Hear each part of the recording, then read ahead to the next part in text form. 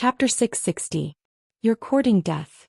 The short old man's mind was clear, but his expression was sinister. You're courting death. He suddenly retreated and the door to the laboratory slammed shut, isolating him from Lu Yin. The next moment, the laboratory shook as a black stream of air emerged from all directions, filling the entire underground area in the blink of an eye and sealing off all escape routes. Lu Yin frowned and pressed his pike against the door. He suddenly exerted some force, causing the door to crack open. There was a loud explosion as the door completely shattered. There was a loud roar as the zombie charged out and rammed into Lu Yin. Lu Yin dodged with secret sidestep and the zombie charged into the black stream of air. Its roar came to an abrupt end, and its entire body twitched before completely vanishing. Lu Yin's scalp went numb and he leapt into the laboratory, only to be greeted by the short old man's berserk attacks. The short old man had put on his metal coat, and Lu Yin dodged with secret sidestep. The void split open where he had been standing and the entire forest was pierced through. Lu Yin's eyes narrowed. The short old man was only a cruiser, and his hunter rune lines came from his metal coat, which could defend against a hunter's attacks. Kiki, I didn't think that such an interesting test subject would show up. Stay here and accompany my little babies. The short old man laughed maniacally as his body rammed into Lu Yin.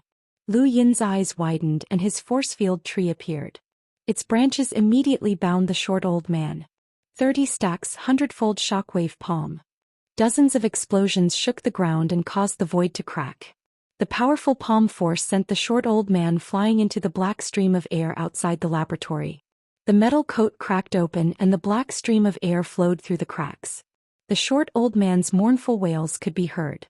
He had never expected that Lu Yin would be able to injure a hunter as an explorer. A metal coat that could withstand a hunter's attack was not bad, but there were differences in strength and Lu Yin's attack had just surpassed that. The wails quickly disappeared. Lu Yin stared outside the laboratory. What exactly was this black stream of air?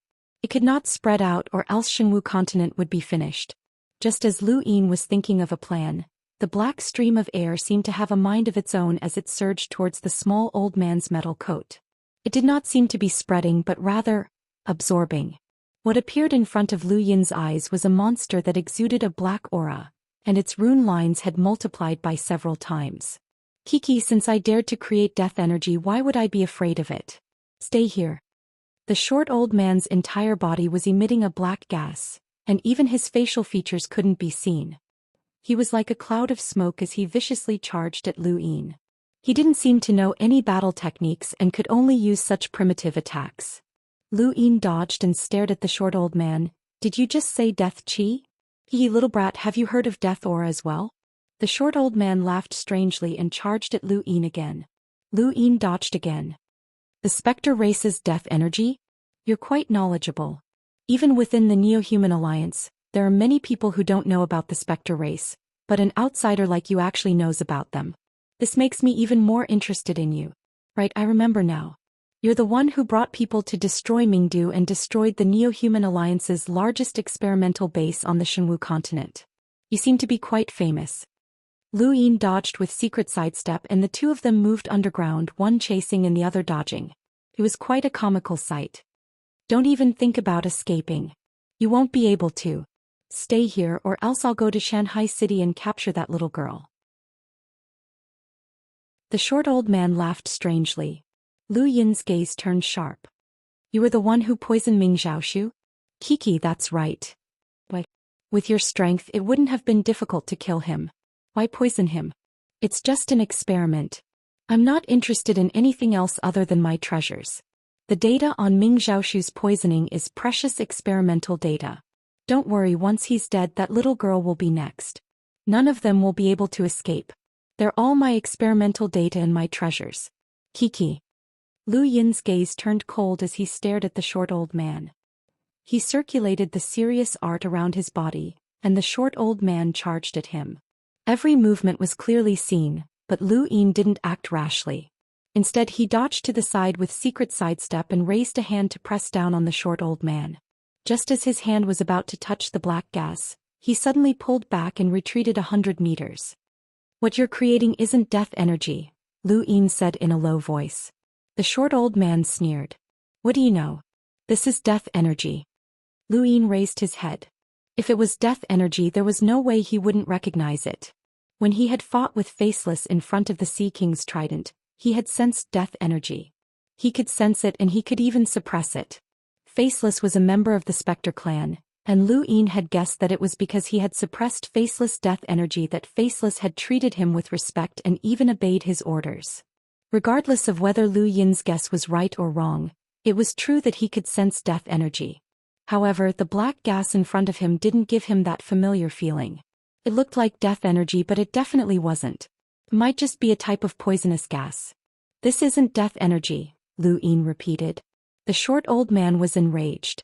It's death energy. It's death energy. I can create death energy. This is death energy. As he spoke, he looked a little crazy as he viciously charged at Lu Yin. Whether or not this was death energy was something that Lu Yin would know with a single test. Lu Yin had once merged with a Spectre clan member's body, and he knew how terrifying death energy was. This was also the reason why he hadn't put on his universal armor to face this attack head-on. He couldn't guarantee that his universal armor would be able to withstand death energy, and he had been intimidated by it. But now that he was sure that this wasn't death energy, there was nothing to be afraid of. Lu Yin raised his spear and took advantage of the short old man's charge to boost his 7-line battle force. He thrust the spear forward, and it flew out of his hand and ruthlessly pierced into the short old man's body. The old man was pinned to the wall, and the defensive items that had blocked the spear's attack were instantly shattered. The short old man howled in anguish, and this time he was truly howling as fresh blood flowed down the wall. The black gas actually flowed into the short old man's body through his bleeding wound, and an even more mournful howl rang out. The short old man only lasted for 10 seconds before he turned into nothingness, just like the zombie. Where he had been standing, the black gas fused with his blood and transformed into black blood that corroded the ground. Lu Yin looked at the puddle of black blood on the ground and used his star energy to create flames that burned the black blood into nothingness. Sure enough, it wasn't death energy, as it wasn't that easy to get rid of. Lu Yin retrieved his spear and the short old man's body vanished, leaving behind only a pile of clothes on the ground. The black gas did not cause any damage to the clothes at all, which was quite strange. Aside from the pile of clothes, there was also a stone tablet and a bottle. Lu Yin picked them up and looked at them. The stone tablet was very thin and it was similar to a book. The pages could be flipped and each page recorded some data from an experiment. Optimal kill count for the giant zombie, 2,395 zombies. Analysis of the composition of death energy. There were many pages on the stone tablet and each one was very thin. Most of the information recorded was incomprehensible, but there was one page that caught Lu Yin's attention because he saw Ming Zhaoshu's name. Experimental subject Ming Zhaoshu, cruiser realm power level, comprehended a force field comparable to a hunter. Poison death number 91, estimated to last for at most a month.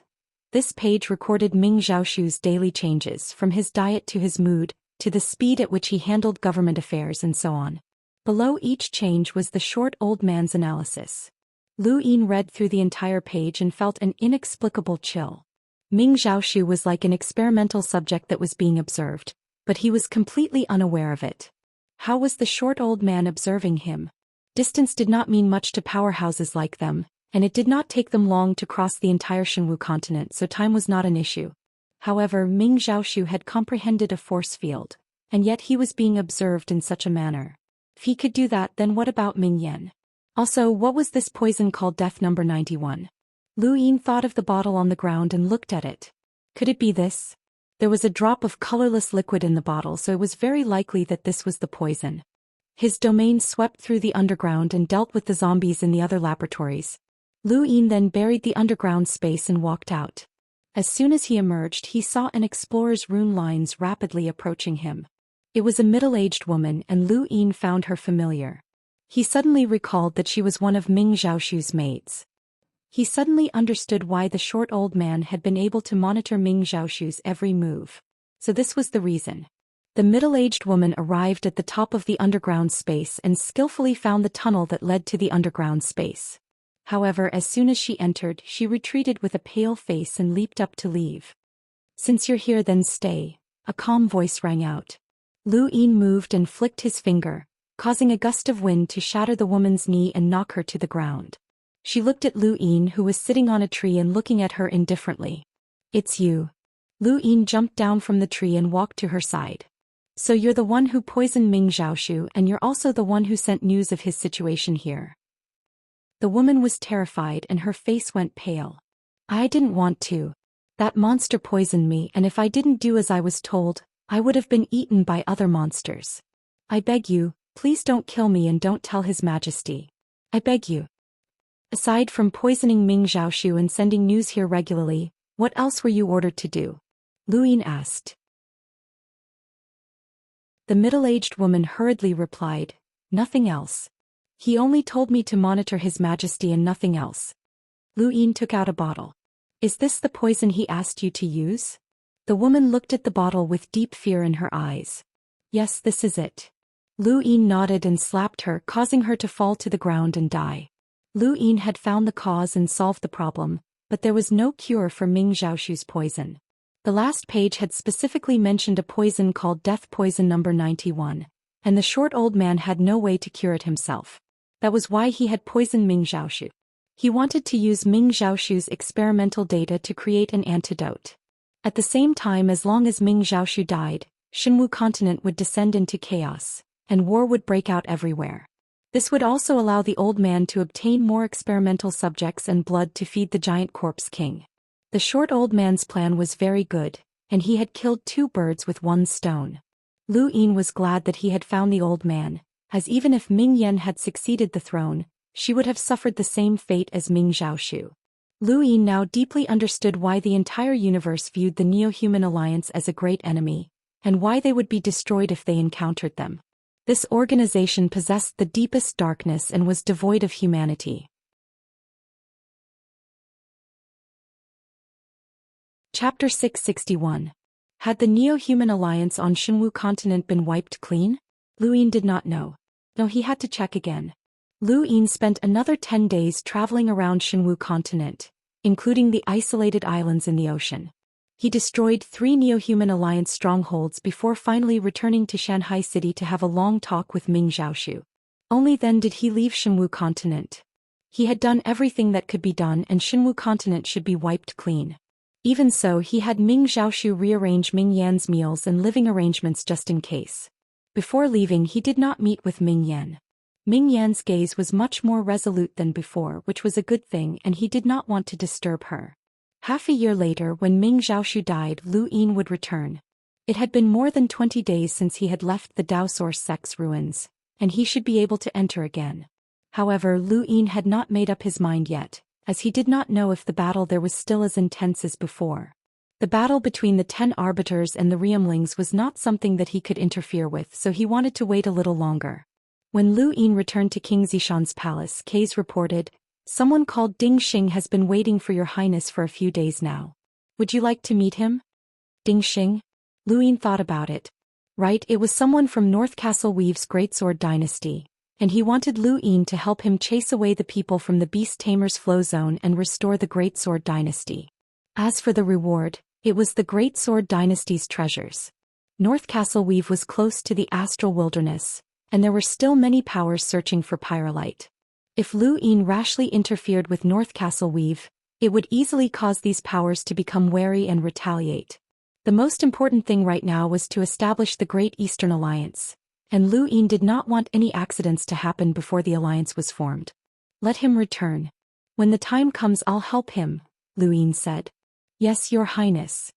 Lu Yin had been very tired during this period of time, and he only recovered after resting for a day after returning to King Zishan's palace.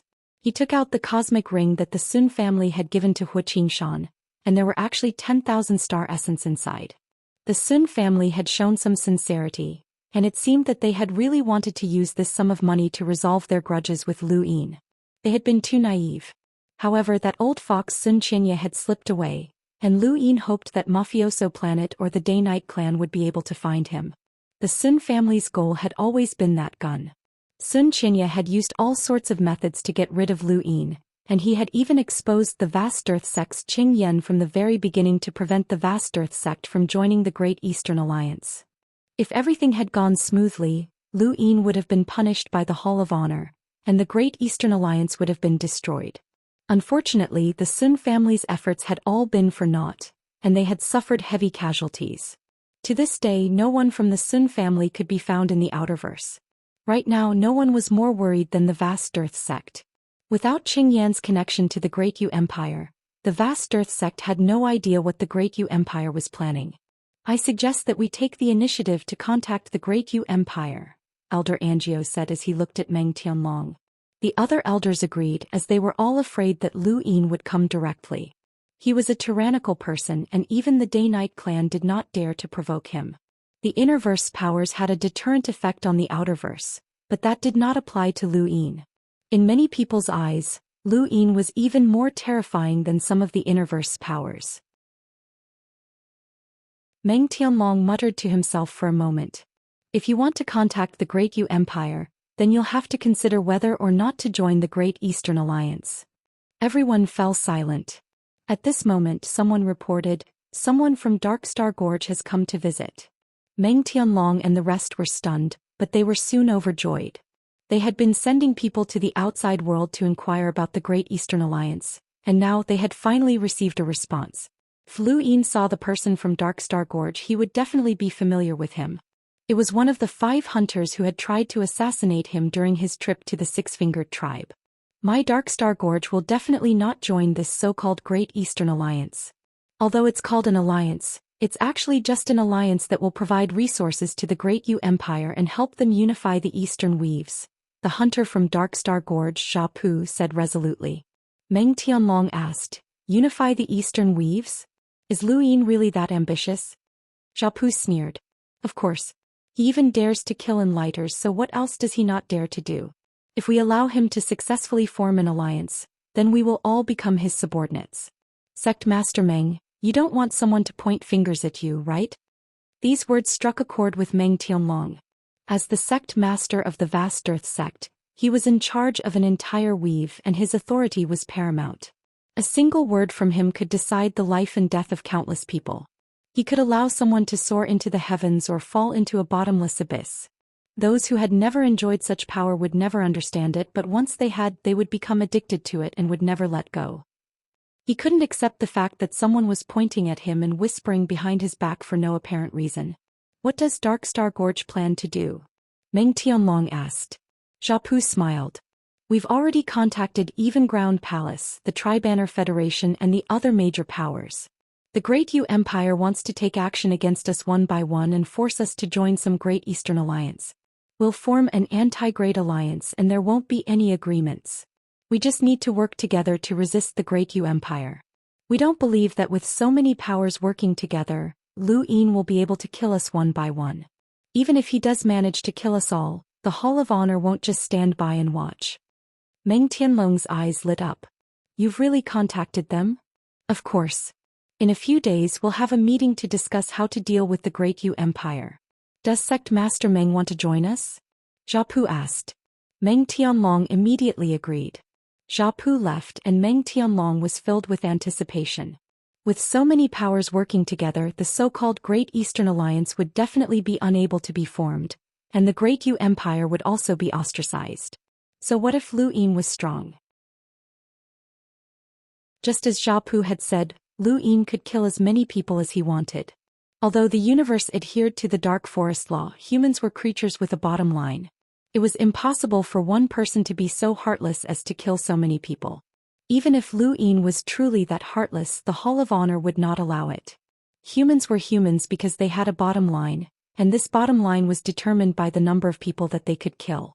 Far away in the Great Yu Empire, Lu Yin quickly learned of this matter, and his expression turned ugly. And you felt troubled.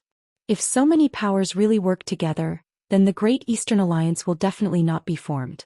We can't rely on our iron fist to suppress everyone. Even if the alliance is temporarily formed, it will be very difficult for us to consolidate our resources in the future. This is not our original intention. We hope that the various powers will be willing to join the alliance and take the initiative to consolidate their resources, not force them, Huan Sha said. Lu Yin rapped a finger on the table. "Tell me, are these Outerverse powers wolves or sheep?" Enya and Huan Sha looked at each other in confusion. What do you mean, Your Highness?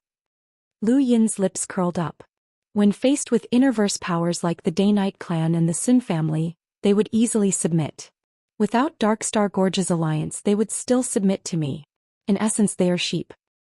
But they've already formed an alliance, Enya said. But I'd like to see how strong this alliance is. Lu Yin smiled. What do you plan to do, Your Highness? Enya asked. Lu Yin stood up and walked out. He looked at the sky. Darkstar Gorge is actually sheep as well, but their hatred for me runs too deep. I was the one who forced them to turn into a wolf, and now that a wolf is leading a flock of sheep against me, I'll slaughter that wolf. Your Highness wants to take care of Darkstar Gorge? Enya was shocked. Lu Yin's tone was indifferent. I have to make an example out of them. Otherwise, the Outerverse powers will think that I'm benevolent and won't dare to act against them. Your Highness, the various powers have already formed an alliance. If we rashly attack Darkstar Gorge, the other powers might take action in order to protect themselves, Huan Sha reminded him. Lu Yin smiled. I'm not doing this because they've formed an alliance against me.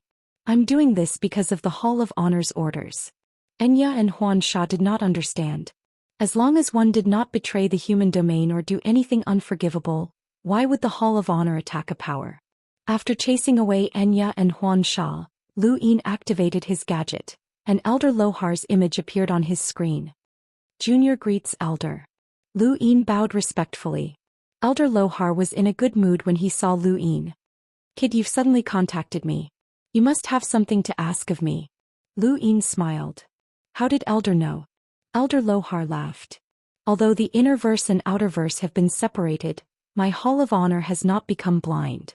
Kid, let me tell you something. If you want to form the Great Eastern Alliance, I won't interfere. Even if you occasionally use the Hall of Honor's name, I won't interfere. But if you want the Hall of Honor to help you, that's impossible. Lu Yin rubbed his nose. Junior has never underestimated the Hall of Honor's power. I understand Elder's warning, but this time, I'm not contacting Elder to ask for help. I'm contacting Elder to make a report. Report? Elder Lohar was puzzled. Report who? Junior is reporting that Darkstar Gorge is colluding with the Neo-Human Alliance, Lu Yin said solemnly. Elder Lohar was shocked. Darkstar Gorge is colluding with the Neo-Human Alliance? Kid, let me warn you. Even if your current status is special, you can't cross the Hall of Honor's bottom line. Wantonly making false accusations in an attempt to use the Hall of Honor to eliminate your enemy. This is a very serious crime, and once it's confirmed, I might take away your futon. Lu Yin solemnly replied, Junior is definitely not making false accusations against Darkstar Gorge. Outerverse Youth Council Counselor Puyu has people from the Neo-Human Alliance by his side. Back then, Arbiter Wen also went to Darkstar Gorge to investigate, and he told me not to spread the news. He's also confirmed that Darkstar Gorge is colluding with the Neo-Human Alliance. The only reason he hasn't acted yet is because he wants to find more people who are colluding with the Neo-Human Alliance. Elder, you can send someone to investigate. Elder Lohar's expression turned solemn. All right. If this is true, then you've made a contribution. Elder, Puyu is currently at the Outerverse Council's headquarters, East San Dios. Since I'm on my way there, I'll find the Neo-Human Alliance's Corpse King and request the Hall of Honor's confirmation, Lu Yin said. Elder Lohar thought about it. All right, but I'll warn you again. Don't try to make false accusations. The Hall of Honor has its own methods of investigating the truth. If you try to use the Hall of Honor, then I'll personally take away your futon, deduct all of your honor points and imprison you. Junior understands, Lu Yin respectfully replied. The screen turned off and Lu Yin sighed. He would have to use Vulture in the end. When Xianxia hadn't acted back then, but the Hall of Honor wouldn't let him go. It was a pity. He had originally wanted Puyu to restrain Lu Xiaoga at East San Dios, but it seemed like that wouldn't work. Since that was the case, then he might as well get rid of Vulture as well. Chapter 662. The current San Dios was no longer as glorious as it had been in the past. Back when the 10 arbiters had supported it, the Outerverse Youth Council had been able to judge and rule over the younger generation of the various weaves. It had even been able to influence the decisions of the various powers. However, ever since the inner verse and outer verse had been separated, no one cared about the Outerverse Youth Council anymore. Back then, Puyu had lured Wendy Yushan to San Dios in order to steal the secret technique and deal with Lu Yin. However, his excuse had been the same as the problems that San Dios had encountered back then. I heard that Darkstar Gorge is colluding with the various powers to deal with the Great Yu Empire. Puyu sat in the tower and looked down, seemingly thinking about something. Lu Xiaoga's voice rang out from behind him. Puyu did not turn around. He simply replied, "This time, all of our methods are out in the open. I won't give you a chance to inform Lu Yin." Lu Xiaoga did not mind Puyu's mockery and he stood beside him. "How do you think Lu Yin will deal with you?" Puyu frowned. "Colluding with the various powers has nothing to do with me. It's an internal decision made by Darkstar Gorge, and I don't have the authority to make any decisions. Why would he want to deal with me?" "I don't know. It's just my intuition." Lu Xiaoga shrugged. Puyu looked at Lu Xiaoga. "You're very annoying." Lu Xiaoga blinked. "Is that so? But some people say that I'm a very nice and kind person." Puyu's eyes narrowed and his gaze turned icy. "If not for the Day-Night clan, I would have already killed you. You'd better not appear in front of me. I'm afraid that I won't be able to hold myself back one day." At that moment, Vulture arrived and respectfully said to Puyu, "My lord, we can leave now." Lu Xiaoga was shocked. "You're leaving?" Puyu did not say anything and simply turned to leave. "Leaving is the right thing to do. Based on my understanding of Lu Yin, you might be a breakthrough. It's best to stay away from him," Lu Xiaoga said. Puyu turned around and stared at Lu Xiaoga. "Are you trying to make me stay?" "No, I'm sincerely advising you to leave," Lu Xiaoga said seriously. Puyu's eyes flashed, but he did not say anything else and simply left. Lu Xiaoga's eyes flickered as he watched Puyu's back. The spacecraft took off and Lu Xiaoga heaved a sigh of relief. This was good. As long as Puyu was still alive, he would be fine. But if Puyu had died, then based on his understanding of Lu Yin, Lu Xiaoga would have been in trouble as well. Lu Yin would not have left San Dios to Lu Xiaoga alone. However, at the next moment Lu Xiaoga looked at the figure in the sky and sighed. It was still too late. Puyu and Vulture sat in their spacecraft and were about to leave when a figure appeared in front of them and blocked their path. Puyu stared at Lu Yin, who was still standing high in the sky, and shouted, "Continue." He then exited the spacecraft. "Go away, Lu Yin." The spacecraft rumbled as it soared into the sky once more. Lu Yin's lips curled up. "Where are you going in such a hurry, Counselor Puyu?" "That's none of your business." "Get out of my way," Puyu said coldly as he stood in front of the spacecraft. The spacecraft turned around and flew into outer space. Puyu was furious when Lu Yin suddenly attacked. "Lu Yin, you've gone too far." Puyu's body completely metallized, and his seven-lined battle force appeared without hesitation. He swatted at Lu Yin, but Lu Yin casually waved his hand, causing Puyu's energy to reverse and crash into the spacecraft, shattering half of it. Everyone inside the spacecraft fell out. Lu Yin's figure flashed past Puyu as he grabbed Vulture with one hand. Puyu roared and charged at Lu Yin, his arm transforming into a metal blade as he slashed out. Lu Yin raised his right hand and his fates and appeared, transforming into soil that completely blocked Puyu's attack. A shockwave swept across the prairie flame continent like a waterfall. Lu Yin grabbed Vulture's arm with his left hand. "Long time no see." Vulture did not resist and only shouted, "Save me, Lord Puyu." Puyu roared and his seven-lined battle force gradually turned a purplish red. His battle force had improved, and once he reached 8-line battle force he might be able to rival the top 10 of the top 100 rankings. Unfortunately, he had still failed in the end. He was still lacking a bit. Lu Yin's eyes flashed and he slammed his left palm against Vulture's chest, sending him crashing into the ground of San Dios. He then put away his fates and with his right hand 7-lined battle force appeared on his fist and he punched out. Puyu punched out as well. Boom. An intense explosion shook the sky, causing all of San Dios to shake. Yu Xianzi and Xiaohua Fan, and the rest appeared above San Dios and stared at the sky in shock. This sudden battle had left them stunned as Lu Yin was actually fighting Puyu. This exchange was evenly matched. Lu Yin had terrifying physical strength while Puyu had an innate gift of metal. They exchanged several consecutive blows and neither could suppress the other. "Lu Yin, you're crazy." I'm a counselor of the Outerverse Youth Council, and I was personally appointed by the 10 Arbiters. If you dare attack me, you'll definitely be punished by the 10 Arbiters in the future. Puyu bellowed as he realized that he could not suppress Lu Yin. This person was actually able to fight on par with him without relying on any external items. Puyu could not believe this as he was ranked 13th on the top 100 rankings. Even Wendy Yushan had to rely on a secret technique to fight against him. Lu Yin did not answer and he punched out again. Puyu's right arm melted and transformed into a sharp hook that slammed into Lu Yin. Everyone watched as the fist and hook drew closer and closer. Just as the two were about to collide, Lu Yin waved his left hand, causing Puyu's hook to miss. It pierced through the air, causing a giant black crack to appear in the void. It was as if the sky had been torn apart. Puyu's pupils shrank. Not good. It's a secret technique. He instinctively wanted to move, but he felt an intense pain in his chest that was quickly followed by suffocation. There was a sweet taste in his throat and he spat out a mouthful of blood.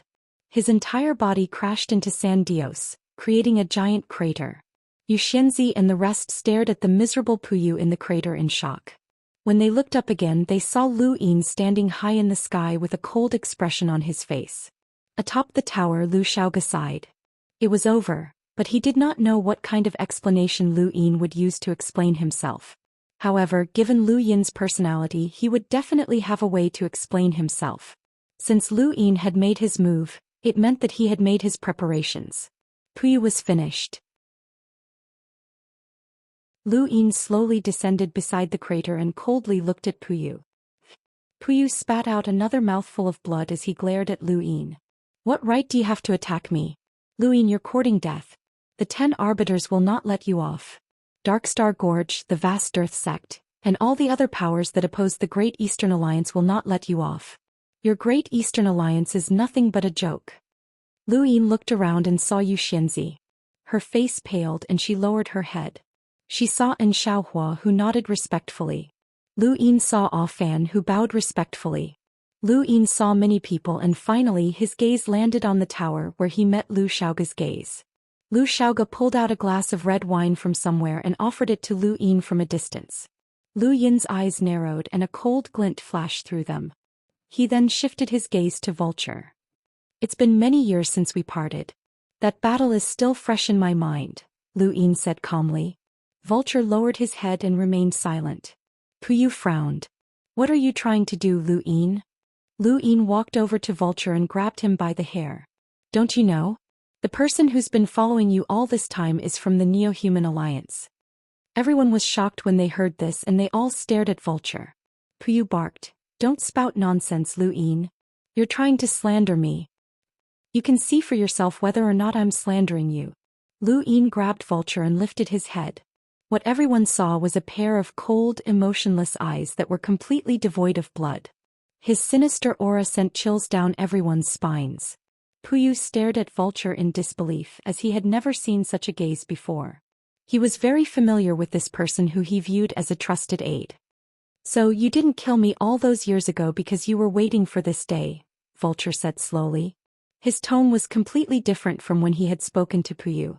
When he had spoken to Puyu, he had acted like a normal person, and his tone had been filled with respect and humility.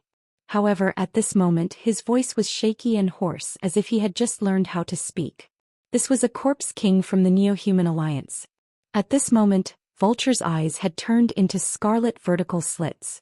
An extreme chill crept up his arm and black ice completely froze Lu Yin. There was a thump as Vulture turned around and kicked the frozen Lu Yin away. His scarlet eyes swept over everyone before finally landing on Puyu. What a pity. You're just a pawn. Puyu's eyes narrowed. A corpse king. There was a thump as the ice shattered. Lu Yin grabbed at Vulture, but Vulture's outer clothes were torn apart, revealing his sturdy muscles. He turned around and punched at Lu Yin. Lu Yin had never underestimated Vulture.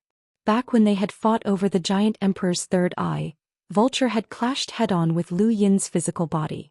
Vulture's physical body was extremely strong, and corpse kings had the ability to consume crystals to strengthen their innate gifts. Just now Vulture's black ice had caused Lu Yin to feel apprehensive. There was a thump as a violent shockwave swept through all of Daoist. Vulture was sent flying back 100 meters by Lu Yin's palm, and his legs sank deep into the ground. Lu Yin's palm was also frozen. There was a whoosh as Vulture charged forward again. He raised both hands and a black stream of ice covered the sky. It was as if he wanted to freeze all of San Dios. The sky over San Dios turned dark. Lu Yin frowned and shifted all 3 grains of fates, and his eyes widened and his body suddenly vanished. He appeared in front of Vulture as quickly as he could and punched Vulture's abdomen, piercing through his body. Then he punched out again and knocked Vulture's head off his body. The black stream of ice disappeared, and everyone trembled as they looked at the battlefield. Vulture was already dead, and even a corpse king would not be able to survive after its head had been knocked off. Lu Yin clenched his fists. This Vulture had not been very strong. If not for Lu Yin's innate gift of ice, he would not have needed to use so much strength to deal with Vulture. He would not even have been able to transform into a corpse king. Of all the Neo-Human Alliance experts that Lu Yin had encountered, none of them had been able to fight against him without being able to transform into a corpse king. Although the 3 Dark Hands were not included in the top 100 rankings, Lu Yin was certain that his current strength was at the peak of the 3 Dark Hands. He was only an explorer. Puyu's face could no longer be described as pale. Vulture was a member of the Neo-Human Alliance, and this person had been by Puyu's side for a long time. Even if Puyu tried to defend himself, he would not be able to do so, especially since Puyu was well aware of the Hall of Honor's methods. At this moment his entire body turned cold.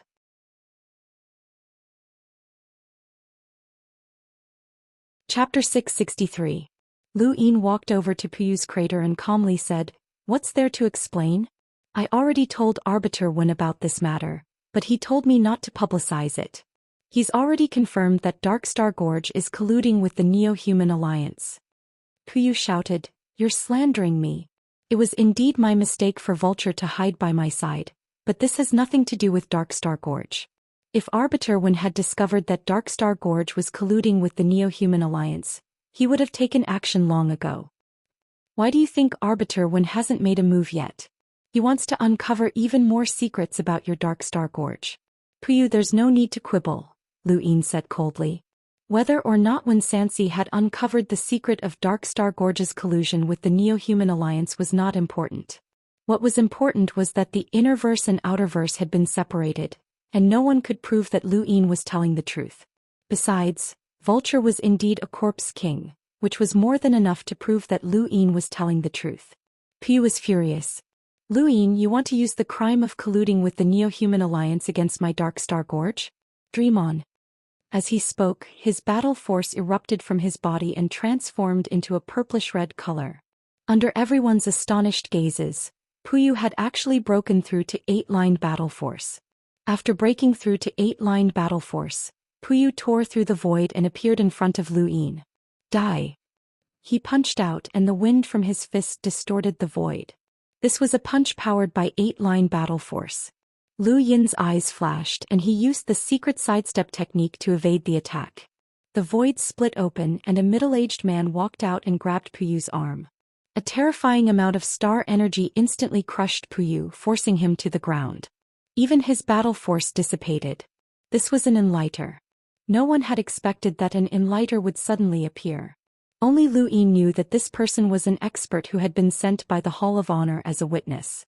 Elder Lohar had said that he would send someone from the Hall of Honor, and this person had already appeared when Lu Yin and Puyu had been fighting. That boundless amount of rune lines could not be concealed. The moment an enlighter attacked, Puyu was instantly suppressed and Puyu was unable to resist at all. This was the true difference between them. Lu Yin's battle record was so exaggerated because he had killed an enlighter. To the outerverse, enlighters were like the heavens and they were existences that could decide everything. Even the top 10 of the top 100 rankings had no chance of victory against an enlighter, let alone Puyu. Perhaps only the 10 arbiters of the younger generation could fight against an enlighter. Lu Yin's reputation had been built on the strength of enlighters, which was why he was not favored by the other enlighters. The enlighter had subdued Puyu, and Lu Yin casually waved his hand, causing the wind generated by Puyu's 8-line battle force to suddenly vanish. When it reappeared, it slammed into Puyu's body. At this moment, Puyu was being suppressed by an enlighter, and even his 8-lined battle force had dissipated.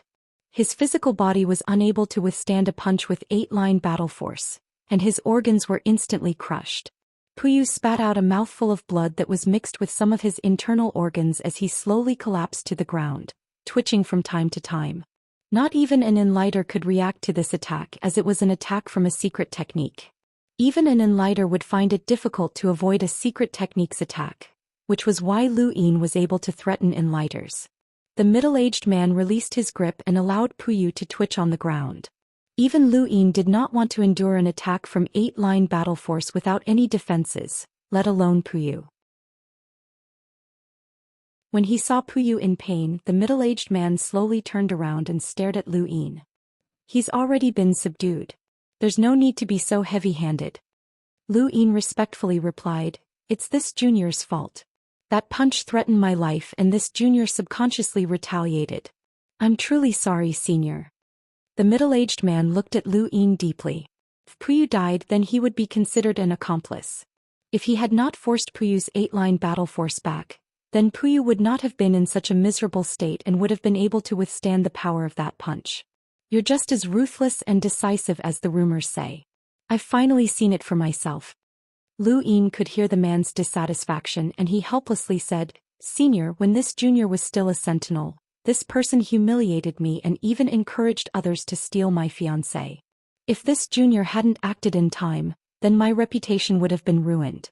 This person has schemed against this junior several times, and senior should be able to clearly investigate this matter." The middle-aged man was shocked by Lu Yin's words. So that's what happened. No wonder. His gaze softened. Since that's the case, then forget it and let him be. He's just a heretic who colluded with the Neo-Human Alliance. You've done well. Anyone who colludes with the Neo-Human Alliance must be eradicated. This junior understands. Rest assured, senior. This junior will definitely assist senior in investigating Darkstar Gorge, Lu Yin respectfully replied. The middle-aged man's gaze turned cold. Investigate? There's no need for that. The Hall of Honor has its own methods. With that, he disappeared into the void. Lu Yin sighed. Darkstar Gorge was completely finished. When Elder Lohar had found out that the Shenwu Empire was working with the Neo-Human Alliance, his first reaction had been to destroy the entire Shenwu continent.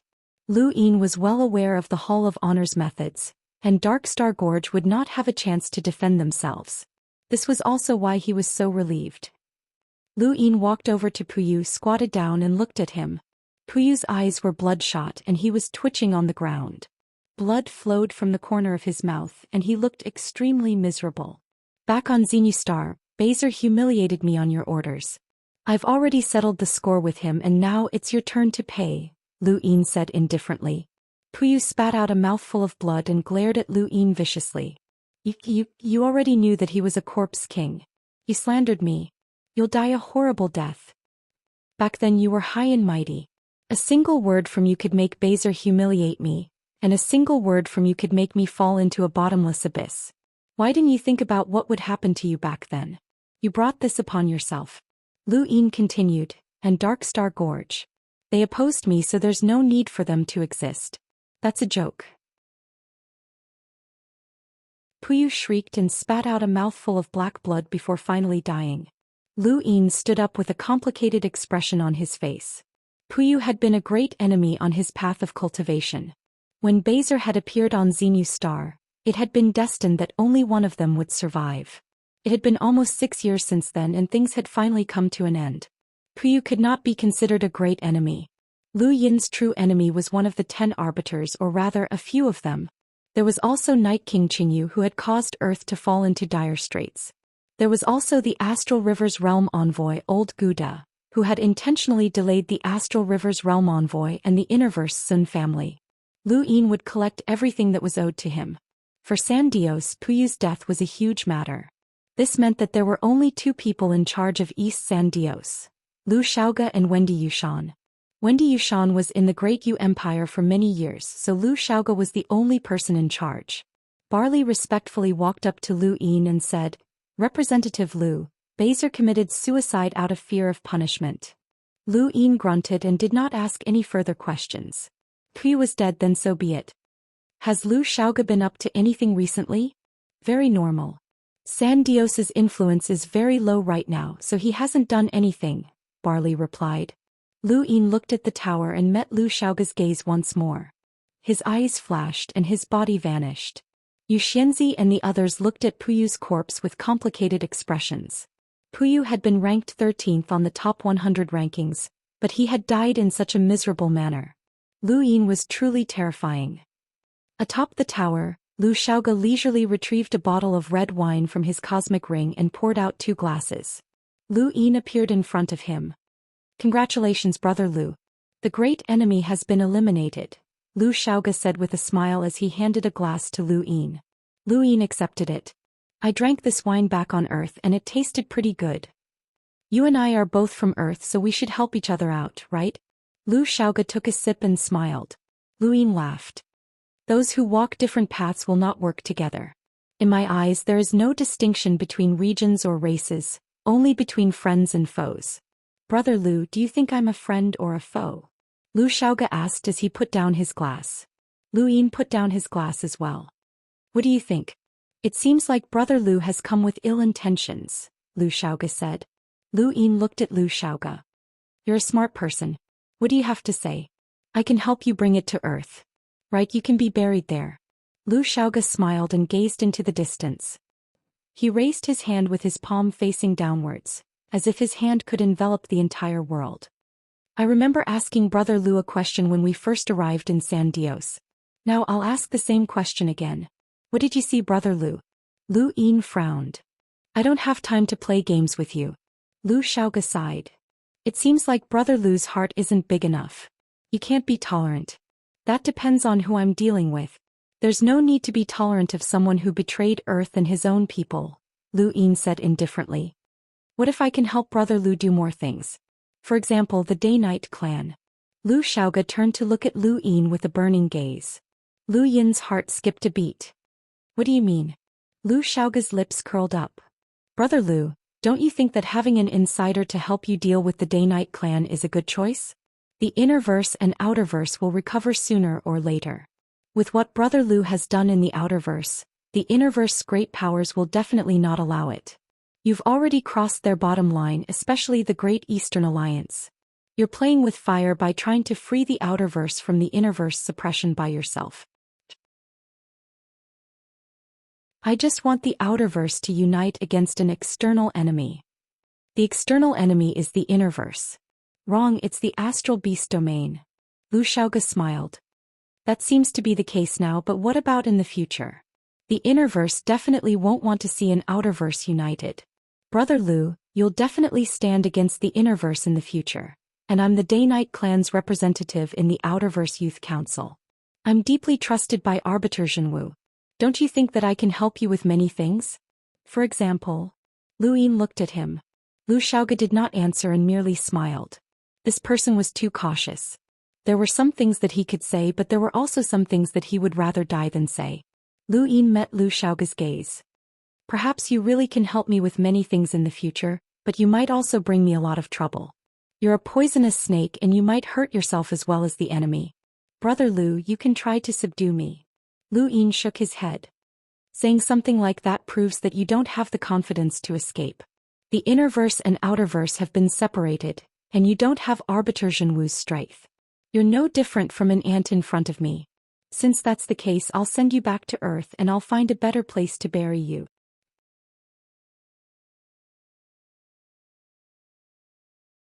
Chapter 664. Liu Xiaoga helplessly leaned against the wall and looked at Puyu's corpse at the bottom of the tower. I was a step too late. I should have persuaded him to leave the moment the so-called anti-Great Eastern Territory Alliance appeared. If he didn't die, I wouldn't have died either. Lu Yin slowly raised a hand. You're very accurate. There's something even more accurate.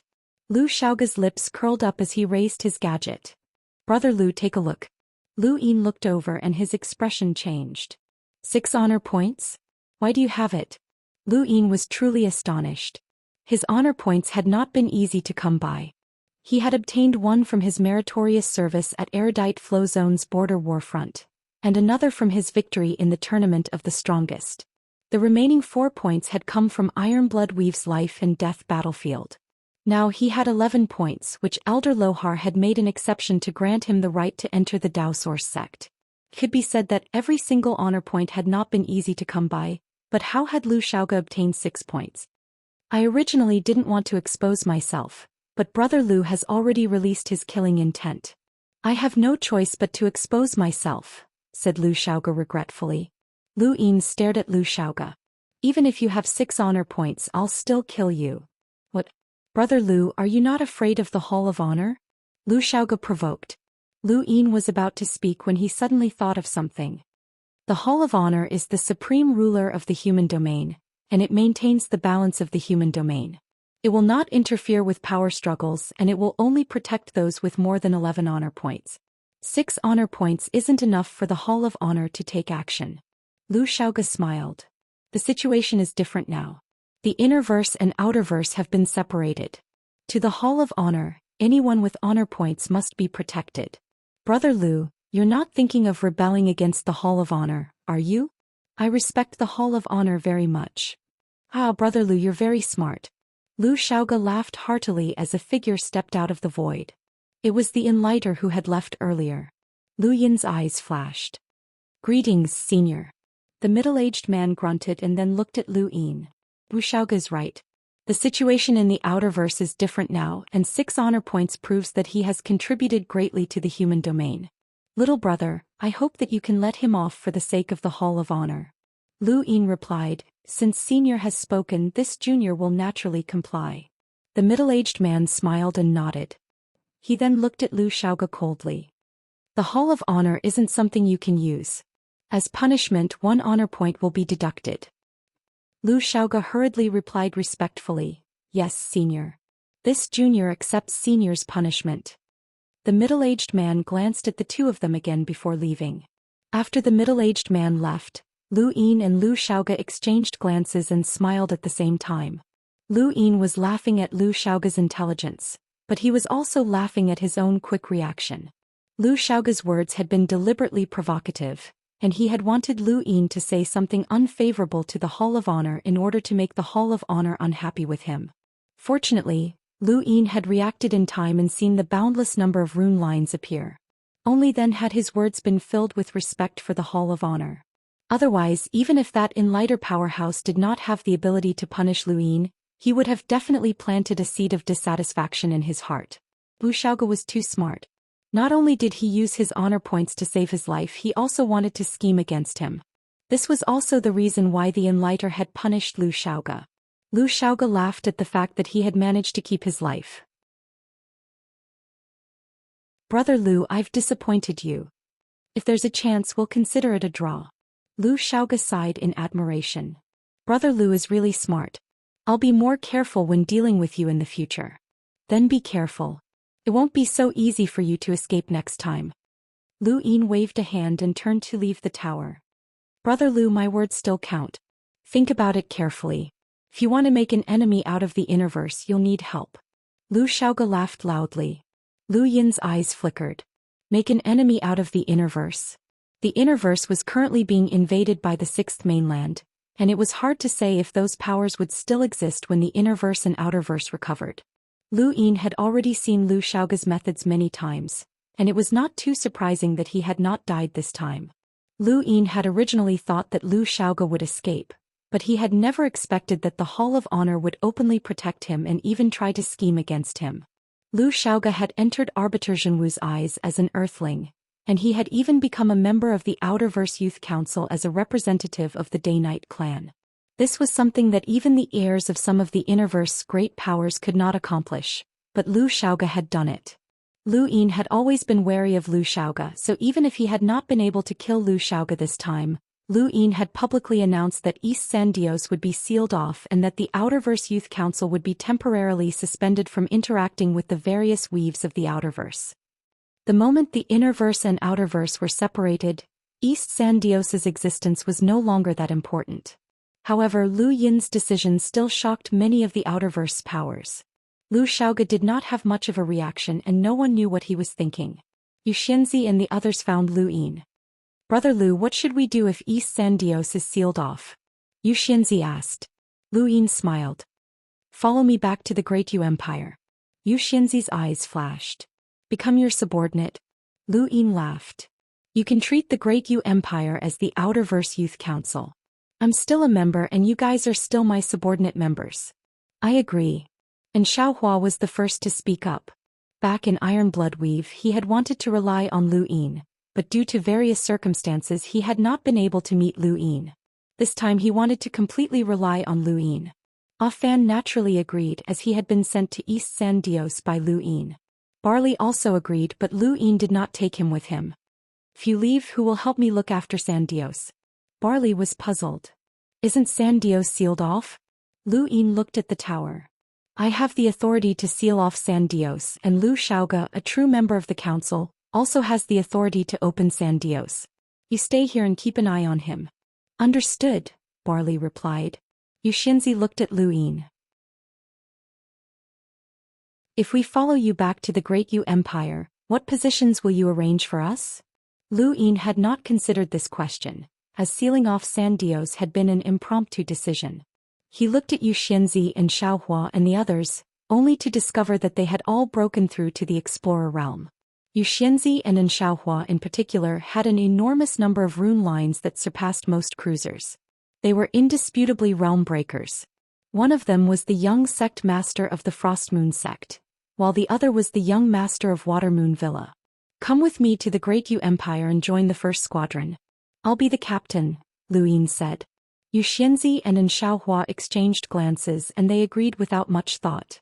There was no point in staying in San Dios. Me too. Zhao ran over from nearby with a flustered expression.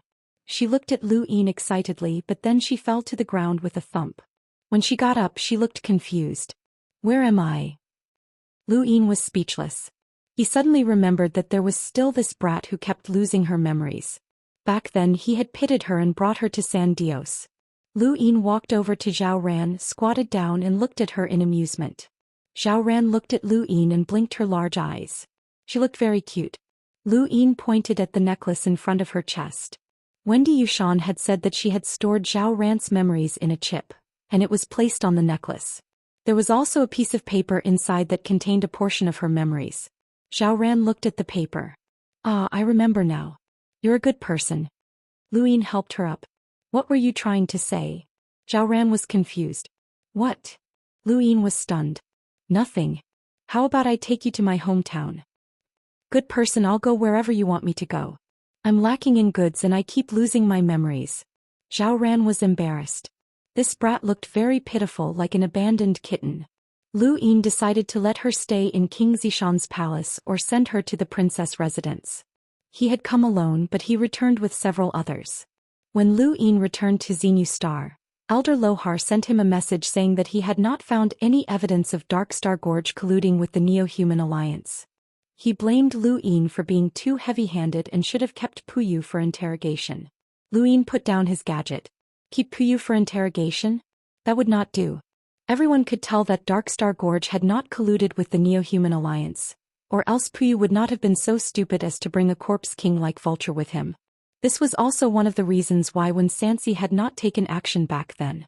However, the Hall of Honor was different. To them, anyone who had even the slightest connection to the Neo-Human Alliance had to be completely destroyed unless that person was truly important. Shinwu Continent was like this and Darkstar Gorge was no exception. Elder Lohar had only blamed Lu Yin for acting too quickly and had no other intentions. As for Darkstar Gorge, it no longer existed. The moment Vulture had revealed his true body, Darkstar Gorge had already been sentenced to death. The Hall of Honor's methods were chilling, and Lu Yin fell into deep thought as he stared at the night sky. He was of value to the Hall of Honor and they would protect and favor him. If there came a day when he lost his value, the Hall of Honor would not hesitate to eliminate him. Not just him but also everyone in the Great Yu Empire who was related to him. The Hall of Honor's methods were 100 times more ruthless than Lu Yin's. They were the true masters of the human domain and once they made a move, everything would be over. Darkstar Gorge was not worth mentioning in their eyes, and the same was true for the Great Yu Empire. The Neo-Human Alliance represented darkness, while the Hall of Honor represented light. However, in Lu Yin's eyes the two were essentially the same and they both had the power to kill.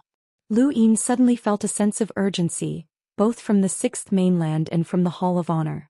Within the vast Earth sect's main hall, many of the elders were engaged in a heated discussion. Sect Master Meng Tianlong was not present as he had gone into seclusion. Lu Yin had not received any response from the elders, and he no longer held any hope. When Meng Tianlong returned to the main hall, all of the elders were silent and no one spoke. It looks like the elders have already come to a decision. Speak, Meng Tianlong said in a low voice as his gaze swept across the crowd before finally stopping on Elder Angio. Elder Angio coughed and sighed. Sect Master, all of us elders have unanimously agreed to join the Great Eastern Alliance. Meng Tianlong was not surprised. News of Darkstar Gorge's destruction had already spread the previous day, and the strongest power in Adonis we've had been destroyed just like that. Lu Yin had even personally killed Counselor Puyu of the Outerverse Youth Council, who was ranked 13th on the top 100 rankings.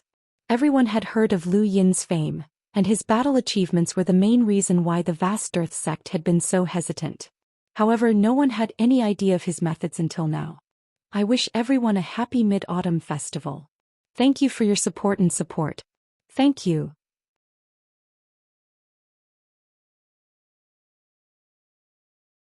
Chapter 665. Darkstar Gorge had led the various great powers to form an alliance against the Great Eastern Alliance, but it had only been a few days since such a great power had been uprooted. Although it had been the Hall of Honor that had taken action, it had still been Lu Yin's methods. Darkstar Gorge had been an enormous power that had existed for countless years, and it had been annihilated with a single strike. This had terrified the elders of the vast Earth sect, and it wasn't just them. All of the powers that had been allied with Darkstar Gorge were terrified. Nobody knew who Lu Yin's next target would be. Since the Innerverse and Outerverse had been separated, the Outerverse order was determined by itself, and Lu Yin was the one who had set that order. Elders, since you've all come to a decision, this sect master will not oppose it. As such, our vast Earth sect has decided to join the Great Eastern Alliance, Meng Tianlong said. Many of the elders had ugly expressions on their faces. There was bitterness and helplessness. Bardweave was close to Dark Mistweave and it was close to the Astral River. There were 103 filaments in the weave and it wasn't that far from Frostwave Weave. Even Ground Palace was the power that controlled Bardweave. When Lu Yin had returned from the Outerverse trial, the Great Yu Empire had been pressured by the Ross Empire. Lu Yin had used Even Ground Palace's young mistress Doro's promise to get Even Ground Palace to speak up for the Great Yu Empire and stop the Ross Empire's attack. This was not the first time that Even Ground Palace had come into contact with the Great Yu Empire. Young mistress Doro had also met Lu Yin once. Previously, the Great Yu Empire had wanted to establish the Great Eastern Alliance, but Even Ground Palace had not agreed to it. Instead, they had taken advantage of the situation to join Darkstar Gorge's alliance against the Great Eastern Alliance. However, they had not expected that Darkstar Gorge would be destroyed in the blink of an eye, which had caused Even Ground Palace to panic. Palace Master, please make a decision as soon as possible. More than 10 women were seated in the main hall of Even Ground Palace. Even Ground Palace was similar to the Innerverse Frost Moon sect, but there were also some differences. The Frost Moon sect's members were all women, while Even Ground Palace's members were mostly women. There were also quite a few men, but the Palace Master and the young Palace Master were definitely women. The Palace Master of the Even Ground Palace, Mu Nikhang, had a beautiful appearance and a cold expression. She gave off an otherworldly feeling. Let Doro in. The elders looked at each other. Hall Master. Although Doro is the young Hall Master, she's not qualified to participate in such a major event, one of the elders said. Mu Nikhang replied, Doro has interacted with him before. The elders no longer objected. Doro quickly entered the main hall. Although Lu Yin had seen her before, he didn't have a deep impression of her. After all, too many trial takers had been trapped in the Tower of Resonating Light, and she had only been one of them. Her appearance wasn't that stunning either. Doro, what do you think of Lu Yin? Mu Nikhang asked. All the elders looked at Doro. Doro replied respectfully, I've only interacted with Lu Yin once, but he left a deep impression on me. I can describe him in one sentence. Doro thought for a moment before continuing. He doesn't rise early if there's no benefit to him. What do you mean? An elder asked. Doro replied, this person only cares about profit. Back in the Tower of Resonating Light, when many trial takers were trapped, this person made everyone sign an agreement before he was willing to save them. I believe that if everyone had not been willing to sign that agreement, he would not have saved them. Any other thoughts? Mu Nikhang asked. Doro thought for a moment before replying, this person is ruthless, extremely talented and somewhat lawless. Everyone fell silent as these points were in line with their understanding of Lu Yin. If not for his extraordinary talent, how could he have become the strongest Lemeter and suppressed all the other Lemeters in the Outerverse? If not for his ruthlessness, how could he have dared to kill Enlighters? If not for his lawlessness, how could he have formed the Great Eastern Alliance? In everyone's eyes, Lu Yin was a madman with extraordinary talent and ruthless methods.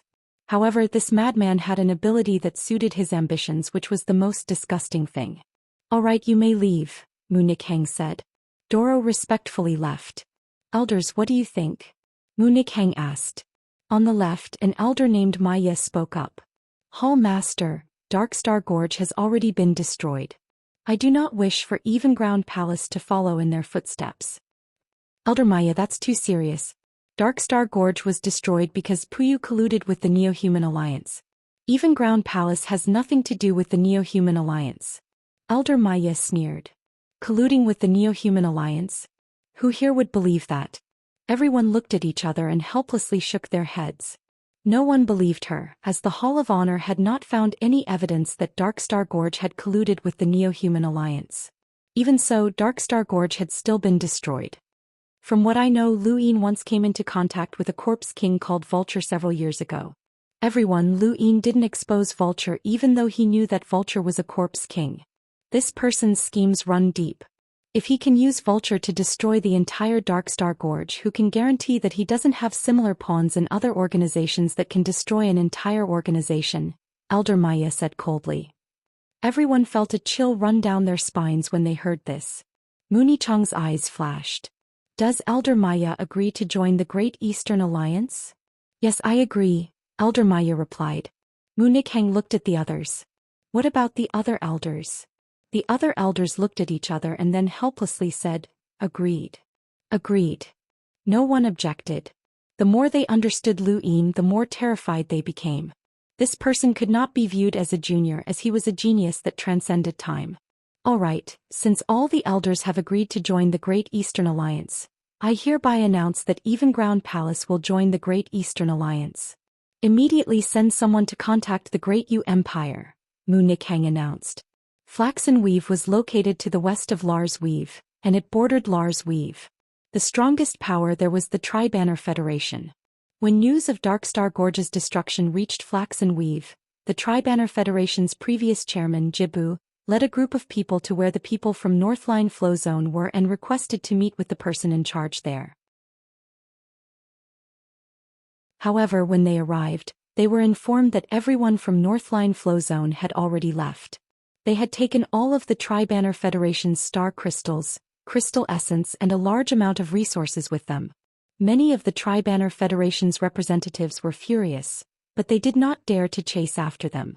Northline Flow Zone was an innerverse power and they also had Granny Chan and Enlighter. No one dared to make an enemy out of them. Chairman Jibu, since the people from Northline Flow Zone have left, the Tri-Banner Federation hopes that you can resume your position and negotiate with the Great Yu Empire. That's right, Sir Jibu. Please negotiate with the Great Yu Empire. Jibu looked at the crowd with satisfaction and smiled. Everyone, the people from Northline Flow Zone have left, and our Tri-Banner Federation has regained its freedom. Everything will be democratic again. Since you want me to negotiate with the Great Yu Empire, we must at least vote on our Federation's position. Will we join the Great Eastern Alliance or not? The representatives did not hesitate. Of course we'll join. We'll definitely join. We'll join.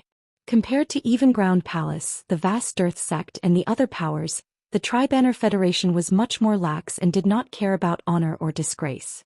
After all, they had all come from different regions and they had just merged together. They did not have a strong sense of belonging to the Federation and surviving was more important than anything else. Darkstar Gorge had already been destroyed, and they did not want to follow in its footsteps. Jibu grunted in response as this was too easy. He had already contacted the people from the Great Yu Empire because his secrets were in the Great Yu Empire's hands. Although he had been threatened into cooperating as long as he allowed the Tri-Banner Federation to join the Great Eastern Alliance, he would still be the chairman of the Tri-Banner Federation. This had been personally confirmed by the Great Yu Empire's royal regent, and Jibu could already see the glory of his new position. On the Great Yu Empire's Xenu Star in King Zishan's palace, Enya urgently requested an audience. Lu Yin was currently conversing with Yu Xianxia. He had originally arranged for this woman to go to Yu Academy and teach the Empire's elites a lesson, but she was unwilling as she looked down on the Great Yu Empire's elites. This was not the first time something like this had happened, and even Wendy Yushan looked down on them. It was normal for the Innerverse Power's heirs to have such an attitude, but Lu Yin was not happy about it. From his perspective, this woman had yet to correct her attitude. Have you forgotten that the Innerverse and Outerverse have been separated? You can only stay in the Great Yu Empire from now on, Lu Yin said in a low voice. Yu Xianxia snorted and she was as proud as a peacock. When the sect told me to go to San Daoist to look for you, it was just to keep in touch. Don't think that I'm going to rely on you. Your sect is gone and it's gone forever. You're now an independent cultivator, Lu Yin grumbled. Yu Xianxia raised her head. My Frostmoon sect has roots in the Outerverse. I'm not an independent cultivator. Lu Yin felt a headache coming on. Kay saw that Enya had arrived and he was about to speak when he heard Lu Yin's words. He gestured for Enya to enter. Enya hurriedly entered King Zishan's palace and reported to Lu Yin, Your Highness, good news. The vast Dearth Sect, Even Ground Palace, Tri-Banner Federation, and more than 10 other powers have contacted the Empire at the same time and expressed their willingness to join the Great Eastern Alliance. Lu Yin was delighted. Really? That's great. Enya smiled. Your Highness is truly capable. You're right, these are all sheep. As long as we eliminate the wolf in the lead, they'll be slaughtered. Lu Yin waved a hand. Not anymore. We're the wolves and we won't slaughter them, huh? Your Highness is right. Enya smiled, but she looked at Lu Yin with a complicated expression. She could vaguely see Shui Chuanxiao's shadow in him. Did they contact the Empire at the same time? Lu Yin changed the topic. Enya nodded. Yes, they did so at almost the same time. Is there such a coincidence? Lu Yin muttered. These powers must have contacted each other before, which is why it's so coincidental, Enya replied. Lu Yin frowned. That won't do. Think of a way to split the alliance. I don't want an alliance within an alliance. Yes, Your Highness, Enya answered. Also, since they've joined the Great Eastern Alliance, have them send me a list of all the resources in their weaves. Send a copy to Banjio and see if there's anything useful. Of course, we'll send them a list of our Frostwave Weaves resources as well, Lu Yin said. Yu Xianxia rolled her eyes. Lu Yin had just said that he wouldn't slaughter them, but now there was a split and a list of resources. Was there a need to be so anxious? Yes, Your Highness. May I ask when the Alliance Conference will begin? Enya asked. Lu Yin muttered, What do you think? Enya looked at Yu Xianxia hesitantly. Lu Yin casually replied, Don't mind her. She's just a wandering cultivator. I'm not a wandering cultivator, Yu Xianxia retorted. Happy Mid-Autumn Festival, and I'll update at 3 p.m. Thank you all for your continued support.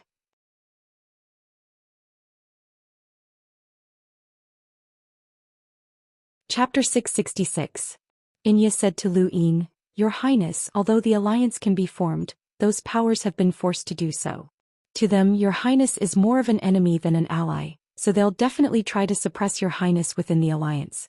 This suppression won't just be in terms of strength, but also in terms of various aspects, such as the Weave's economy, resources, mines, talent reserves, and the strength of various powerhouses. With Your Highness's strength, you're invincible to them, so they'll definitely try to make it so that Your Highness can't interfere. Then they'll try to suppress the Empire in other aspects.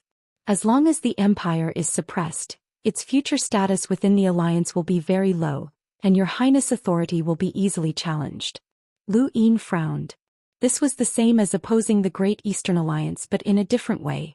It would be very difficult for a power that was suppressed in all aspects to control the other powers. No matter how strong Lu Yin was, he couldn't possibly control the entire alliance by himself. Furthermore, he couldn't always watch over the alliance. The alliance's original intention was to serve him, not the other way around. So you're saying that the empire needs to be prepared? Lu Yin asked. Enya nodded. Actually, there are many things that we don't need to worry about, such as the economy. With the Nalan family's support, the other weaves aren't too far apart. The only problem is that these powers might join forces in a certain area and try to suppress the empire in one fell swoop. Although they won't be able to stop your highness from becoming the leader, they'll still be able to control the situation in the future. Lu Yin muttered to himself for a moment. I understand. You can leave now. I'll think about it. Enya acknowledged and left. Seems like you've run into some trouble.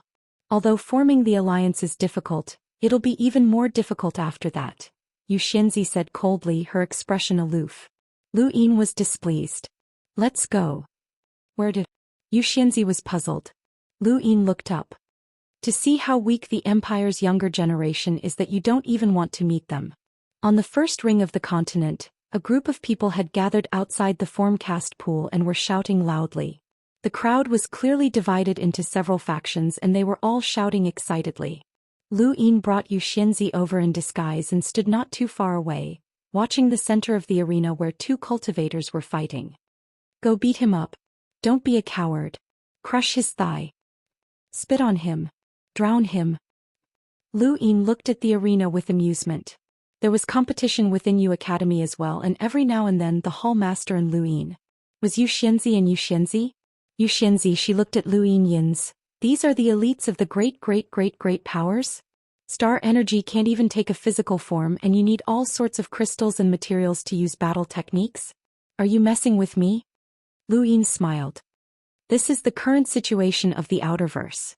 It's not just our great Yu Empire but all of the Outerverse weaves are basically the same. Regardless of whether it's cultivation methods or knowledge, the Outerverse cannot compare to the Innerverse. Otherwise, why do you think the Innerverse completely suppresses the Outerverse? Lu of the Xian. Of any. Lu of. Not necessarily. There was a decent number of rune lines hidden in the crowd, and they could be considered decent for a melder. They just hadn't made a move yet. Those two aren't bad. That person's aura isn't weak. He actually sensed my domain. Xianxia looked into the distance in surprise. A pair of sharp eyes were staring at her. It was Schutz. Xianxia had released her domain to cover the formcast pool. Even the explorers guarding the pool hadn't sensed her presence, but Schutz had. However, Schutz only glanced at her before turning around. He had seen Lu Yin, and although Lu Yin's appearance had changed, Schutz still recognized him. The two were very familiar with each other. His name is Schutz, Yu Academy's Hall Master.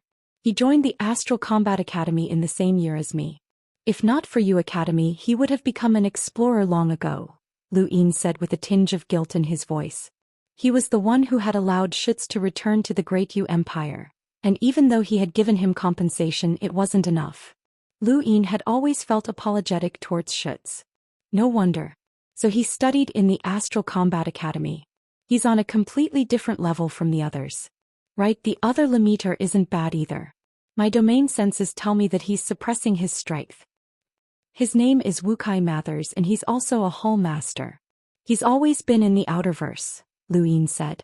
It had been a coincidence that Lu Yin had appointed Wukai Mathers as a Hall Master since the two had met at a tavern. The battle techniques that Wukai Mathers had obtained during Astral Ten's trial had allowed him to remain strong even though he hadn't entered the Astral Combat Academy. Xianxia only glanced at him and didn't pay him much attention. She was right, but that was only relative to the others. She had broken through to the Explorer realm, comprehended a domain, possessed innate gifts, inherited the Frostmoon Sect's inheritance, and even obtained an inheritance from the Astral Combat Academy's trial zones. These people couldn't even be compared to her. If all 5 of Yu Academy's Hall Masters were this strong, then the vast Earth sect and the other powers might not be able to suppress you even if they joined forces. It's not easy for a melder from the Outerverse to reach this level unless they had external help. Lu Yin helplessly shook his head. The other 3 hall masters are far inferior to them. Then there's nothing we can do. Xianxia absent-mindedly glanced at her surroundings. One of the challengers was defeated. Wukai Mathers waved his hand and Fu Xiaoxu stepped forward. They had been defeated several times in a row, and they needed to regain some face. When he saw Fu Xiaoxu step forward, the other challenger's face paled. He gritted his teeth and said, "Come, I've always wanted to experience the power of you Earthlings." Earth was no stranger to the great Yu Empire, and Lu Yin's birth had piqued the interest of many historians, including many media reporters. They all fought to report on Lu Yin, but they didn't dare to reveal too much about Lu Yin's privacy. Instead, they only reported on Earth's situation. Originally, these people hadn't held much hope for Earth since it was just an ordinary planet. However, ever since the first batch of cultivators from Earth had been selected to enter Yu Academy, the entire Frostwave Weave had been shaken. This was because a single planet had given birth to 5 cultivators with innate gifts. Cultivators with innate gifts were extremely rare, but they could directly join the Youth Council, which represented their status. The fact that 5 cultivators with innate gifts had appeared on a tiny planet like Earth was more than enough to cause a stir. Fu Xiaoxu and the others became the focus of attention, and if not for the fact that Yu Academy prohibited visitors, they would have become famous long ago. Although they weren't famous in the Frostwave Weave, Fu Xiaoxu and the others were almost as famous as the Hall Masters in Yu Academy because of their innate gifts. Many rumors even claimed that Fu Xiaoxu and the others who had already reached the Melder realm were comparable to Huozhong, Gerbach and Lockwood. "Make your move," Fu Xiaoxu said casually as he looked at the man across from him. The man snorted and crushed the blue crystal in his hand, causing a stream of water to appear and wrap around his arm.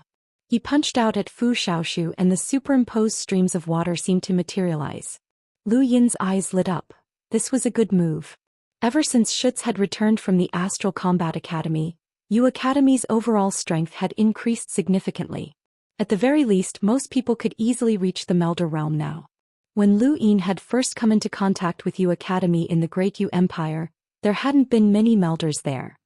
In the face of the superimposed water flow, Fu Xiaoxu stood his ground and did not move.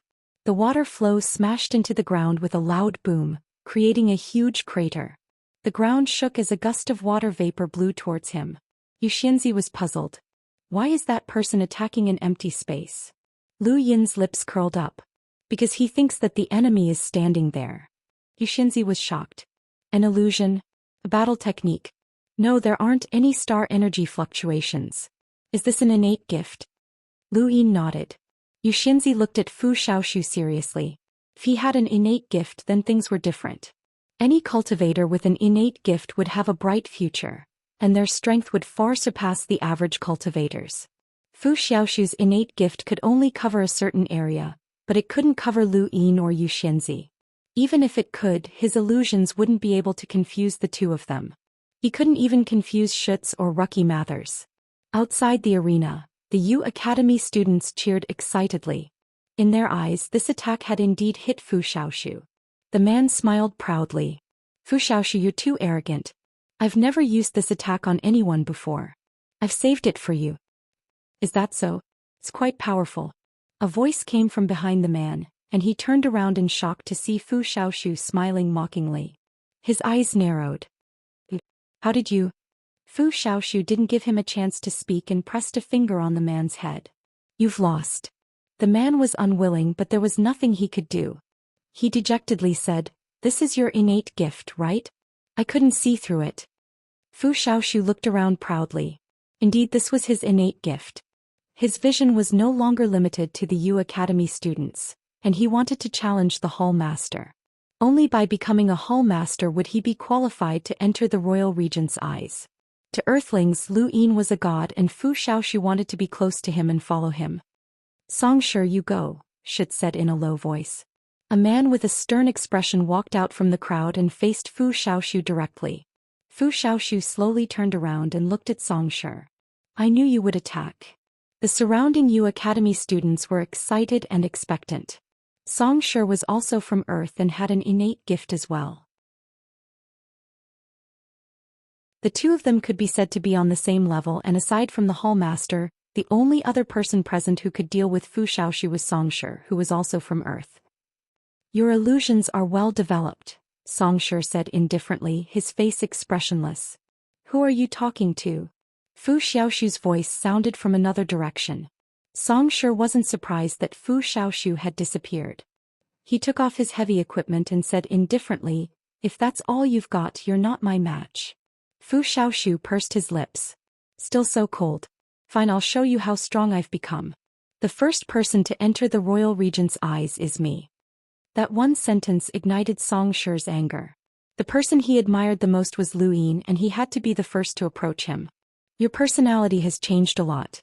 Even the beggar from Nanjing has learned how to brag. Third update. Happy Mid-Autumn Festival to all of you. Thank you for your support. Thank you. It would be even better if you could tip me. Thank you.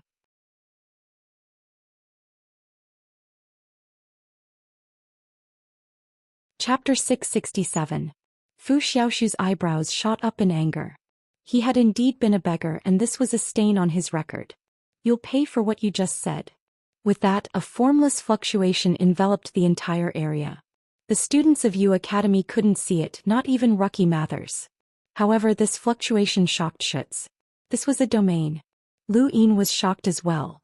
Fu Xiaoxu had actually comprehended a domain. Yu Xianxia was shocked. It was extremely difficult for someone from the outerverse to comprehend a domain. They didn't even know how to control star energy, let alone a domain.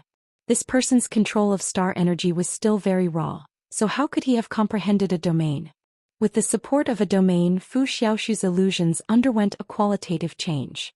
Xianxia's originally nonchalant expression changed, and he became abnormally solemn.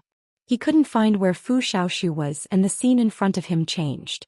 He was back on Earth, and the people, things of the past appeared in front of him. Fu Xiaoxu would always remember Lu Yin's words. The peak of illusions is to make even those who know that they are illusions fall for it. He had been working towards this goal for a long time. Xianxia attacked, but he didn't attack Fu Xiaoxu. Instead, he frantically attacked where he was standing. The people around him gradually backed away with sympathetic gazes. He had been controlled by Fu Xiaoxu's illusions. Schutz frowned. He hadn't expected someone from Yu Academy to have comprehended a domain. It was simply ridiculous. Back in the Astral Combat Academy, they had gone through a lot of difficulties to cultivate and understand much about domains and battle force. But Fu Xiaoxu had remained in Yu Academy all this time and still managed to comprehend a domain. His talent was terrifying. Even Lu Yin was stunned. He had also gone through a lot of trouble to comprehend a domain. How had Fu Xiaoxu managed to do it so easily? Your great Yu Empire is really surprising. Someone actually managed to comprehend a domain, Yu Xianxia praised. With a domain and illusions, the other person is definitely going to lose. Lu Yin's eyes narrowed. Not necessarily. From what he could see, Xianxia's rune lines surpassed Fu Xiaoxu's. Yu Xianxia was shocked. The other person has a technique as well? Don't tell me he also comprehended a domain. Lu Yin shrugged, he didn't know either. It's over, Xianxia. Fu Xiaoxu barked. In his illusion, Xianxia had been fighting non-stop for more than 10 minutes, and he had exhausted all of his energy. It was time to deal the final blow. As he thought about it, Fu Xiaoxu raised his palm, causing star energy to erupt and transform into a powerful force that swept towards Xianxia.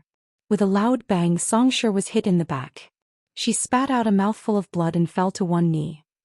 Fu Xiaoxu's figure appeared and dispelled the illusion. He looked down at Xianxia and said, I told you that I would be the first to come into contact with the royal regent. Xianxia looked up with a resolute gaze. How much longer can your illusions last? A hint of panic flashed across Fu Xiaoxu's eyes. His innate talent could not be unleashed without limit. Xianxia might have fallen into the illusion and consumed a lot of energy, but it was not easy for him either. He could only endure it. When Xianxia saw the panic in Fu Xiaoxu's eyes, he stomped on the ground and charged forward, grabbing at Fu Xiaoxu. Fu Xiaoxu unleashed his domain, preventing Xianxia from entering. Xianxia let out a low roar as a colorless stream of air appeared around his body, distorting the air around him as he broke through the domain. He grabbed Fu Xiaoxu by the collar and smashed him into the ground, knocking him unconscious. The crowd went silent. Fu Xiaoxu had actually been defeated. Xianxia was shocked. Battle force. The other one has actually comprehended battle force. In the distance, Lu Yin was astonished. That colorless stream of air was indeed battle force. Xianxia had actually comprehended battle force, which was a little strange. Even Lu Yin himself had only comprehended battle force after going through Astral 10's Sand Ocean, but Xianxia had actually grasped it. As a relatively ordinary cultivator in the Outerverse, this was very unusual. If it was just an occasional occurrence, then it could be attributed to luck or an innate talent. However, Fu Xiaoshu's domain and Xianxia's battle force both reminded Lu Yin that things were not that simple. Earth had a high frequency of cultivators with innate talents. Cultivators improved quickly and had strong comprehension abilities, so there was definitely something hidden on this planet. Xianxia had once said that if a powerful cultivator appeared on Earth, then the entire civilization would be wiped out. That was why the Hidden Earth organization had hidden themselves on Jupiter, not daring to come out. Lu Yin had to figure out what secrets Earth was hiding, and it definitely had something to do with the primeval surnames. Brother Lu, this person has actually comprehended battle force. Your academy is really secretive. Does it have a place like the Astral Combat Academy that helps in comprehending domains and battle force? Xianxia asked. Lu Yin's expression was calm. No. Xianxia didn't believe him, but she couldn't tell anything from Lu Yin's expression. Outside the formcast pool, Fu Xiaoshu had been defeated. None of Wukai Mather's subordinates could compare to Xianxia, so he looked helplessly at Schutz. We've lost this match. Schutz replied, there's no such thing as losing. We'll try again next time. Wukai Mathers nodded and led the rest of his haul away. Fu Xiaoshu was carried away. Blood trickled down the corner of Xianxia's mouth as he glanced at Fu Xiaoshu. This match had been very close. If Fu Xiaoshu's illusion had lasted a little longer, then Xianxia might not have been able to win. Have you watched the Astral Combat Tournament and the Tournament of the Strongest? Schutz asked as he appeared beside Xianxia. Xianxia nodded. A battle depends on the venue. The venue limits one's abilities, and in an evenly matched battle, victory or defeat depends on one's brain. There's no need to fight head-on. Xianxia replied, I understand, Hall Master. Schutz dismissed the crowd and looked at Lu Yin, only to find that he and Xianxia had already left. How was it? Your academy isn't too bad, right? Lu Yin asked as he looked at his gadget while they were on the surface of the first ring. Xianxia glanced at him. It's all right. If there's nothing else, you can train them. They can be considered your disciples, Lu Yin said as he stared at his gadget with a solemn expression. Xianxia frowned. That's very impolite of you. Lu Yin retracted his gaze and lowered his arm. Sorry, I'm reading the news. Xianxia looked around. The scenery on the first ring isn't bad. It's fine to come and play occasionally. Lu Yin smiled. After parting ways with Xianxia, Lu Yin went straight to Xenu Star's library to look for the curator. Greetings, Your Highness. The curator hurriedly greeted Lu Yin. Why is Earth's history different from what I saw last time? Lu Yin asked sternly. The curator trembled. Your Highness, this, speak. Lu Yin barked. The curator was terrified and immediately prostrated himself. Please forgive me, Your Highness. Earth's history has always been fake. Lu Yin's gaze turned cold. What do you mean? The curator was terrified. There are many planets in the universe that cannot be recorded. The Great Yu Empire didn't have 13 filaments, and it didn't cover Earth until His Majesty Undying Yushan took over and expanded the Empire's territory, which then included Earth. At that time, Earth's civilization had just gone extinct, and the Empire didn't pay much attention to it. The so-called history is only based on observations. We can confirm that Earth went extinct several times, but we can only determine the number of times in the past tens of thousands of years. There are many planets like Earth in the universe, and it's normal for civilizations to go extinct due to various reasons. Thus, the Empire's records of Earth's history are only based on their initial observations. Some are even made up. Made up? Lu Yin frowned. The curator's voice trembled. Yes, made up. There are too many planets in the Empire, and it's impossible to keep a detailed record of every planet. Thus, the records of some planets in the Empire's archives aren't even as accurate as their own records. Has Earth's history been changed recently? Lu Yin asked. The curator's voice trembled. Yes, Your Highness. Your identity is special since you were born on Earth. Many people pay attention to Earth, and we had no choice but to combine Earth's own records with the Empire's. We also made up some details to shut up the media. Lu Yin sighed. So there was such a thing. Even history could be made up. I want to see the information from when Earth was first discovered, Lu Yin said. The curator's face went pale and he couldn't stop trembling. Where's the information? Give it to me. Lu Yin barked. The curator trembled. I'm sorry, Your Highness. There was a fire in the library and all of the information was destroyed. Lu Yin's eyes went wide and a terrifying pressure swept across Xinyu Star, causing the seas to churn and countless cultivators to tremble. However, it only lasted for an instant. Not a single bit of information was left behind. I'm sorry, Your Highness.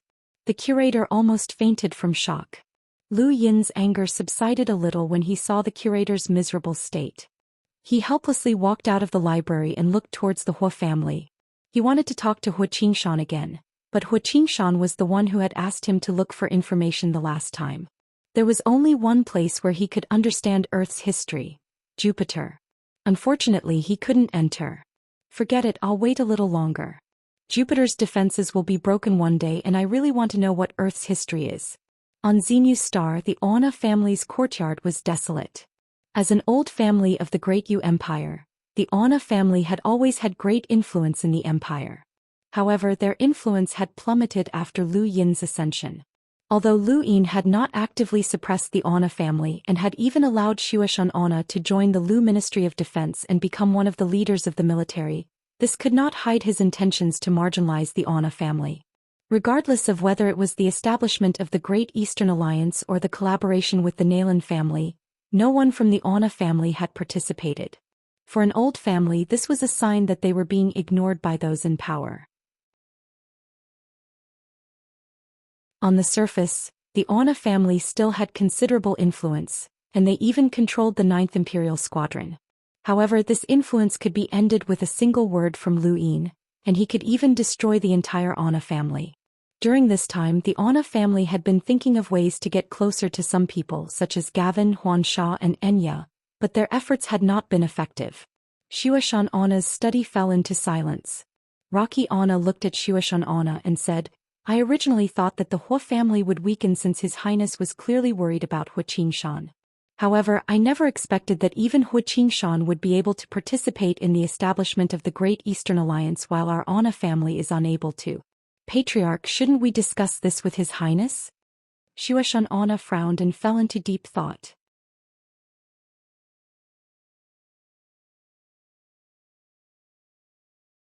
Chapter 668. Rocky Ona couldn't help but say, if this continues, our Ona family will be finished after so many years. Anyone can see that our family is gradually being marginalized. There used to be people coming to visit us every day, but now no one comes. They're all afraid of being involved with our family. Patriarch, why is this happening? Xianxia Ona's eyes flickered. Why? He obviously knew that before the royal regent had come to power, the Ona family's attitude towards him had changed several times. Although they had not fallen out with him, they had not been decisive in dealing with Jenny Ona's matter. Although they had made up for it and fully supported the royal regent, some things could not be forgotten. The reason why the Ona family still existed and why Xianxia Ona had been able to enter the Lu Ministry of Defense was because of the family's timely change in attitude. Otherwise, the family would have ceased to exist. However, in the royal regent's heart, the Ona family could not be trusted. Is it related to Jenny? Rocky Ona suddenly asked. Xianxia Ona glanced at him sharply. Jenny's matter has already been resolved. She doesn't even leave her house. What else do you want? Rocky Ona lowered his head and fell silent. Before the royal regent had come to power, no one had cared about Jenny Ona's actions. However, as the royal regent came to power and even controlled the entire Outerverse, the Ona family's internal dissatisfaction with Jenny Ona had increased. Many people secretly discussed that if Jenny Ona had married the royal regent, then the Ona family would have become the most powerful family in the Great Eastern Alliance, and they would have been even more powerful than the Great Yu Empire. These discussions grew more and more and they gradually reached Xianxia Ona's ears. He became very angry and he beat several people to death. The Anna family no longer dared to talk about it. Now that Rocky Anna had brought it up, Zhou Xian Anna subconsciously thought of these things, and his tone became unpleasant. Where did Millie go? Zhou Xian Anna suddenly asked. Rocky Anna's expression became unnatural. She went out to play. Zhou Xian Anna snorted and glared at him. Didn't I tell you to let Millie stay at home as much as possible? The family will arrange for her to meet with the royal regent in hopes that she will be noticed by him. How can you let her go out to play? What if something happens? Rocky Anna bitterly nodded. Millie Anna was his daughter and she was still young. I'll request an audience with the royal regent in the next few days, and I'll try my best to improve our family's situation. Anna's orders. Don't cause any trouble. Rocky Anna nodded. Understood, Chief. Let's go, Zhou Xian Anna said tiredly. Rocky Anna stood up. Suddenly, the chair shattered as a gust of air emerged from the ground and spread upwards, freezing and shattering the chair. Rocky Anna was shocked. Patriarch. Zhou Xian Anna abruptly stood up and stared at the ground.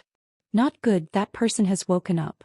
He pressed both of his hands against the ground, causing extremely cold ice to spread out in an attempt to seal the ground in ice. However, even Zhou Xian Anna's ice seal was unable to suppress the cold air underground. The cold air penetrated through the ice and froze Zhou Xian Anna's hands until they turned white. Zhou Xian Anna was shocked and he shouted, "Tell our clansmen to leave now." Rocky Anna hurriedly went out to evacuate the Anna family members. The ground rapidly froze over, and the solid ice that had been covering Snow Mountain Anna began to crack open. White frosty air gushed out from the cracks, causing white crystals to appear in the void. Lu Yin was currently in King Zishan's palace, but when he sensed the rising chill he leapt out and looked towards the Anna family before vanishing. At the same time, quite a few experts from Xenu Star gathered at the Anna family's residence.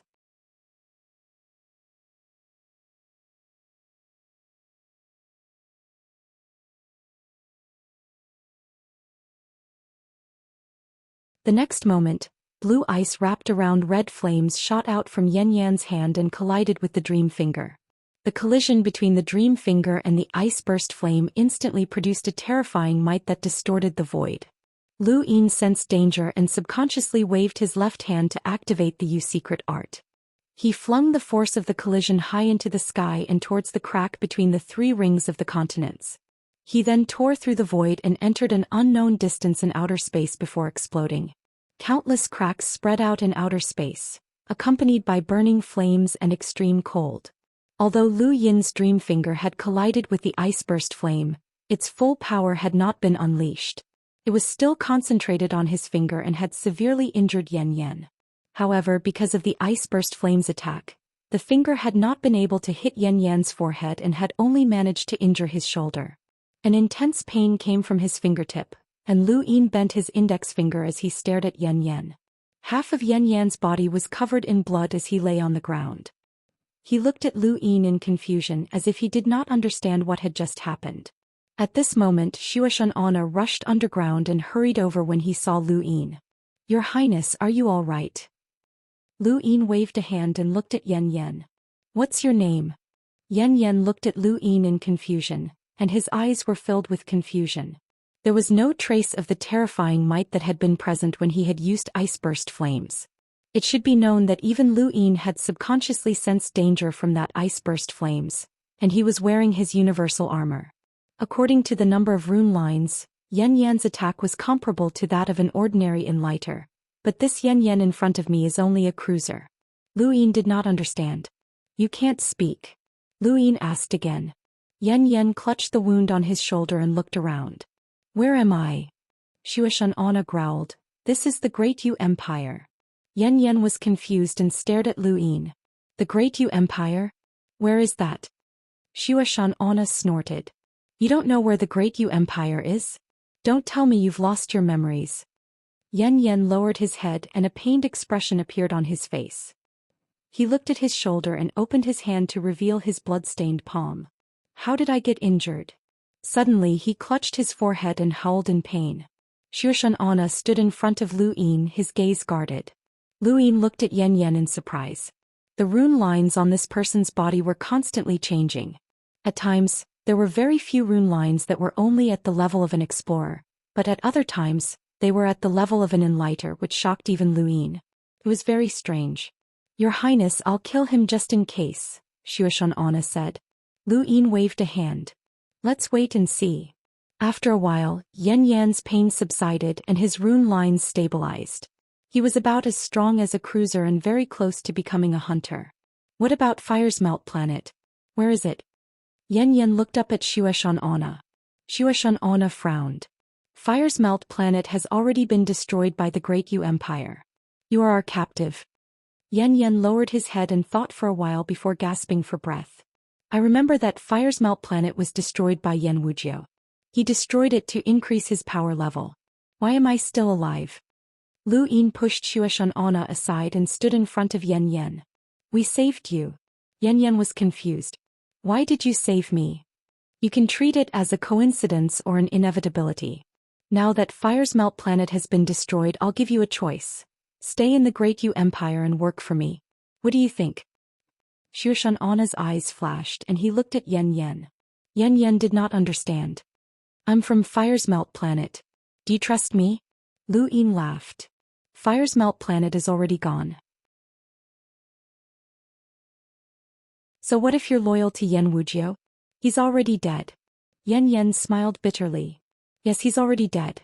Stay and join the 7th Imperial Squadron as a temporary captain. That's your position, Lu Yin said. And if I refuse? Yan Yan asked. Lu Yin's gaze turned cold. Continue to be imprisoned or die. Yan Yan nodded silently and endured the pain in his shoulder.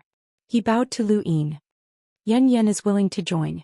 The Great Yu Empire was currently lacking in talents, and they could not even fill in the positions of the 13 Imperial Squadron's captains. Yan Yan's strength would not be any weaker than Aiden's and he was a powerhouse. Now that Fire's Melt Planet had been destroyed, Lu Yin was not afraid that Yan Yan would betray him. So what if he did? There was no place for Yan Yan in the Outerverse and Lu Yin was confident about that. In his heart, Yan Yan's greatest use was not as a captain, but rather the Royal Frost Continent.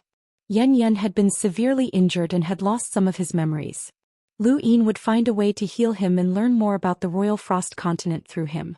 The Innerverse and Outerverse would connect sooner or later, and if the Innerverse had not been destroyed by the 6th mainland, then Lu Yin would have to face pressure from the Innerverse's various powers.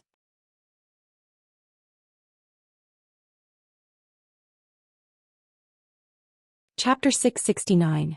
After arranging for Yan Yan to be treated, Xianxia stood behind Lu Yin and asked worriedly, Your Highness, are you confident that this person will be the captain? What's there to be worried about? What benefits can he gain by betraying me? Lu Yin asked. Xianxia hesitated.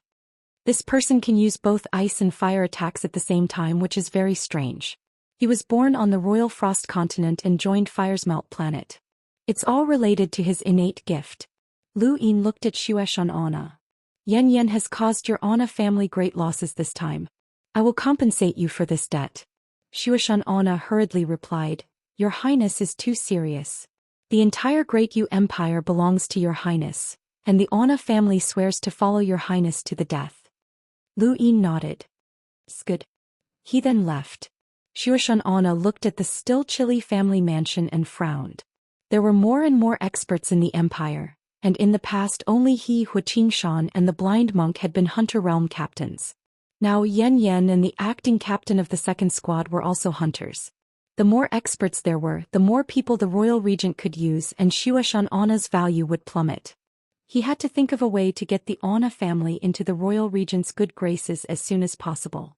When he returned to King Zishan's palace, Lu Yin immediately contacted Elder Lohar. Elder Lohar's image appeared on the screen, and he smiled at Lu Yin in a very amiable manner. Kid, why are you looking for me? Lu Yin respectfully replied, Elder, because of the establishment of the Great Eastern Alliance, many people don't see eye to eye with me. When I went to Larsweave, I was assassinated by 5 hunters, which made me feel extremely uneasy. Elder Lohar laughed. Kid, you've fought against enlighters before, so why are you afraid of mere hunters?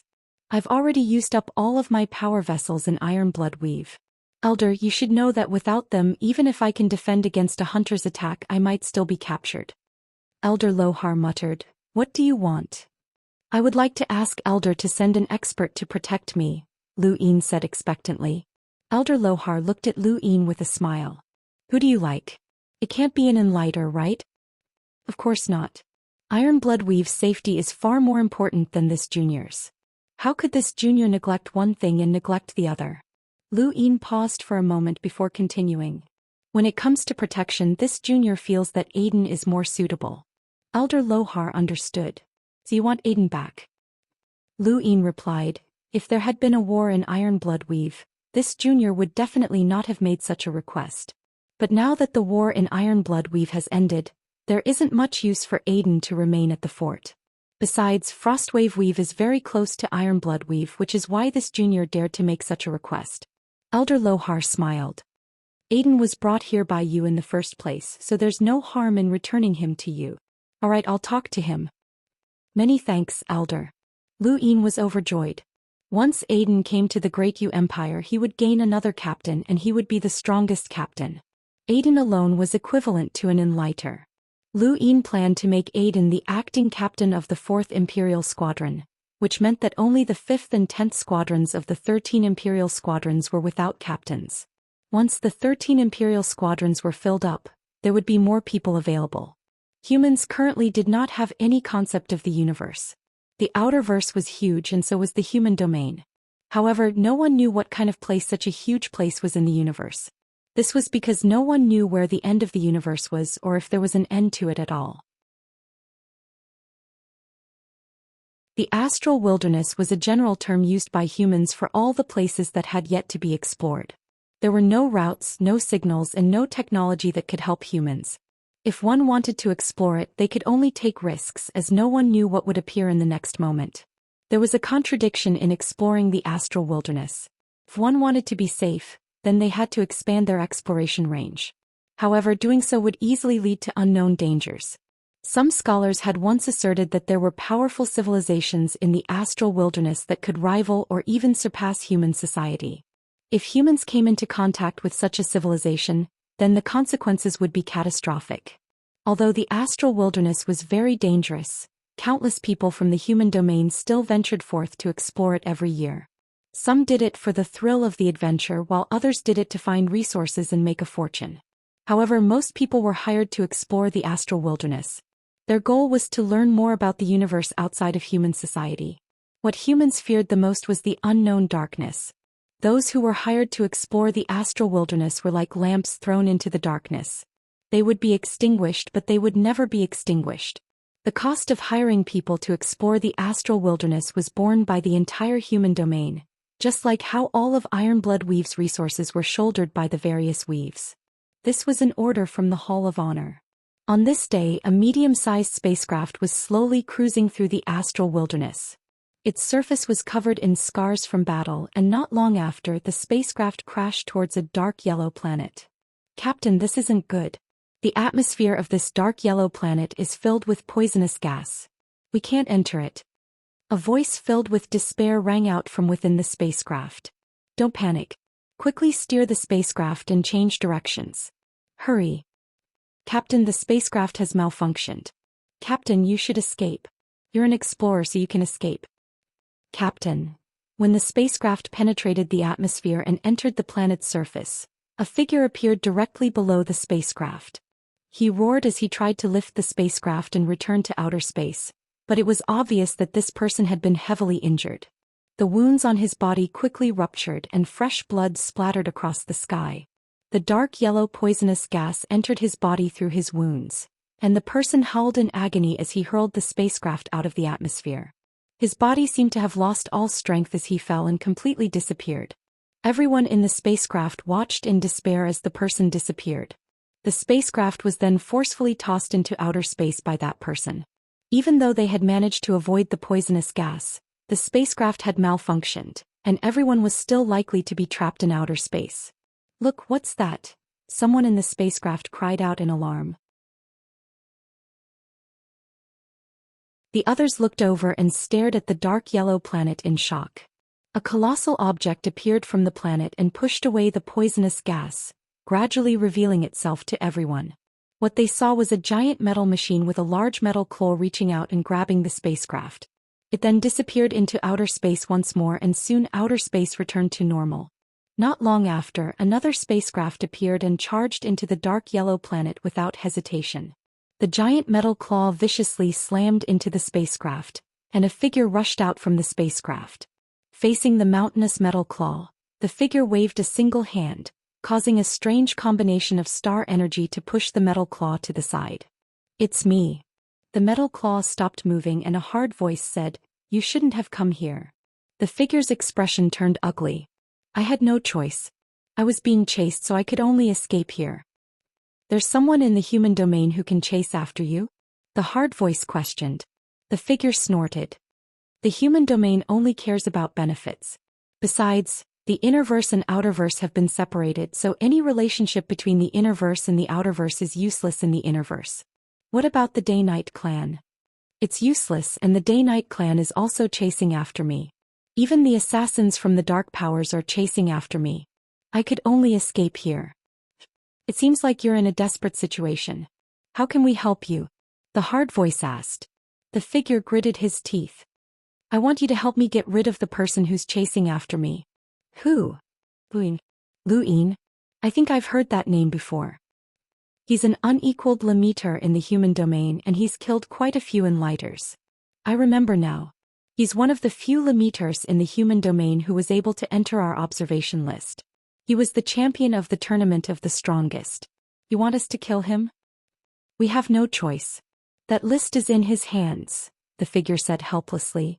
The hard voice fell silent for a moment. You didn't manage to get a hold of the list? The figure hesitated but then nodded. I've always overestimated you. I didn't expect you to be so useless, the hard voice said indifferently. The figure hurriedly replied, It has nothing to do with us. That list was taken to the Sea King's dome, and we can't do anything to Luin there. After that, the innerverse and outerverse were separated, and our family's power in the outerverse is too weak. That's why we're here to ask for reinforcements. It doesn't matter. The innerverse and outerverse have been separated, so the list has no value. What about Luin? Will you take action? The figure asked anxiously, clearly harboring a deep hatred for Luin. We'll have to ask for instructions from the higher-ups. Just wait here. The figure had no choice but to return to the planet's interior. In the Great Yu Empire, Luin ended a court session and returned to King Zishan's palace. There he saw a very unexpected person, Hai-Chi-Chi. Ever since the innerverse and outerverse had been separated, the girl's temperament had changed.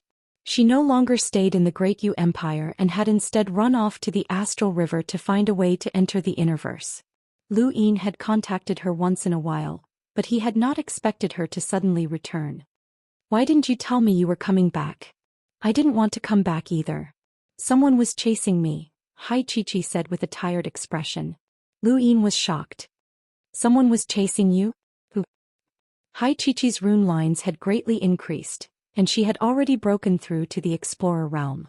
Coupled with the life-saving item that the Sea King had given her, it was not easy to chase her down. It had to be a hunter. A wretched uncle called Old Gudo or something. He wants me to marry his son. Help me deal with him and I'll continue looking for a way to enter the innerverse, Hai-Chi-Chi said hatefully. Luin paused and his face darkened. Who are you talking about? Old Guda? Hai-Chi-Chi grunted and then looked at Luin. Is he someone you know? Luin smiled, but it was a cold smile. Tell me his location. Hai-Chi-Chi marked the location. Deal with him as soon as possible. I don't know what he sees in me, but he wants me to marry his son. He's crazy. Don't worry, I'll let him taste despair. Lu Yin's eyes flickered as he looked at the location on the star chart. Oh good. He had never forgotten this person. If not for the old man deliberately delaying the Astral River Ark's arrival, they would not have been caught. There was a piece of paper with the surname Lu and 72 lives. One of the 10 arbiters was the mastermind and Old Gudo was an accomplice.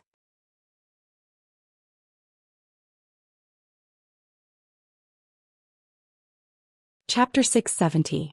After the innerverse and outerverse had been separated, Luin had sent people to search for Old Guda, but they had not been able to find him. The astral river arc had separated the innerverse and outerverse, and many people had been refused entry into the arc. The cultivators on the arc had insulted many outerverse cultivators, and they had become the outerverse's public enemy. Many people wanted to cause trouble for them. Unfortunately, with old Guda's strength as a hunter and the cultivators on the astral river arc, it was not easy to find them when they were hidden. They had not expected Hai Chichi to run into them. He would not let old Guda die so easily. This man had to taste the taste of despair. How's the search in the astral river going? Hai Chichi rolled her eyes. Nonsense. What a familiar feeling. It seemed that Hai Chichi's mood had improved a lot, and her venomous tongue had returned. But then again it made sense. It had been almost a year and a half and her mood was gradually recovering. Hai Chichi wasn't in the mood to continue chatting with Lu Yin, and she urged him to quickly deal with old Guda before leaving. Wait, have you heard of imprints? Lu Yin asked as he stared at Hai Chichi. Hai Chichi shook her head in confusion. I've never heard of it. Why are you asking me? Lu Yin replied, it's nothing. Go and rest. Hai Chichi left.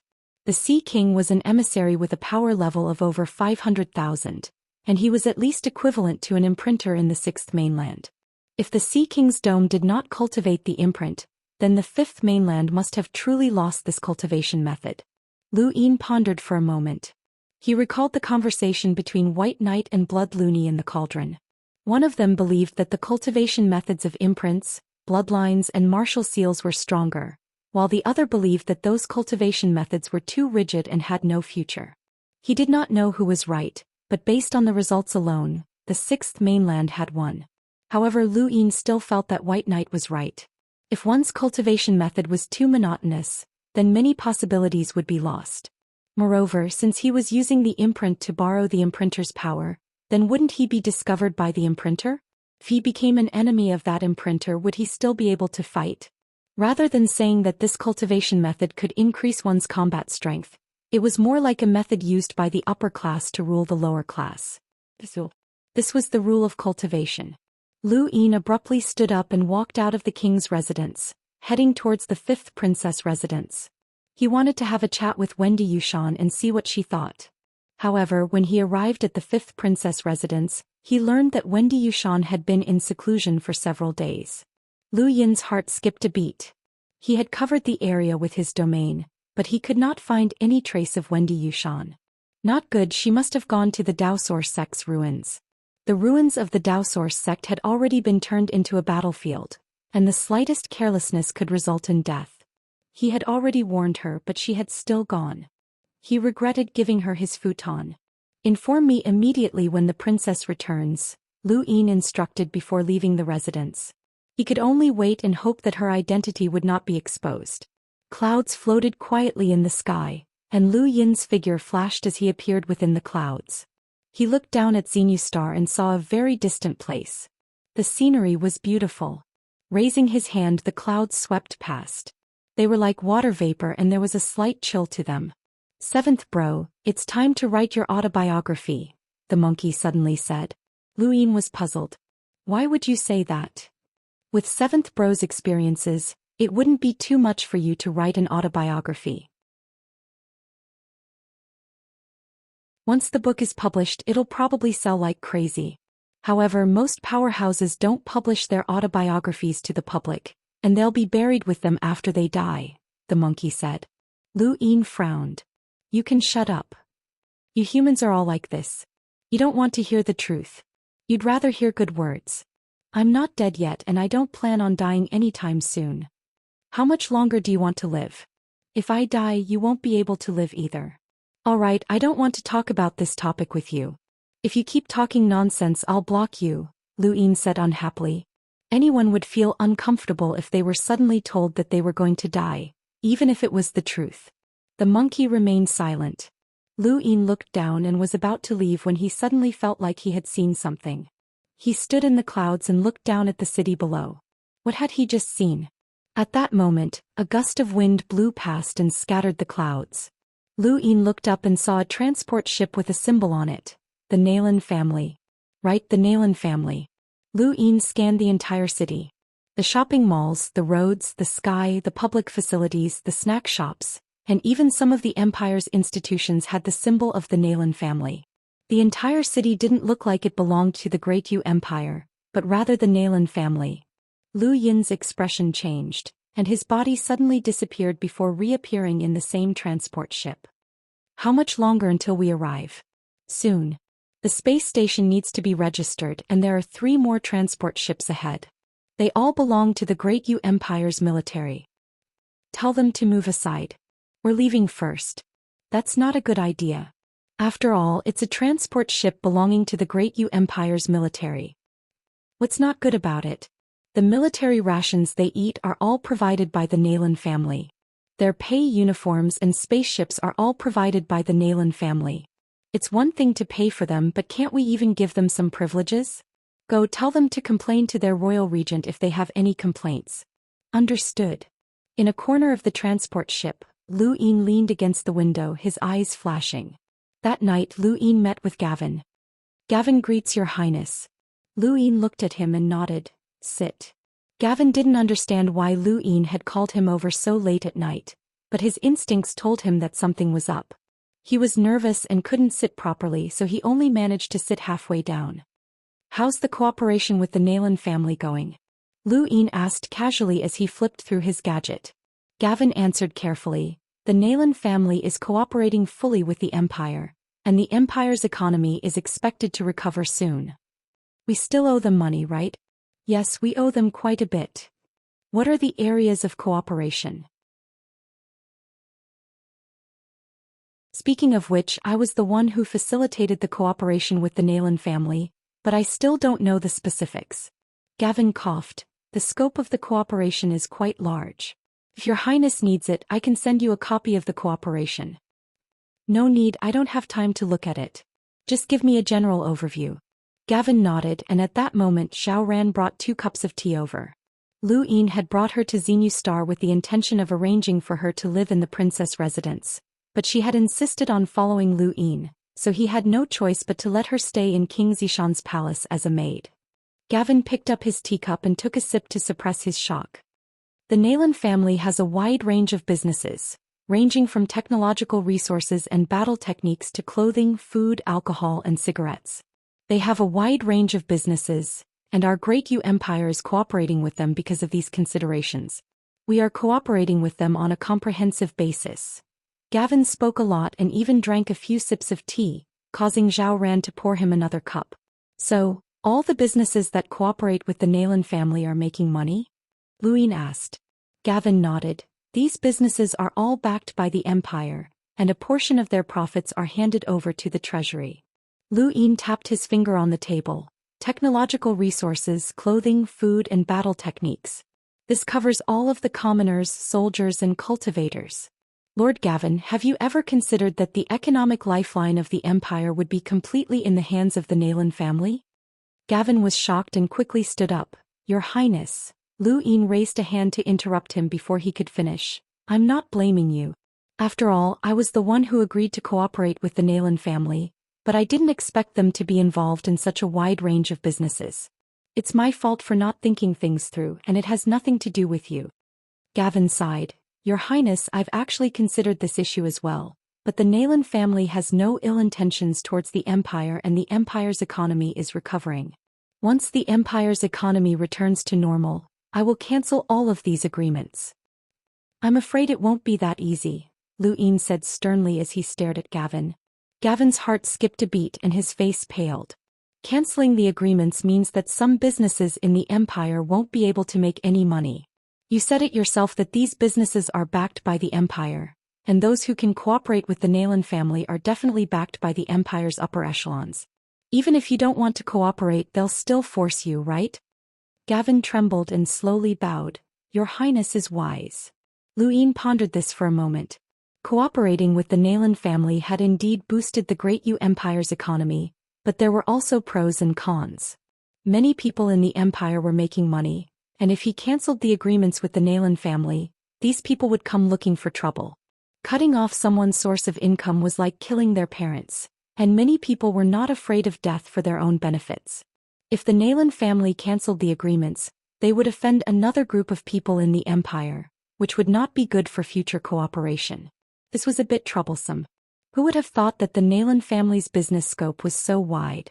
Gavin had always enjoyed the benefits of the Nayland family, but the Empire's economy was slowly being controlled by them. The Nayland family might not have any ill intentions, but it did not feel good to hand over his own lifeline to others. Gavin remained bowed, not daring to move as beads of sweat dripped from his forehead. Not long after, Lu Yin spoke to Gavin. List out the names of the merchants with powerful connections.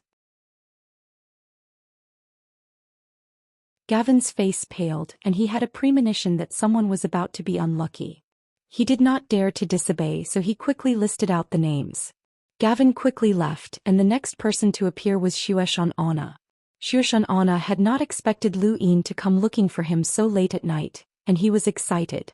Lu Yin had either come looking for trouble or to show his trust. Recently, there had been nothing in the Anna family that could cause Lu Yin any trouble, which meant that Lu Yin was preparing to use the Anna family.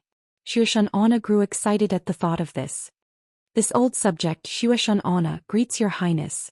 Lu Yin smiled. Please have a seat, patriarch. Xianxia sat down and Zhou Ran poured him a cup of tea. She looked at him curiously as many people had come tonight. Lu Yin's attitude towards Xianxia was very good, and they chatted for more than half an hour. The more they talked, the more enthusiastic he became. Xianxia had been rather excited at first, but the more they talked, the more he felt that something was amiss.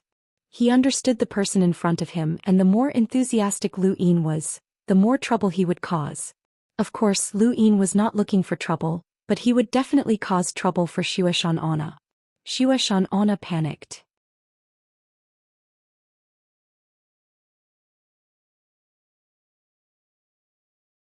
Chapter 671. By the way, Patriarch Xianxia, I don't know much about the 13 Squadron's missions. Can you tell me more about the 9th Squadron's duties? Lu Yin asked curiously. This question caused Xianxia to panic, and he felt as if a disaster was about to befall him. He couldn't help but stand up. Your Highness, did Rocky do something wrong? Lu Yin pressed a hand down and smiled. Patriarch, you're worrying too much. I'm just asking. Of course, I have some ideas. Xianxia was apprehensive. When His Majesty Undying Yushan established the 13 squadrons, it was to control the 13 filaments and prevent the feudal officials from becoming ambitious. However, after His Majesty's death, the Empire's territory expanded, and the 4 ministries appeared. The 13 squadrons gradually moved to Xenu Star. Strictly speaking, they don't have any real missions. Lu Yin nodded. It seems like we should assign specific duties to the 13 squadrons. What do you think, Patriarch? Xianxia hurriedly replied, I'm ignorant. Even the 4 ministries did not have the authority to interfere in this matter, so he naturally did not dare to speak rashly and overstep his boundaries. Lu Yin smiled. The 2nd squadron is already developing intelligence, and the 12th squadron is dedicated to scientific research. The other squadrons don't have any specific duties for now. As for the 9th squadron, what do you think of the corrupt officials? Xianxia's eyes flickered and he was momentarily stunned. He couldn't figure out whether this was a good or bad idea. The corrupt officials represented great authority, but Lu Yin did not seem like someone who would be willing to hand over such authority to others. What did that mean? Patriarch Xianxia, I've decided to assign the 9th squadron to investigate corrupt officials and clean up the Empire's bureaucracy. What do you think? Lu Yin asked again, his voice much louder this time. Xianxia still did not understand, but he still replied, We'll follow your highness arrangements. Lu Yin nodded in satisfaction. Rocky Anna was still an Anna family member, and without Xianxia's approval, even if he forcefully made the arrangements, it would not be very effective. Of course, he could make Xianxia submit, but that was not the reason he had called him here. He wanted Xianxia to truly submit and be willing to take a bullet for him.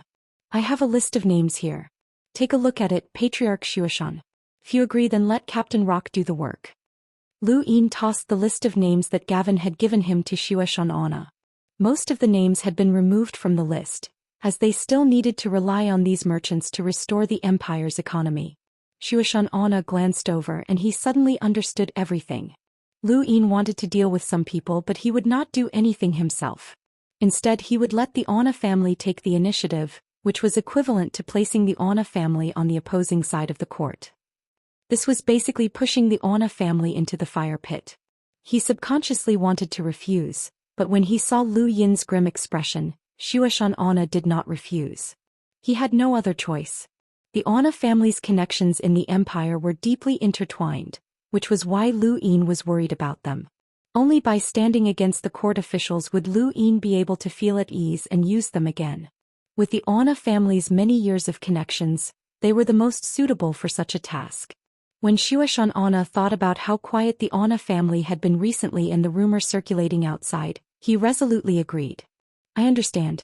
Please don't worry, Your Highness. I know what to do. Lu Yin was satisfied. Rest assured, Patriarch Zhou Xian.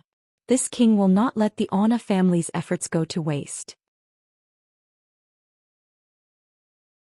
As long as the Ona family does not make any mistakes in their principles, the 9th Imperial Squadron will always bear the surname Ona. Zhou Xian Ona was delighted as this was exactly what he wanted. The 13 Imperial Squadrons were a powerful organization, and as long as the Ona family was still around, the Ona family would not fall. After leaving King Zishan's palace, Zhou Xian Ona took a deep breath. From this night onwards, the old Ona family would cease to exist and a new one would be born. After Zhou Xian Ona left, Lu Yin contacted Madame Nalan. The Madame Nalan that appeared on the screen looked a little tired. Her expression was languid and she exuded a hint of charm. She had never needed to feign seduction, and her charm was already astonishing. Otherwise, Lu Yin would not have called her a fairy. But at this moment her charm was magnified tenfold and Lu Yin felt his mouth go dry. Is there something, Your Highness? She smiled at Lu Yin and licked her red lips. Lu Yin coughed dryly. Nothing much. I just wanted to ask if your family's cooperation with the Empire has been going smoothly. She blinked. My apologies, Your Highness. You'll have to ask Lord Gavin about this. I've already handed over the cooperation with the Great Yu Empire to my subordinates, so I'm not too sure. Lu Yin nodded. So that's how it is. I saw the Nalan family's symbol all over Xenu Star, and I thought that you were the one who gave the order. Speaking of which, your family's symbol is quite nice. She smiled. Of course. After all, it's been passed down for many years. Then she suddenly thought of something. Your Highness, will you be going to Source Peak Planet? Source Peak Planet. Lu Yin was stunned. Are you talking about the Source Peak Planet where the Outerverse Lockbreaker Society's headquarters is located? Of course, said Madame Nalan. Why Source Peak Planet? Lu Yin asked. He was puzzled. Did Your Highness not receive news that the Lockbreaker competition is about to begin? Lu Yin shook his head. What Lockbreaker competition? She explained, every 10 years the Innerverse and Outerverse hold a Lockbreaker competition. On one hand, it's to raise the status of Lockbreakers in the hearts of ordinary people, and on the other hand, it's to unearth talents. Your Highness didn't receive the notice? Lu Yin checked his gadget and shook his head. That's strange. He was puzzled.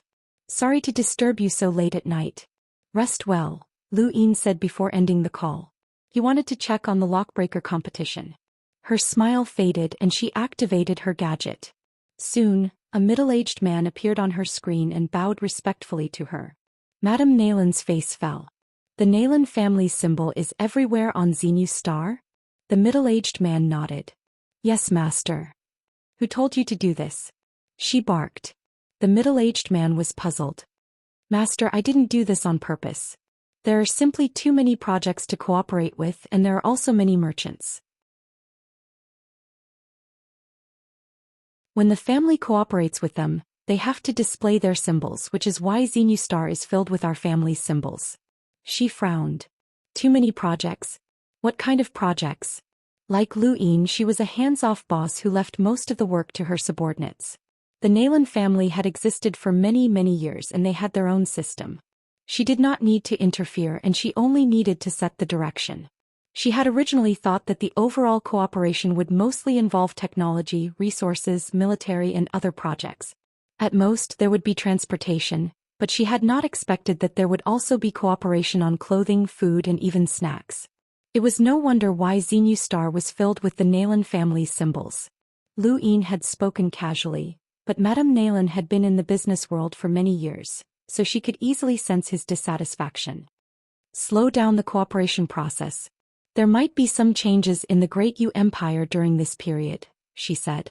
She understood Lu Yin well, and since he had not told her directly, it meant that that person would start from within the Great Yu Empire. It seemed that a significant portion of the cooperation did not represent the Great Yu Empire's interests, but rather the interests of certain people. Master, what do you mean? The middle-aged man did not understand. Madame Naylan replied, We'll see what the Great Yu Empire's attitude will be. Yes, Master. Also, tell the family to maintain a better attitude in the Great Yu Empire. Don't forget that we need Lu Yin's help. Without him, our family would have already been devoured by an enlighter, Madame Naylan said sternly. The middle-aged man hurriedly complied. I'll pass down the order immediately. Lu Yin had only mentioned it to Madame Naylan, and with her intelligence, it was easy for her to understand. He was currently paying attention to the lockbreaker competition, and even though he was a 4-stars discerning junior lockbreaker, he had not received any notice. Fortunately, he knew other lockbreakers, and if he did not have enough information, he could contact them through the lockbreaker network. Right, the lockbreaker network should have some relevant information. He logged in to take a look, and sure enough, there was clearly information about the lockbreaker competition. The competition would take place in 26 days, and the location would be on Source Peak Planet. The specific rules were not clear, and the prize was True Insight. This was the first time Lu Yin had heard of True Insight. He checked the network, but there was no such thing. He then used 11 honor points to search for more information. True Insight was a lockbreaker's supreme treasure, and there was no specific information about what was recorded on the network. There was only one sentence that stated that this treasure could only be used by boundless advanced lockbreakers. Its value could be said to be priceless, and it even surpassed the secret sidestep and lockbreaking tools. There was an example recorded on the network where someone had tried to exchange a secret technique for True Insight, but they had been rejected by the Lockbreaker Society's headquarters. This example fully demonstrated the value of True Insight, and it was not any less valuable than a secret technique. Secret techniques could only be created by progenitors, and they had the ability to turn something rotten into something magical. Lu Yin had grasped the Yu secret art, and he could feel the benefits that secret techniques could bring to his body. If a secret technique could not be exchanged for True Insight, then one could imagine how valuable it was. The prize for the Outerverse Lockbreaker competition naturally could not be the complete True Insight. There were 36 pages to True Insight, and the complete copy was stored in the Lockbreaker Society's headquarters in the Neoverse. However, the prize for the competition was only 3 pages. Although there were only 3 pages, it was still enough to attract the attention of countless experts. In the decennial lockbreaker competition, the champion would be able to obtain 3 pages of True Insight that could be sold for an astronomical price. Lu Yin looked at it for half an hour and then sighed. The lockbreaker competition's entry requirements were 1-star discerning junior lockbreakers.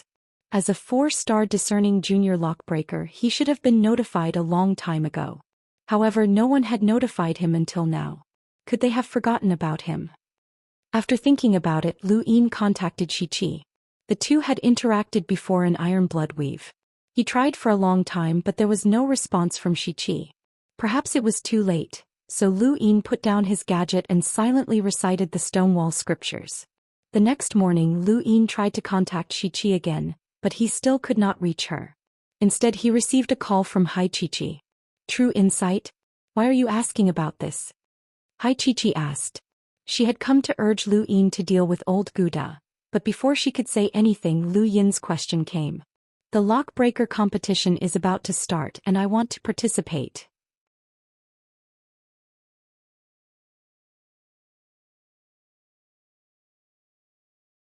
Chapter 672. Xianxia looked at Lu Yin with disdain. You compete? Are you joking? Go play somewhere else. Lu Yin was speechless. What a familiar venomous tongue. I'm a genuine 4 stars discerning elementary lockbreaker. Do you think that I have no hope? Nonsense. This is the decennial lockbreaker competition, and there are plenty of lockbreakers who have reached the 4-star discerning elementary level. There are even some who have reached the perceptive intermediate level. You're just a discerning elementary lockbreaker, and you're dreaming if you want to become the champion. Xianxia rolled her eyes. The inner verse and outer verse have been separated, Lu Yin said. Hai Chichi was stunned and then she sighed. Yes, the innerverse and outerverse have been separated. Most lock breakers are in the innerverse and there aren't many in the outerverse. Hold on. She looked at Lu Yin. Since the innerverse and outerverse have been separated, what about the prize? What about true insight? It's in the Outerverse Lockbreaker Society's headquarters, Source Peak Planet. Hai Chichi was shocked. What a coincidence. Right, I remember now. During the Lockbreaker competition 10 years ago, true insight was stored in the innerverse. This time it's the outerverse's turn. She suddenly realized something and looked at Lu Yin. Your luck is pretty good. You even managed to run into it. You've watched the Lockbreaker competition? Yes, I watched the live broadcast. It was very exciting. Did the Sea King mention true insight to you? Lu Yin asked. Hai Chichi nodded. He did. It's a peerless tome, and any lockbreaker who grasps a few pages will be able to increase their strength by several levels. The more pages one grasps, the more terrifying they become.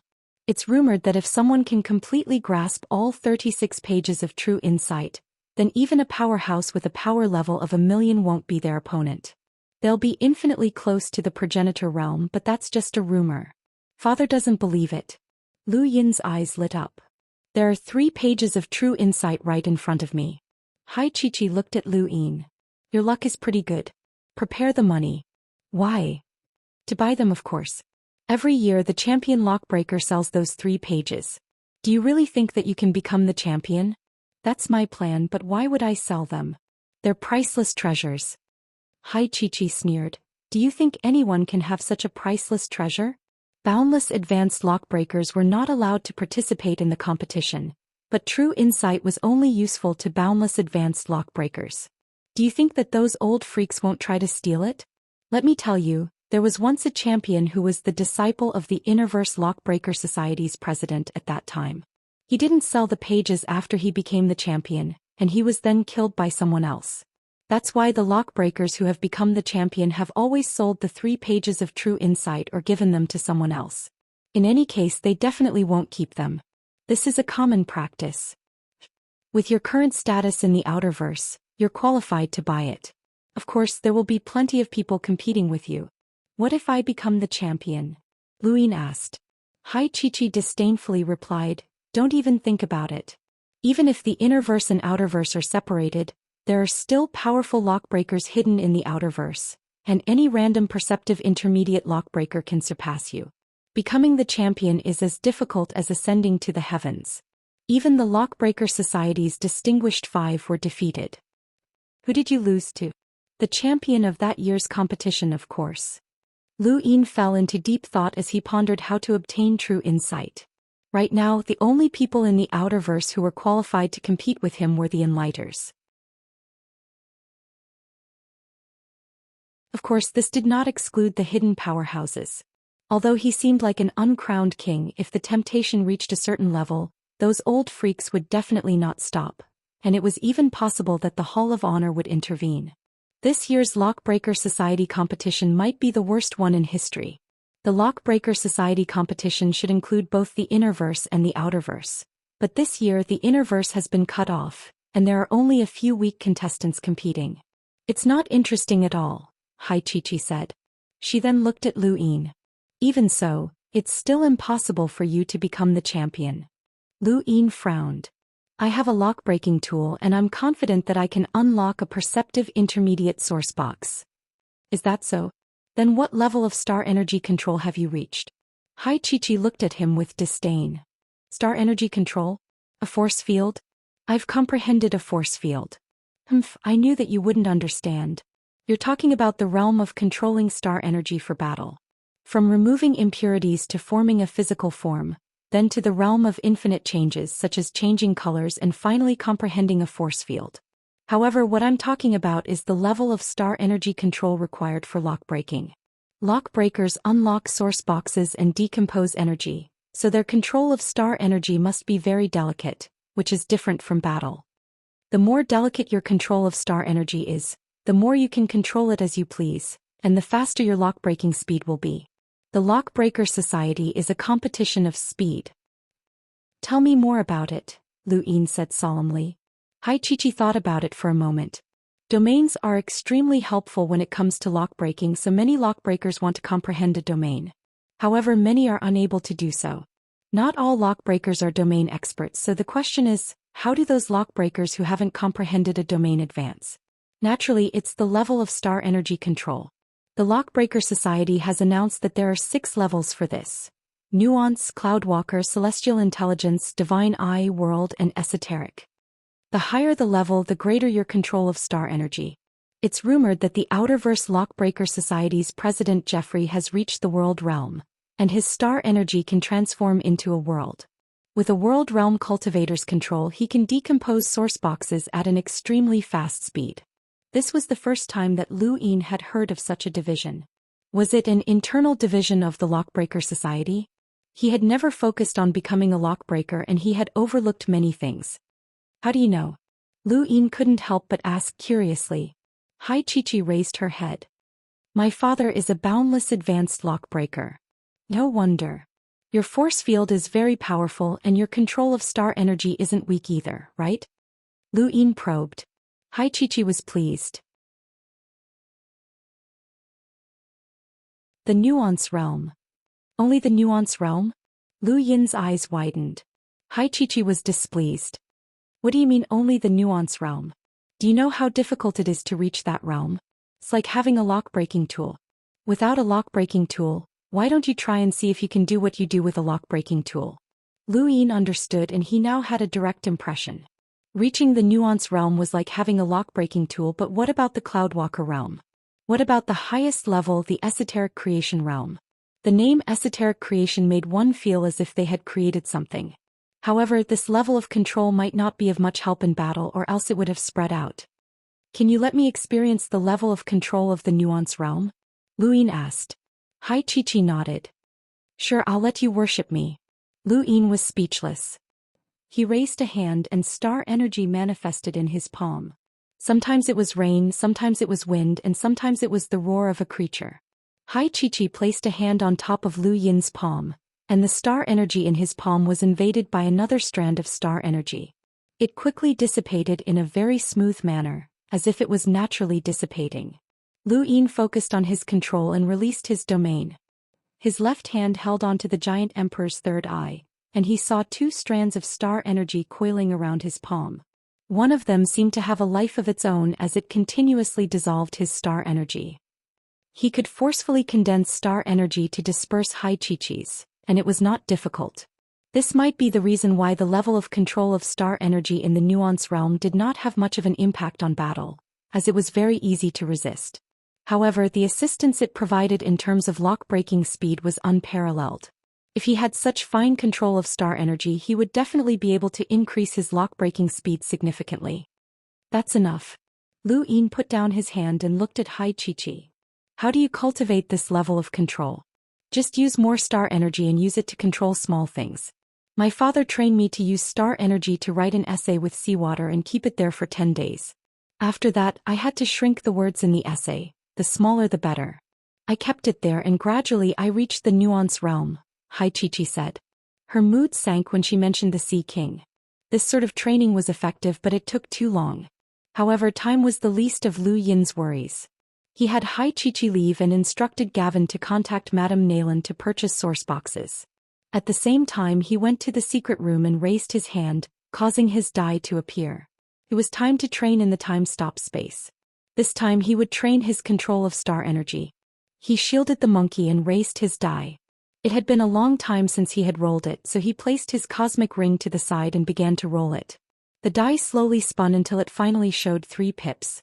2 screens of light rose up. Lu Yin was helpless as he did not need to level up anything right now. He thought about it and rolled the die again. This time he rolled 4 pips. He immediately picked up his cosmic ring, and the scene before him changed to that of the time-stop space. Cultivating his control of star energy would definitely take a lot of time, so he used more than 400 star essence to increase the time to 6 months. Let's give it a try.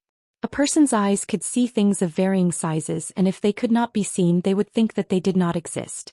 In reality, there were countless structures in space that could not be seen by the naked eye.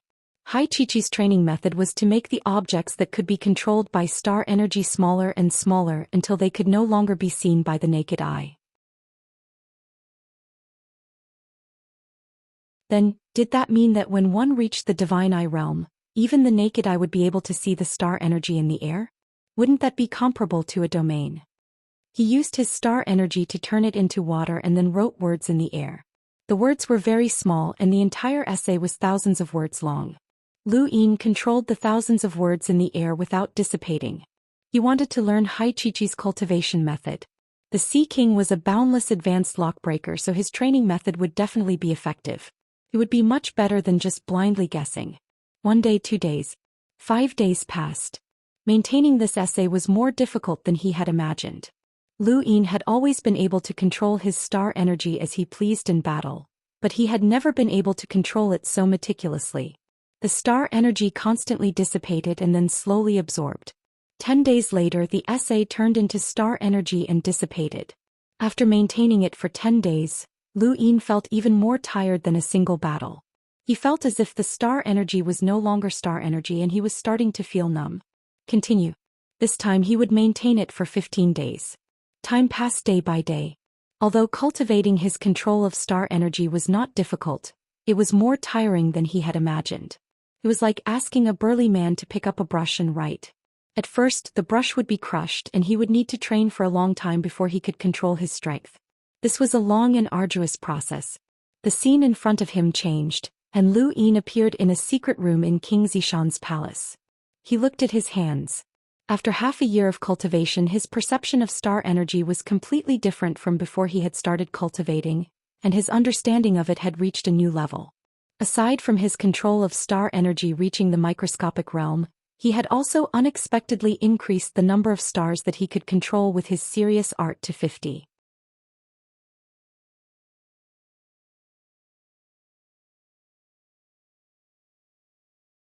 Chapter 673.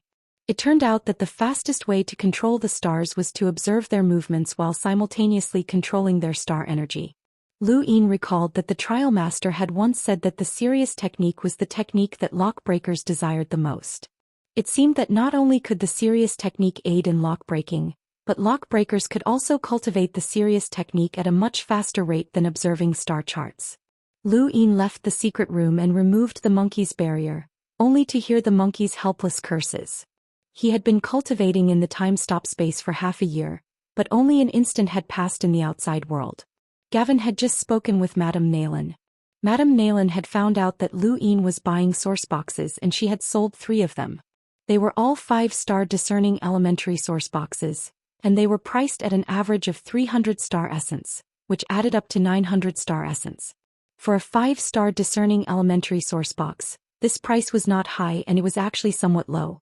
It was the lowest price for a 5-star discerning elementary source box. However, for the Great Yu Empire's treasury, 900 star essence was equivalent to 90 million star crystals, which was a huge amount of pressure. Even so, Gavin still endured the pressure and bought it. Madame Naylan did not refuse this time, as there were times when the other party would develop a habit of helping too much. She had been in the business world for a long time, and she knew when to help for free and when to accept payment. After buying 3 source boxes from the Naylan family, Gavin calculated that he could not buy any more, as it would affect the Empire's economy. At that moment, Gavin received a message from Lu Yin, and he hurried over to King Zishan's palace. He was puzzled. Lu Yin had just left, so why was he being sent back? Had Lu Yin changed his mind? He had already paid for the source boxes. Your Highness, I have already purchased 3 5-star discerning elementary source boxes from the Naylan family for a total of 900 star essence, which is equivalent to 90 million star crystals. This was the first thing Gavin said when he saw Lu Yin, as he was truly afraid that Lu Yin would change his mind. Lu Yin grunted and took out 900 star essence from his cosmic ring for Gavin. This is my personal purchase, so there is no need to use the treasury's resources. Gavin accepted the money as the treasury truly did not have much money. Generally, a discerning elementary source box cost at least 10 star essence, and that was just the starting price. As 1 star level increased, the price would also double. A 5-star discerning elementary source box cost 300 star essence, and the Naylan family had offered the lowest price. Your Highness, do you still want to buy more? Gavin asked. Lu Yin thought about it for a moment. I can find a seller, but we'll see if I buy it or not. Yes. You can leave for now. I'll be going to Source Peak Planet in a while. Prepare a spacecraft for me. Yes, Your Highness. At the same time, a luxurious mansion on Xenu Star was surrounded by the 9th Imperial Squadron. Quite a few people were watching as they knew that this was the mansion of one of the Empire's most powerful officials. Rocky Anna, how dare you search my residence? I'm going to report you to the King's mansion, roared an old man as he glared at Rocky Anna, who was standing outside his residence. Everyone in the manor was escorted out by the 9th Imperial Squadron. They glared at their surroundings furiously. Rocky Anna sighed inwardly. The Anna family was about to embark on a path of no return, but if they did not take this path, they would gradually be forgotten. They could only hope that His Highness would be able to protect them. I'm sorry, old sir. Sir, you're suspected of colluding with officials and merchants, engaging in malpractice for personal gain and embezzlement. The evidence is conclusive. Take him away, Rocky Anna shouted. Rocky Anna, I was wrongly accused. I want to see the Royal Regent. I want to see the Royal Regent. The old man roared, his voice gradually fading away. Many people outside the mansion watched excitedly. Rocky Anna's eyes narrowed, and with a wave of his hand the mansion was sealed. He then moved on to the next one. In the short span of a day, 4 of the more influential families on Xenu Star had been searched, and all of the businesses that were related to these families had their projects halted. Coincidentally, almost all of these businesses had been collaborating with the Nalan family. When the middle-aged man in charge of the Nalan family's trade on Xenu Star heard the news, his expression changed, and he immediately looked through the businesses that had been involved with these businesses. He discovered that they were all related to clothing and food, which weren't very important but still affected the people's livelihood. Coincidentally, these businesses were located in many different locations, which made it easy for the Nalan family's logo to be spread all over Xenu Star. The middle-aged man wiped the sweat from his forehead and immediately stopped his collaboration with the Nalan family. At the same time, he requested an audience with Minister of Finance Gavin. Within the Anna family, Zhou Xian Anna was sitting in his study with his eyes closed, deep in thought. That night, Rocky Anna arrived. Master, it's over. Zhou Xian Anna opened his eyes, picked up a pen and scratched out 4 names on a piece of paper. These were the 4 families that had been searched today. Rocky Anna looked over and asked in surprise, Master, what's this? Zhou Xian Anna looked at the paper with a complicated expression. There were many names on it and nearly half of them had been scratched out. This is a list of His Majesty Undying Yushan's courtiers. Take a look. Rocky Anna took a look and his face paled. The royal regent removed half of them. Zhou Xian Anna looked up and sighed. A new emperor brings with him new courtiers. The royal regent's methods are ruthless and decisive, and he handles matters flawlessly. He also has an unparalleled power to suppress everything, and the empire is completely under his control. The 13 imperial squadrons aren't the only ones who wield power, but also the 4 ministries and King Zishan's palace. You must remember that from now on, our Anna family will only listen to the royal regent. I understand, Master, Rocky Anna replied solemnly. He felt a chill run down his spine as he looked at the list of names on the paper. There was a large courtyard within the Great Yu Empire's imperial palace, and this was where Undying Yushan had summoned Lu Yin. However, after the series of intense battles on Xenu Star, the courtyard had gradually been abandoned. Lu Yin arrived at the courtyard and ordered his men to seal off the area.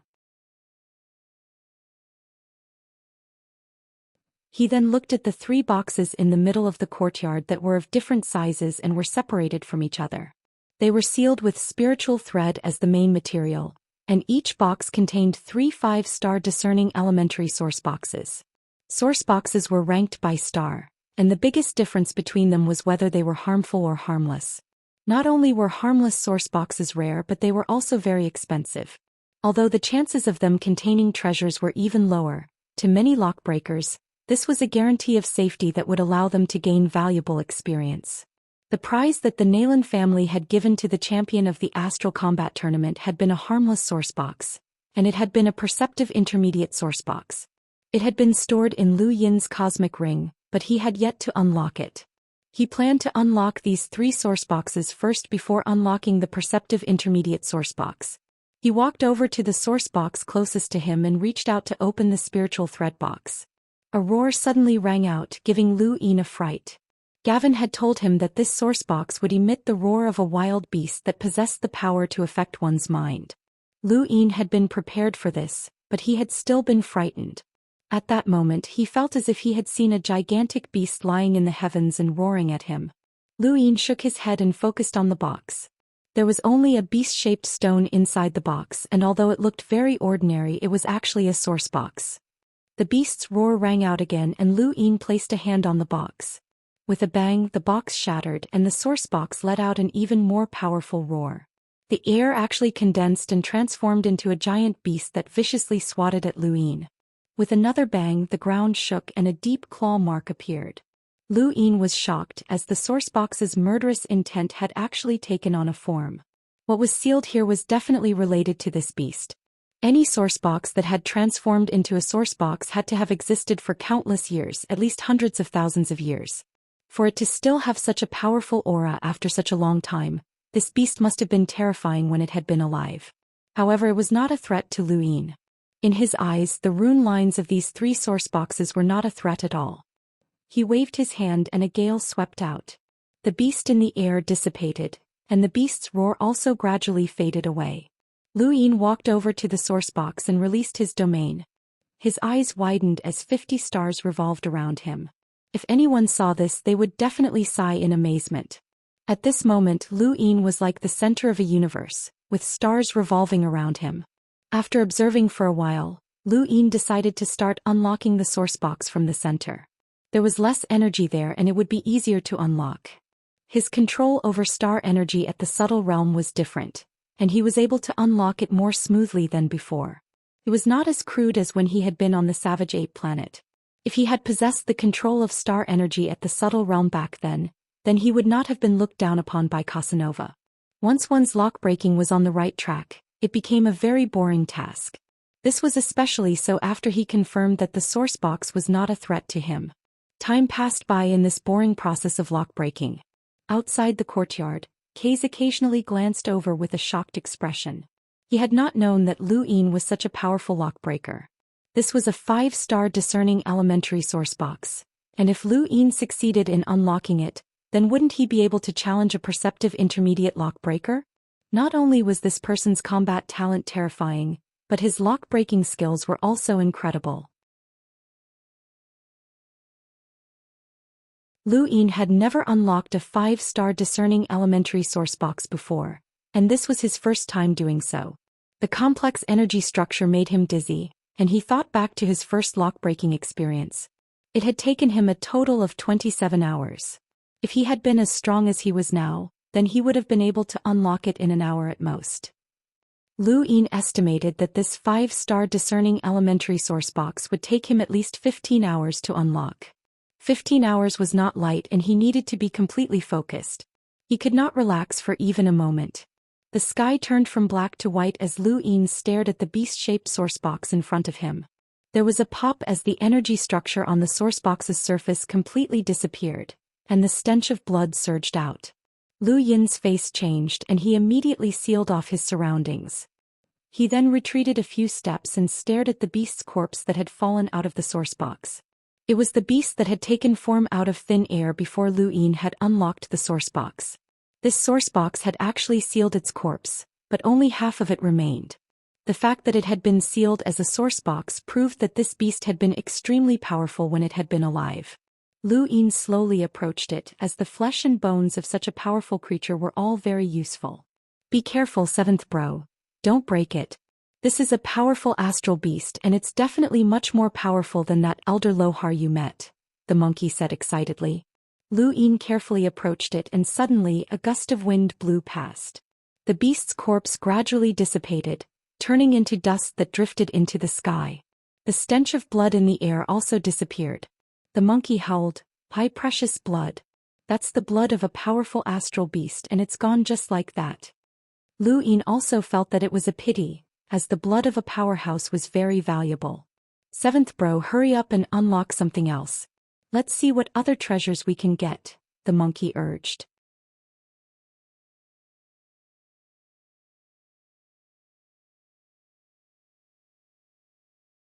Chapter 674. Lu Yin was exhausted. I need to rest. Don't get your hopes up. Lock breaking has always been a gamble and the chances of obtaining treasures are very low. The Lockbreaker Society doesn't judge a lockbreaker's ability based on whether or not they obtain treasures. Of course I know that, but I'm not satisfied. The blood of those powerful astral beasts might be useful to me, the monkey said. Lu Yin's eyes trembled. You don't have a physical body anymore. How can blood be useful to you?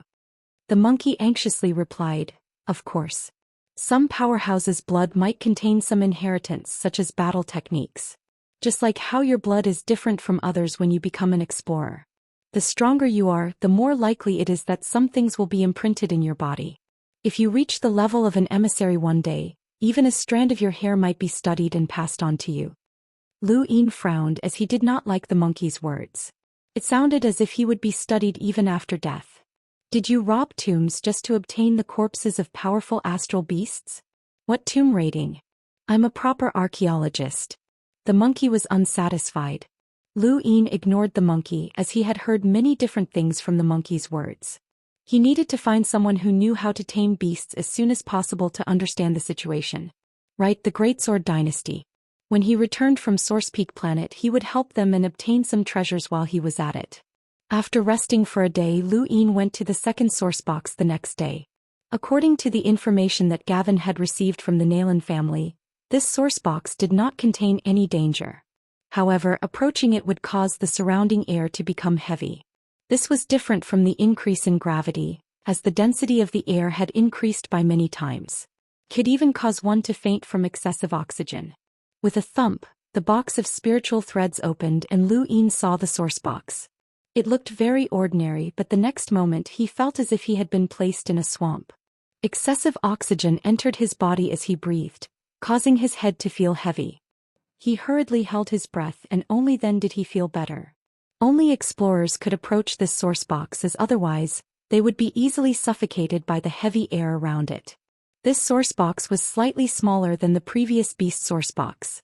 Lu Yin observed it for a moment before finding a spot to begin his lock breaking. In the vast earth sect, Meng Tianlong had been waiting here for a few days, hoping that the elder would appear. Elder Angio walked over and sighed. Sect Master, let's go back. The elder is in seclusion and even if he's fine, who knows how long it'll be before he comes out. Meng Tianlong asked in a low voice, how are things going with the other weaves? Elder Hua said awkwardly, Sect leader, do we really have to do this? If you anger him you'll be in trouble. That won't happen. It's just a friendly spar. It's not like I'm trying to overthrow him, Meng Tianlong said. I've already contacted them and they've all agreed to challenge the Great Yu Empire during the Alliance Conference. Meng Tianlong nodded and did not say anything else. Sect leader, will this really work? Elder Hua asked. Meng Tianlong's gaze turned cold. Although the Great Yu Empire benefits from the Alliance, that's because of Lu Yin. If something happens to Lu Yin one day, then the Great Yu Empire might not be the greatest beneficiary of the Alliance. What we need to do now is to display our strength and suppress everyone in the Great Yu Empire aside from Lu Yin. So from the start, you didn't reject the Alliance because of this reason? Elder Hua understood. Meng Tianlong looked up. The Outerverse does need an alliance, but Lu Yin shouldn't be in charge. We should be. Once the Elder wakes up, our vast Earth sect will be able to rival Lu Yin in the alliance. Lu Yin is arrogant and he has too many enemies. Something will happen to him sooner or later, and when that happens, the entire alliance will be ours. Elder Hua left as he had a question that he had been hesitating about for a long time. Meng Tianlong's discussion was based on the premise that something would happen to Lu Yin. But what if nothing happened to Lu Yin? Did that mean that the alliance would always be under Lu Yin's control? This person was still very young and he could easily exhaust the older generation of cultivators to death. Meng Tianlong had not brought up this topic, which meant that even if the elder woke up, he did not think that he could suppress Lu Yin. Many people would subconsciously look for excuses when they were overwhelmed by pressure. Elder Hua felt that Meng Tianlong was looking for an excuse for submitting to the alliance. Of course, this excuse was not necessarily unfounded. In Bardweave, there was a pavilion beneath a waterfall in Evenground Palace. At this moment, Even Ground Palace Master Mu Nikhang and Junior Palace Master Doro were seated inside. Master, what did the people from the vast earth sect say? Doro asked curiously. She had been very reserved in front of the various elders and had not asked many questions, but she was much more casual in front of Mu Nikhang. Mu Nikhang was even more casual.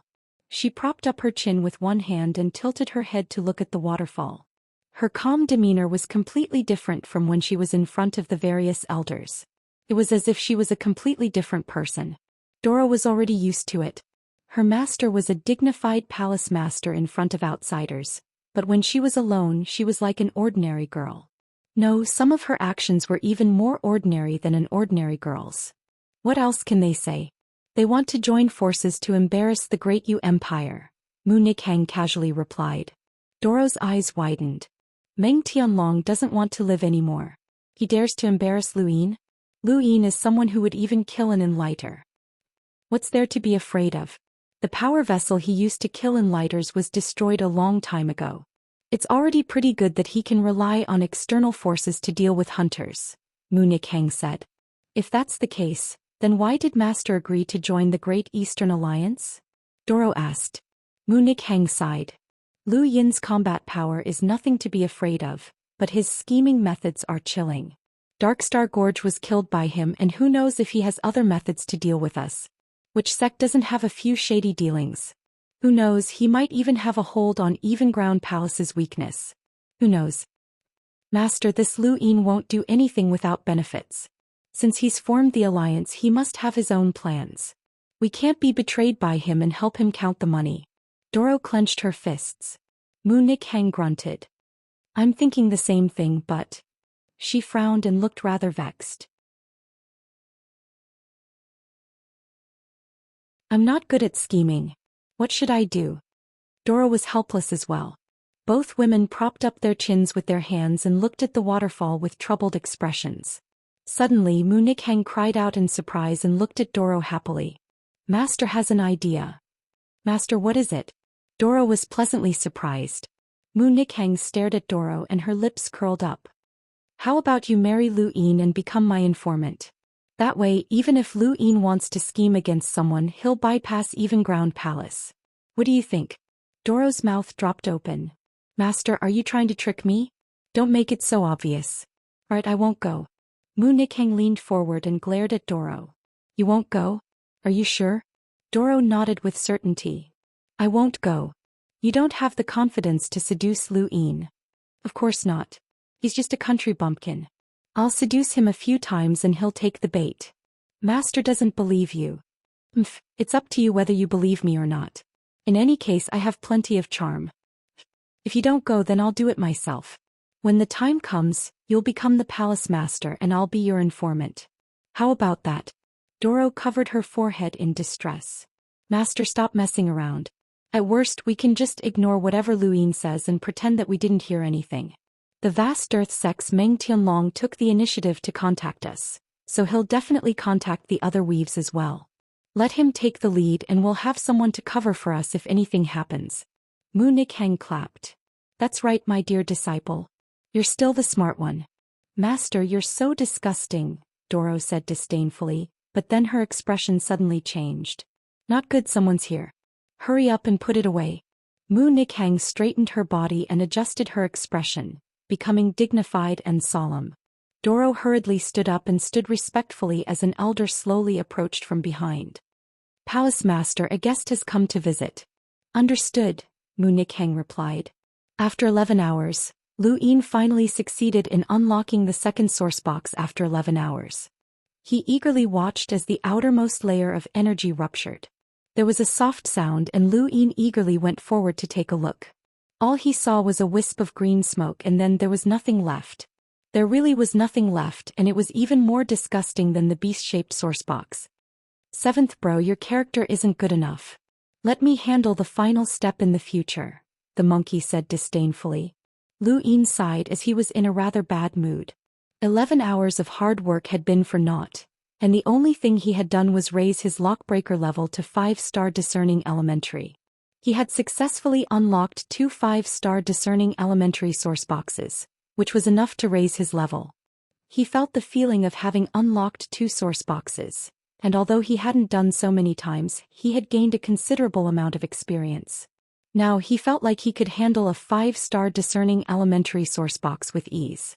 It was time to unlock a perceptive intermediate source box, but before that he needed to rest. He had just left the courtyard when he received a message that Wendy Yushan had come out of seclusion. Lu Yin immediately headed to the princess residence and barged in without notifying anyone. There he saw Wendy Yushan leisurely sitting in the garden and sipping tea. Lu Yin's sudden appearance caused Wendy Yushan to frown, and she casually tossed out the tea in her cup. The tea transformed into a sharp edge that swept out, causing the void to distort. Lu Yin raised a hand, opened his palm and grabbed at the edge of the tea. "I told you to notify me when you come in the future." Wendy Yushan calmly looked at Lu Yin with a trace of dissatisfaction in her eyes, but it was only a trace of helplessness. Lu Yin's expression was solemn as he walked over to Wendy Yushan and said, "I also told you not to go to the Dao Source sect alone. That place has already become a battlefield and it's too dangerous." Wendy Yushan poured herself a cup of tea. "I know. Then why did you still go?" Lu Yin frowned as he could not control his temper. He was very concerned about Wendy Yushan's safety. Wendy Yushan felt his concern and her heart warmed. She poured a cup of tea for Lu Yin as well. "I'm sorry." Lu Yin's anger calmed down. This woman in front of him was extremely proud and arrogant, and she had never submitted to anyone. She had a noble status, but she had already apologized to him twice. To a normal person, apologizing was very common, but to this woman, it was almost impossible to hear her say those words. Now, however, it was very easy for her to say them to him. Their relationship was becoming increasingly different. Friends, family, or something else. Perhaps in this universe he was the only one who could teach this woman a lesson. She was like his personal property.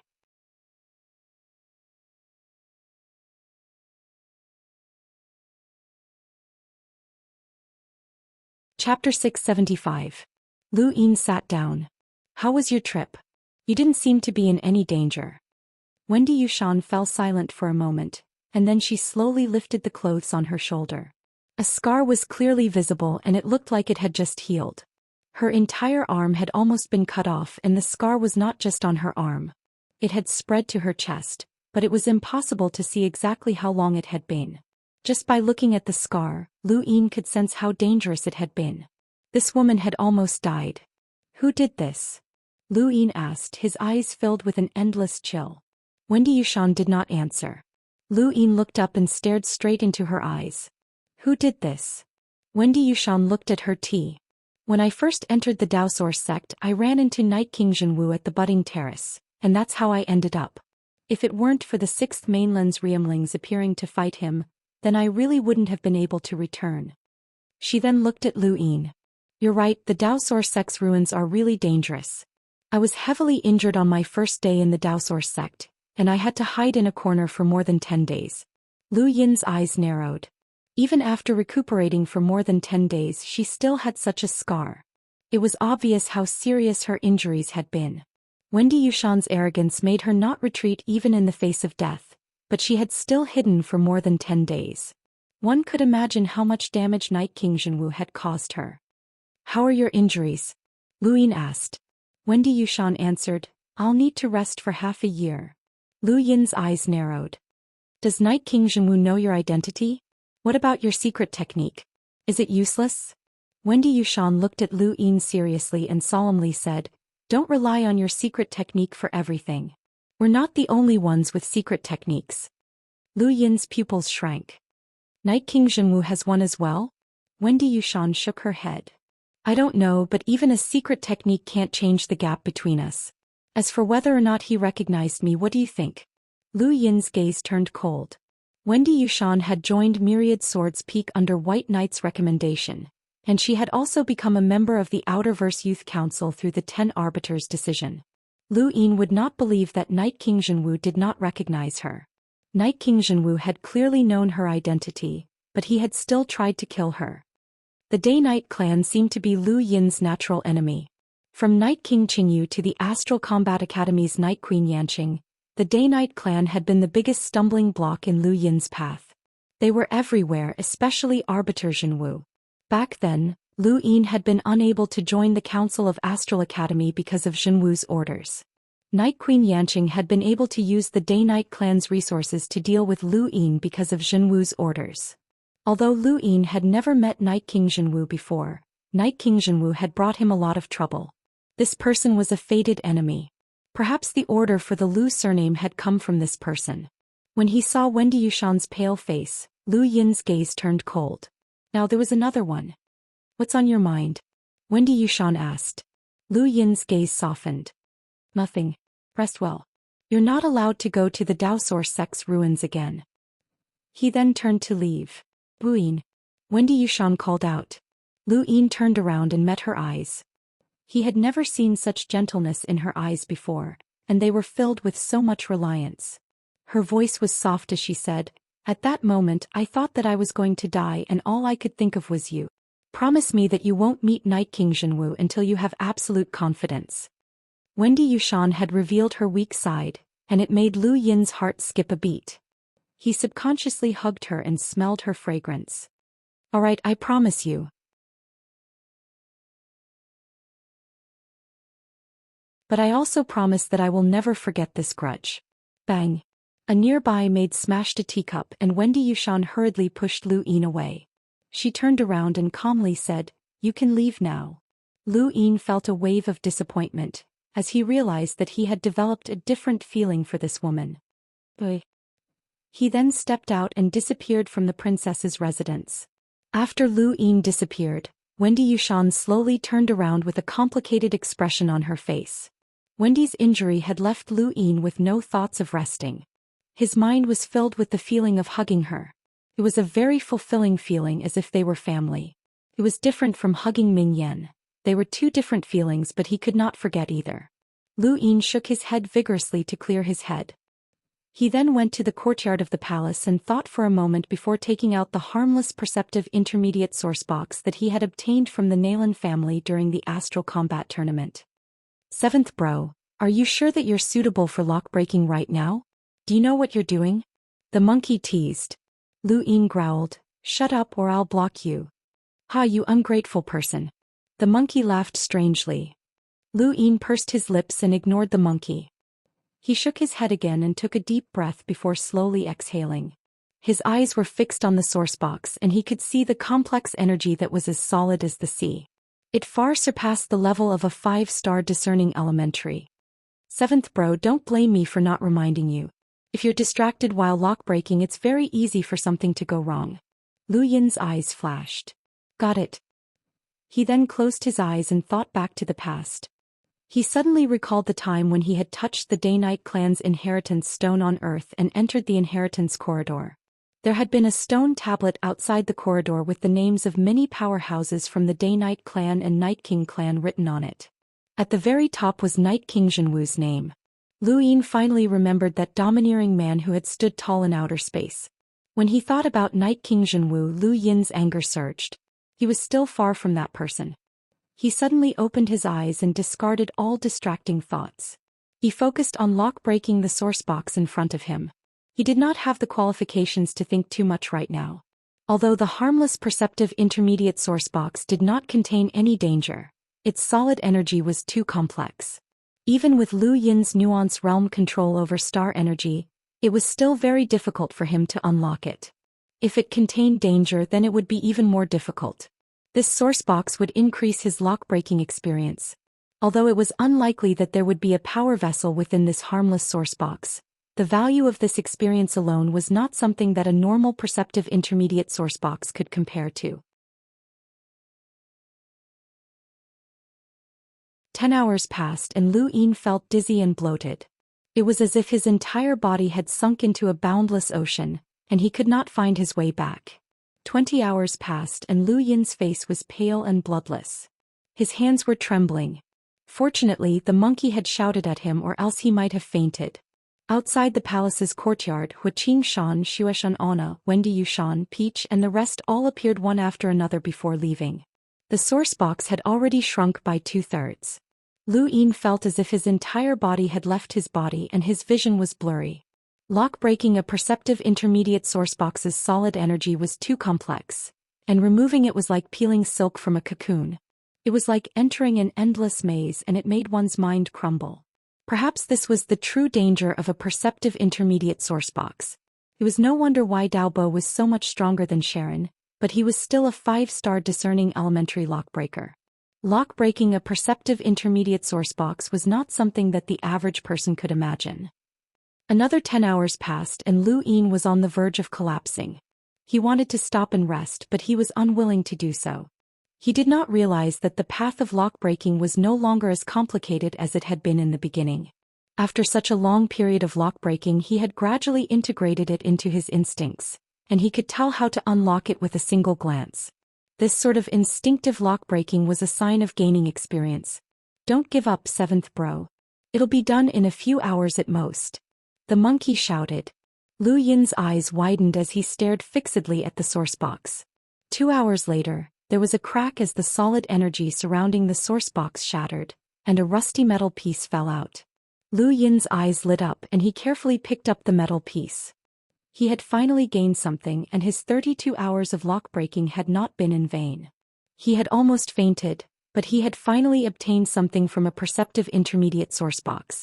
He carefully examined the metal piece in his hand and suddenly felt dizzy. He resisted the urge to fall, sat down cross-legged and went to sleep. He was too tired. Lock-breaking was not a battle, but it was sometimes even more tiring than a battle. It consumed a person's mental strength and it was easy to faint from exhaustion. There had been cases of lock-breakers who had gone crazy from excessive lock-breaking. Lock-breakers who had spent too much time lock-breaking had caused their brains to degenerate, causing them to go crazy or even self-destruct. Most 5-star discerning elementary lock-breakers would rest well before attempting to unlock a perceptive intermediate sourcebox. Lu Yin had first unlocked a 5-star discerning elementary sourcebox before moving on to unlock a perceptive intermediate sourcebox. Don't let Night King Zhenwu beat you to death. It'll be an injustice if you're forced to your death, the monkey gloated. Quite a few people came and left the palace's courtyard. Lu Yin slept for 3 days and only woke up on the morning of the 4th day. The moment he opened his eyes, he felt as if the air around him had become much clearer and everything felt more real. How was it, 7th bro? You didn't go crazy, did you? The monkey laughed. Lu Yin rubbed his head. If I went crazy, I'd definitely remember to bury you with me. Don't, I still want to enjoy life, the monkey said. He then urged Lu Yin, look at that piece of metal. It's good stuff. Lu Yin's heart skipped a beat as he recalled that he had successfully unlocked a perceptive intermediate sourcebox and had obtained a piece of metal. At this moment, the piece of metal was beneath his feet. He picked it up and looked at it over and over again, but there were no words or images on it. This is good stuff? Yes, it took me a long time to remember what this thing is. Let me test you. Do you know what this thing is made of? The monkey asked proudly. Lu Yin squeezed the piece of metal. He felt as if he had casually brushed his hand across it, but the metal had not left a single mark on it. Not even a single trace of rust had fallen off. This feeling was very similar to the large cauldron in the Daoist sect's ruins. It was also rusty and indestructible. What is it made of? Lu Yin asked. The monkey proudly answered, ordinary metal. Lu Yin frowned. Tell me the truth. It's the truth. It's ordinary metal, but there's something added to it. 7th bro, do you see any green spots on the metal? They look more like rust. Lu Yin looked carefully and there were indeed some green spots. Tell me.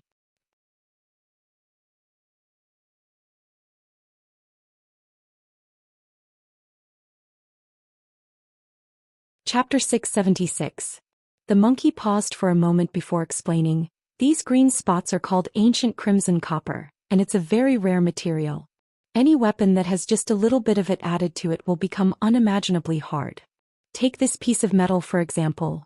You won't be able to move it, right? It's just ordinary metal mixed with a little bit of ancient crimson copper. Ancient crimson copper?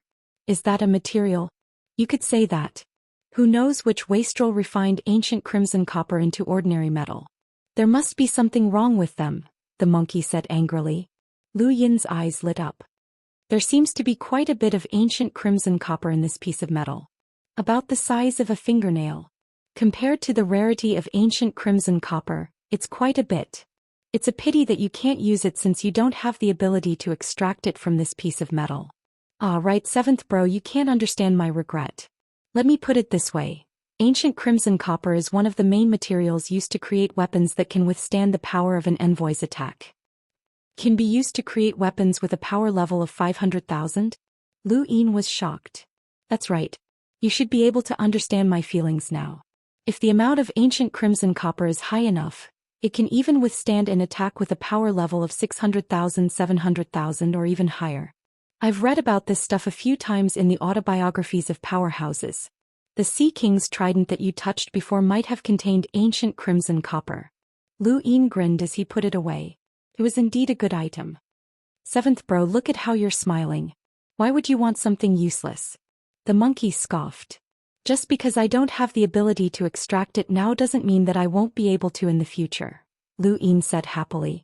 He had his die and he could extract anything if he rolled 2 pips. Ancient crimson copper was a good item. The monkey replied, by the time you have the ability to extract it, you won't even be interested in it. No, you might not even be able to live until then. Do you want to use this thing to accompany you to your grave? Lu Yin immediately blocked the monkey as the monkey's words were too harsh. He looked around and saw that there was still one more source box that he had yet to unlock, but he wasn't in a hurry. He walked out of the courtyard and saw Enya, Xianxia, Anna and the rest. He casually chatted with them and ate a delicious meal before returning to the courtyard. Right, he looked at his gadget and was pleasantly surprised to find that his lockbreaker rank had risen to 5 stars.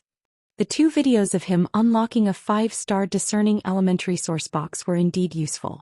If he could upload another video of him unlocking a perceptive intermediate source box, then he might have a chance of being recognized as a 1-star perceptive intermediate lockbreaker. Of course, the possibility of that happening was very low, and he would need to unlock at least 1 more perceptive intermediate source box. However, Lu Yin was not in a hurry, as his status as a 5-star discerning elementary lockbreaker was enough for him.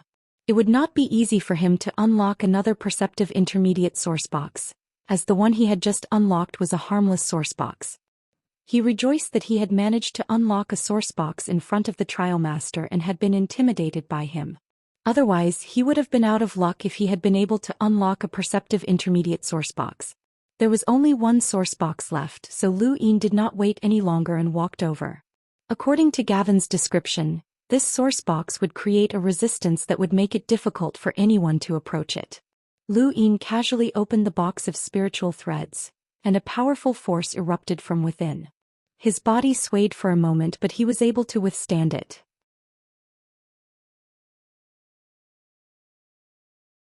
This force was enough to push back a normal explorer, but it was ineffective against Lu Yin. Let's begin. He exhaled and activated his serious art to begin his lock breaking. This time he felt that his lock breaking was completely different from before. Not only was his speed much faster, but he also instinctively knew how to dissolve the solid energy more effectively. It was as if he had done it thousands of times before. The experience he had gained from unlocking a perceptive intermediate source box had allowed him to experience a qualitative leap. Although he might not be able to reach the level of a perceptive intermediate lockbreaker, he was still considered one of the top discerning elementary lockbreakers.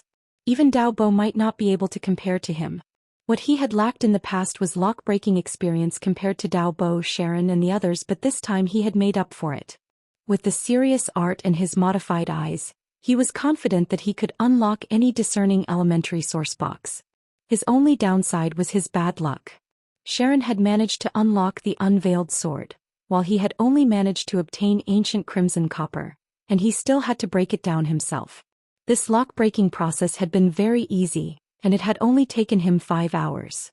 It had been faster than ever before, as this was a 5-star discerning elementary source box. Unfortunately, the item inside had evaporated the moment it came into contact with the air. It was a piece of stone with an image carved into it, but Lu Yin had not been able to see it clearly. "Seventh bro, you're so clumsy," the monkey grumbled. Lu Yin stretched lazily and checked the time. It was time to head to Source Peak Weave. Lu Yin had long since decided that he would only bring Aiden with him. Aiden had arrived at the Great Yu Empire 2 days ago, and Lu Yin had still been unconscious at the time. Thus the two had not met yet. When they met again, Lu Yin noticed that Aiden's aura had become even more vigorous. "It looks like you've absorbed the spoils of the war in Iron Blood Weave," Lu Yin said with a smile. During the Astral Beast Domain's invasion, Aiden had been at the forefront of every battle, and his contributions had been enormous. It was indeed easy to exchange all of that for rewards that could increase one's strength. Aiden looked at Lu Yin in amazement. "Your strength has increased quite a bit as well." "Of course, I've become an explorer." "That's not what I'm talking about. It's not like I haven't seen your strength when you became an explorer.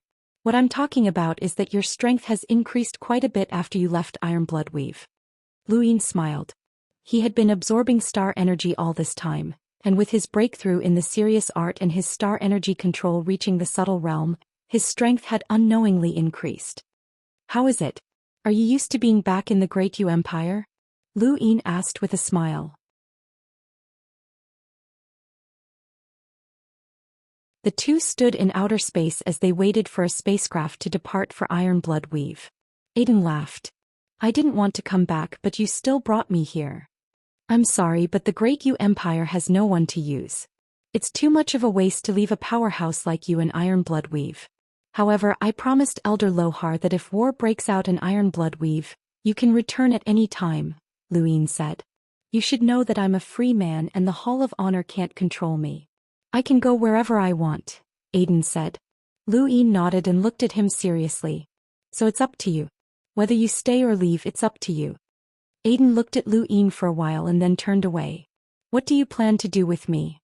"Captain of the Great Yu Empire's 4th Imperial Squadron," Lu Yin said solemnly. "Sure, but I'll make it clear that I can come and go at any time," Aiden said. Lu Yin nodded. "Of course." Soon a radiant-grade mid-sized aurora appeared. The two stepped out and entered the ship. There were still 10 days until the lockbreaker competition, and the journey would take 5 days, so Lu Yin was not in a hurry. At the same time, in the distant heavens, a fashionably dressed man had a depressed expression. "How unlucky. We actually ran into spatial turbulence and our spacecraft was destroyed. It's too tiring to fly directly to Source Peak Weave, and the competition will probably be over by the time we arrive. Who can give me a lift?" He looked around as he spoke. His luck was good as a spacecraft entered his view and quickly flew off into the distance. The fashionably dressed man's eyes lit up, and he took a step forward to appear directly in front of the spacecraft. He then charged towards it like a fool. Within the spacecraft's command center, everyone stared blankly at the man charging towards them. Was this guy stupid? There was a whoosh, and just as the man was about to crash into the spacecraft, he suddenly vanished, followed by a knock on the door. Everyone in the spacecraft looked at each other and the captain gritted his teeth. "It's an explorer. Let him in." The fashionably dressed man entered the spacecraft and hugged the captain gratefully. "Thank you so much. I can tell that you're the captain. Thank you so much for letting me in." The captain's body ached from the man's hug as the man's arms were like steel. "Brother, you're welcome." The man released the captain and said gratefully, "Captain, you're such a good person. Not only did you let me in, but you also wanted to send me to Source Peak Weave. You're too nice." The people around them were confused. "Source Peak Weave? When did they say that they wanted to go there?" The captain asked. "Brother, you want to go to Source Peak Weave? That's too bad. There was a thump as the spacecraft shook. The man slammed his palm against the wall of the spacecraft, leaving a deep imprint. "There's a bug." He then looked at the captain. "What did you just say?" The captain gulped. "Nothing, it's just on the way." The fashionably dressed man grinned and patted the captain's shoulder. "Good brother, you're such a nice person. My name is Ku Wei, but everyone can call me Brother Wei." "You're welcome, Everyone fell silent. In the astral wilderness, a spacecraft charged towards the outerverse. Inside was a middle-aged man with his eyes tightly shut. Suddenly, the spacecraft sounded an alarm and the middle-aged man opened his eyes. A beast-like figure raised its claws and pressed down. The middle-aged man was terrified. No, there was a thump as the spacecraft exploded. The middle-aged man was sent flying by a tremendous force, and he hovered in space awkwardly as he stared ahead.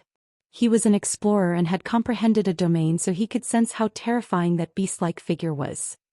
Was this a modified machine? The middle-aged man rubbed his eyes and looked again.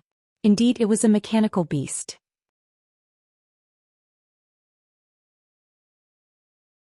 The beast slammed down with its claws again, and the middle-aged man gritted his teeth and turned to flee. However, the beast caught up in the blink of an eye, and two metal chains extended from its claws to grab the man.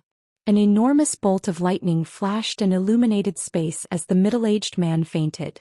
The beast-like machine arrived in front of the middle-aged man and reached out to replace the man's brain with a chip. In the Great Yu Empire's underground science and technology department, dozens of people cheered. Banjo excitedly looked at the simplified version of the core control in front of him. He had finally succeeded. The most difficult technical problem had been solved, and he had also obtained the support of the Eastern Weave's resources. He could now complete the modified humans a month ahead of schedule, and they could also be upgraded with more materials. This was great news. Shalash, the vice-captain of the 12th Imperial Squadron, hurriedly congratulated him, and the entire science and technology department cheered. Only those who had personally participated in the creation of these modified humans knew that they had limitless possibilities. This was a revolutionary technological weapon. Banjo approached the core control and watched it absorb star energy on its own. He laughed heartily and sealed off the department, forbidding anyone from approaching. He had to complete the creation of the other components. That night, a figure sneaked in and secretly placed the detonators in various locations of the department. His lips curled up in a pleased smile as he slipped out again. Just as he left the Science and Technology Department, a hand appeared on his shoulder.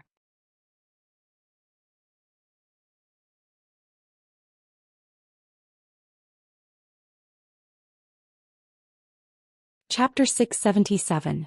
The figure's hair stood on end, and when he turned around he saw Banjo's gloomy expression. Captain. Banjo exerted some force and the figure howled as his shoulder was crushed.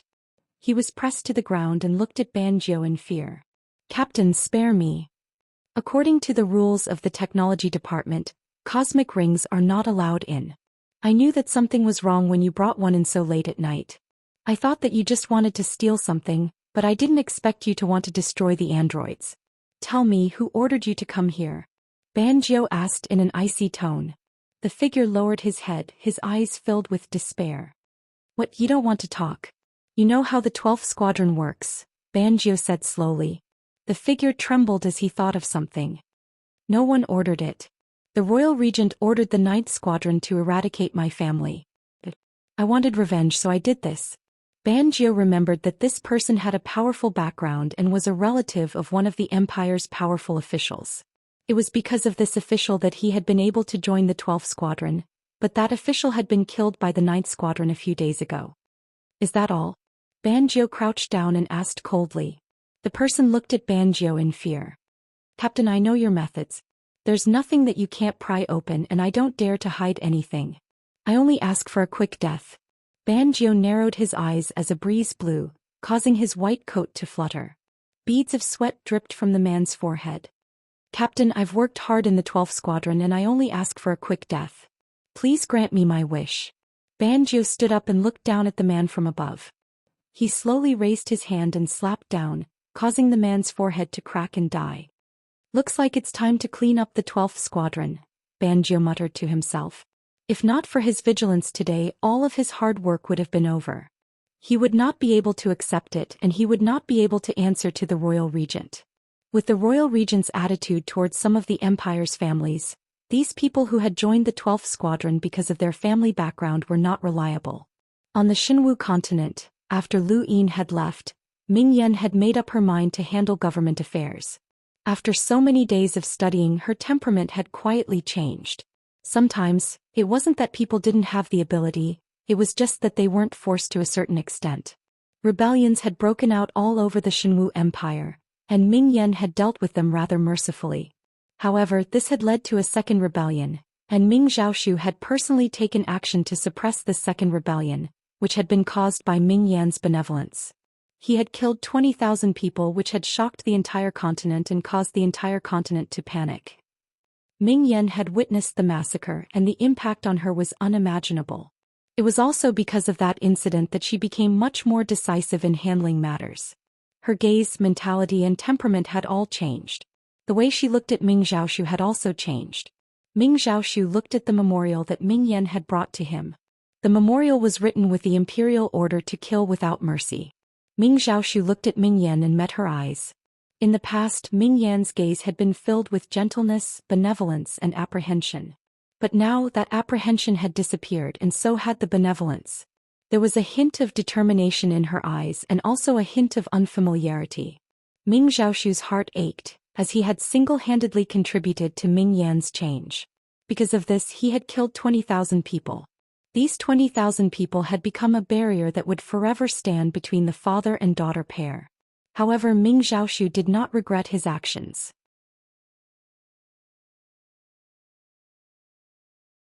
His life force was rapidly depleting and it would not be long before he died.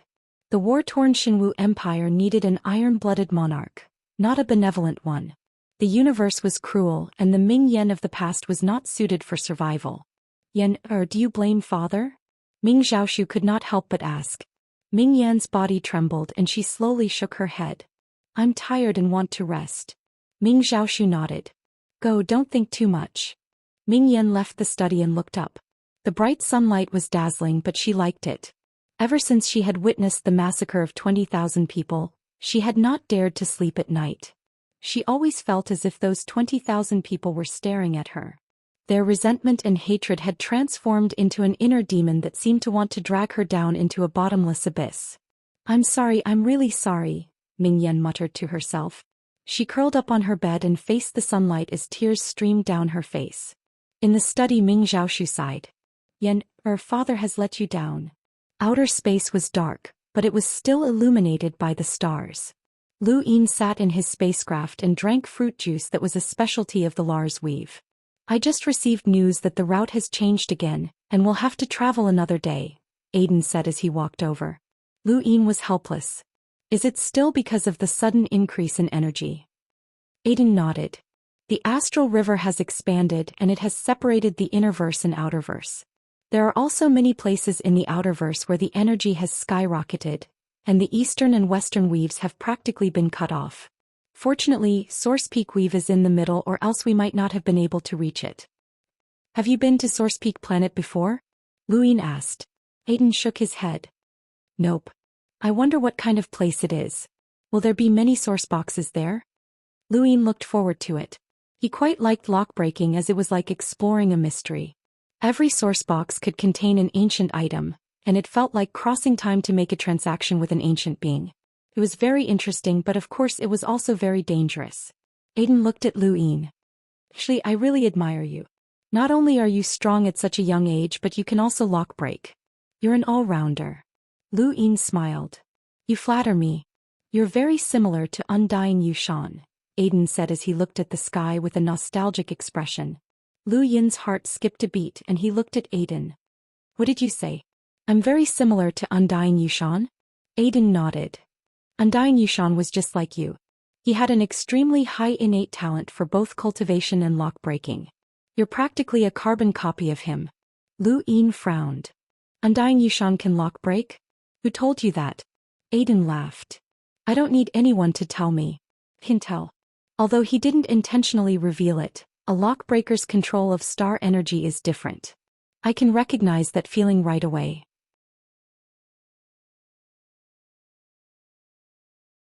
Lu Yin's eyes flickered. Undying Yushan could lock break? No one had ever told him that before, but it didn't matter. He was already dead, so what else was there to say? Up ahead, a spacecraft was heading in their direction. Lu Yin's expression changed when he saw the spacecraft. Be careful. Aiden was on high alert. Enemies? Lu Yin's eyes narrowed as he stared at the spacecraft in front of them. He could see 3 enormous rune lines within it, and the weakest one was comparable to Xueshan Anna's. This meant that there were 3 hunters in those 3 spacecraft, and the strongest one had rune lines comparable to a peak hunter like Kong Shi, which was not much weaker than Aiden's. That spacecraft brushed past Lu Yin's spacecraft, and suddenly the 3 rune lines rushed over. Lu Yin's eyes went wide.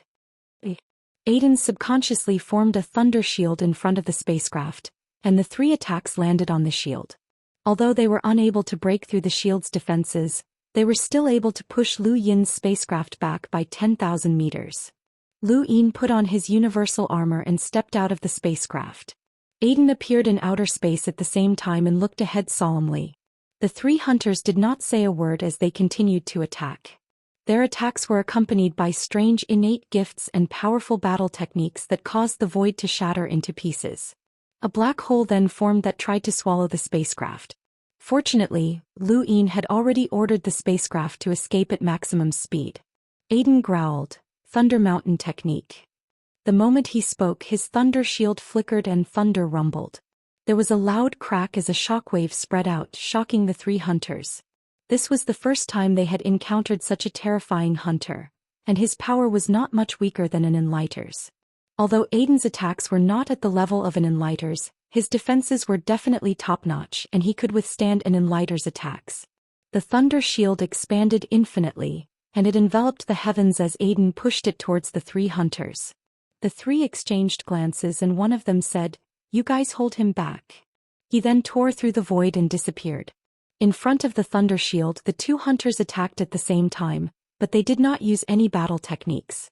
They had already tried, but they could not break through the shield no matter what they did. It was the same whether they used battle techniques or not.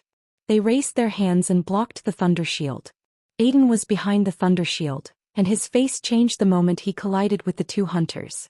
He could feel the star energy in his thunder shield rapidly depleting, and it felt like his battle technique was being disintegrated. Or rather, they were lock-breaking. These two were lock-breakers. Oh no, there's another one. Aiden turned around. "Be careful." Lu Yin looked to his right as he had already seen a hunter tearing through the void towards him. It was the strongest peak hunter, and he had sent a palm towards Lu Yin from a distance. It was clearly a very ordinary attack, but for some reason Lu Yin felt an extreme sense of danger.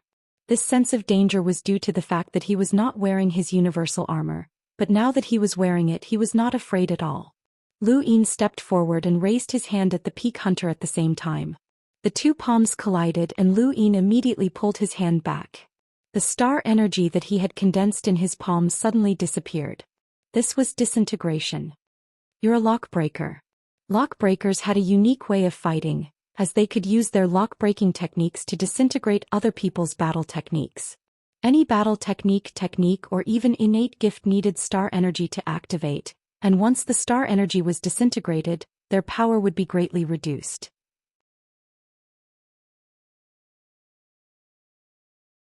This was one of the reasons why lockbreakers had such a high status in the universe.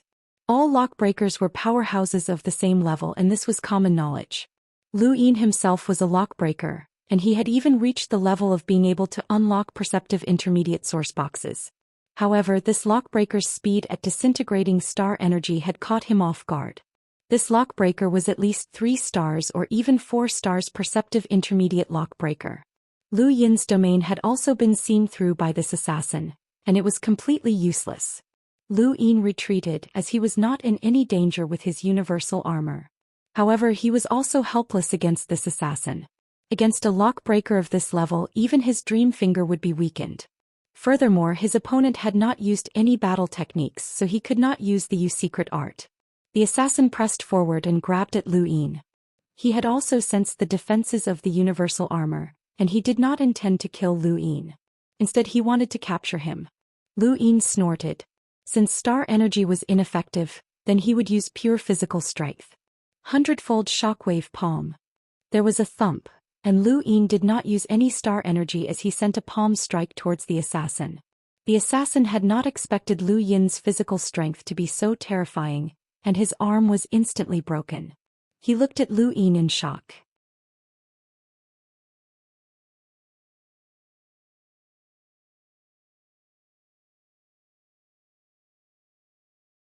Chapter 678.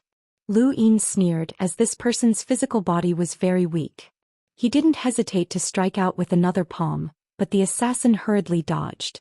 Lu Yin's palm missed, and the tremendous force behind it distorted the void, causing the assassin's scalp to go numb.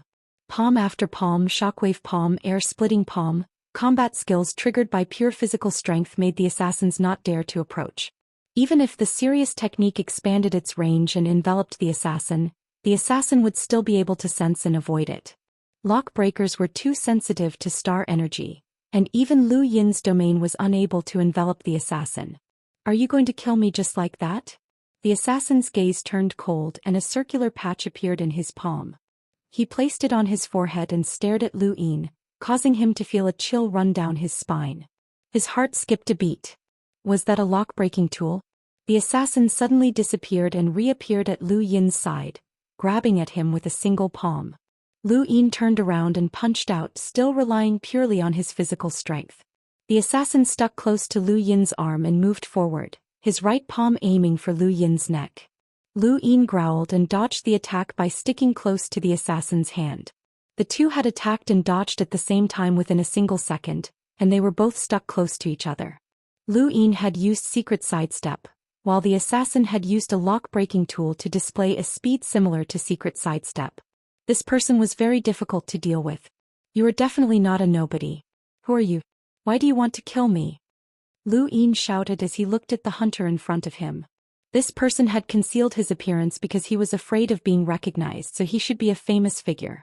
With such incredible lock-breaking skills, he might even know this person. Suddenly, there was a loud explosion in the distance that was accompanied by a thunderous boom. The two hunters who had been delaying Aiden were sent flying while coughing up blood. Aiden's 9-lined battle force was wrapped around his body. Retreat, the peak hunter barked as he tore through the void and left. The other two fled without hesitation. Aiden wanted to chase after him, but after looking at Lu Yin, he decided against it. Are you all right? Aiden asked. Lu Yin shook his head and took off his universal armor. His face was gloomy. They're lockbreakers, and not just any lockbreaker. They were even able to break down my thunder shield, so they should be at the perceptive intermediate level. If it weren't for my 9-line battle force, then it wouldn't have been easy to deal with those two, Aiden muttered. Lu Yin looked into the distance. Who has the ability to mobilize 3 perceptive intermediate lockbreakers at once? There aren't many perceptive intermediate lockbreakers in the entire Outerverse Lockbreaker Society, so let's just say. Aiden patted him on the shoulder. Let's return to the spacecraft first. We'll know when we reach Source Peak Planet. Lu Yin nodded. Although there were only 3 hunters attacking this time, it was far more dangerous than the previous time when there had been 5 hunters. If not for Aiden, then this battle would have continued. Even Xianxia and the blind monk would not have been able to face a perceptive intermediate lockbreaker on their own, as they would have been completely suppressed. When he returned to the spacecraft, Lu Yin fell into deep thought. Was there a connection between the Lockbreaker Society and the Lockbreaker competition? Or could it be that someone in the Eastern Weaves had asked these 3 lockbreakers to kill him? That shouldn't be the case, as lockbreakers weren't assassins. Unless it was the Day-Night clan. Lu Yin's gaze turned cold. If it was the Day-Night clan, then it was possible that they had asked these 3 lockbreakers to take action.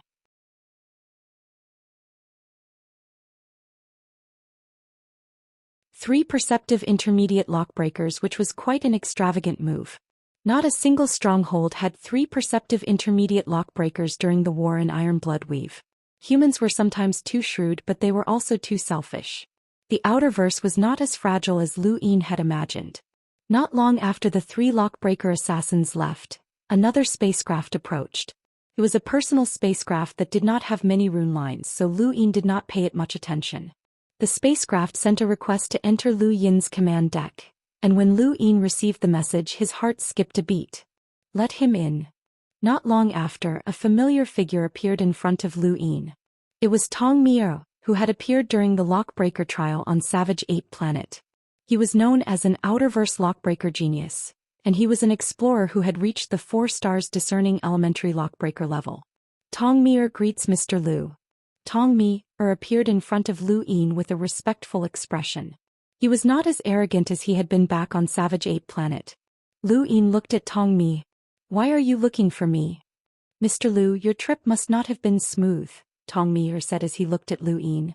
Lu Yin gestured for Tong Miao to sit down and had someone bring over 2 cups of fruit juice from Lars Weave. Have a taste. It's not bad. Tong Miao's eyes flashed. Mr. Lu, don't you want to know who attacked you?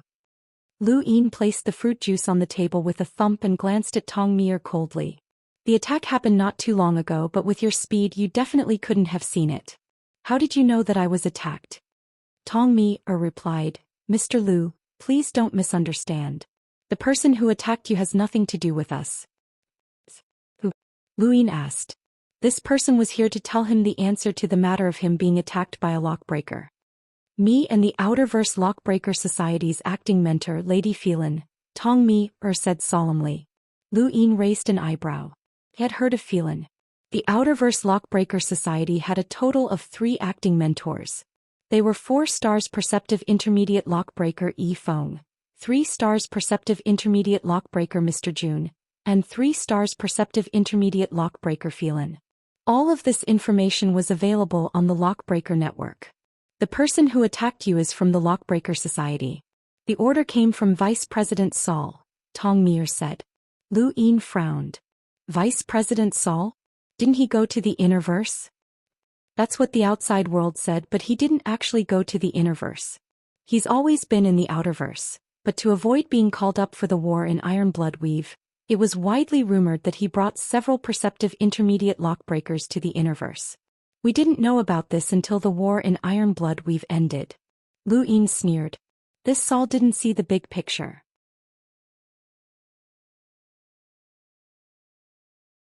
If the war in Ironblood Weave had failed and the Astral Beast domain had invaded, Saul would have died as well. No, it was also possible that he would have joined the Astral Beast domain. Saul has always wanted to take control of the Outerverse Lockbreaker Society, but President Jeffrey has always suppressed him. Now that the Innerverse and Outerverse have been separated, Jeffrey has truly been isolated from the Innerverse. Saul began his plans, and in a short period of time he recruited several Perceptive Intermediate Lockbreakers. He also wants to use this Lockbreaker competition to let his disciple, Deng Pu, obtain true insight. Your existence is a threat to him, which is why he sent someone to assassinate you, Tong Mi explained. Lu Yin was puzzled. As the vice president, shouldn't he be able to obtain true insight whenever he wants? Why would he need to organize a Lockbreaker competition? Of course not. The Lockbreaker Society is too important, and President Jeffrey has always been on guard against Saul. He's set up many rules, and as long as Saul doesn't want to provoke the public, he has to follow the rules. Furthermore, there's an honorary vice president of the Lockbreaker Society known as Fiendly, and he's the one who's keeping Saul in check. What's the strength of his disciple, Deng Pu? Lu Yin was curious.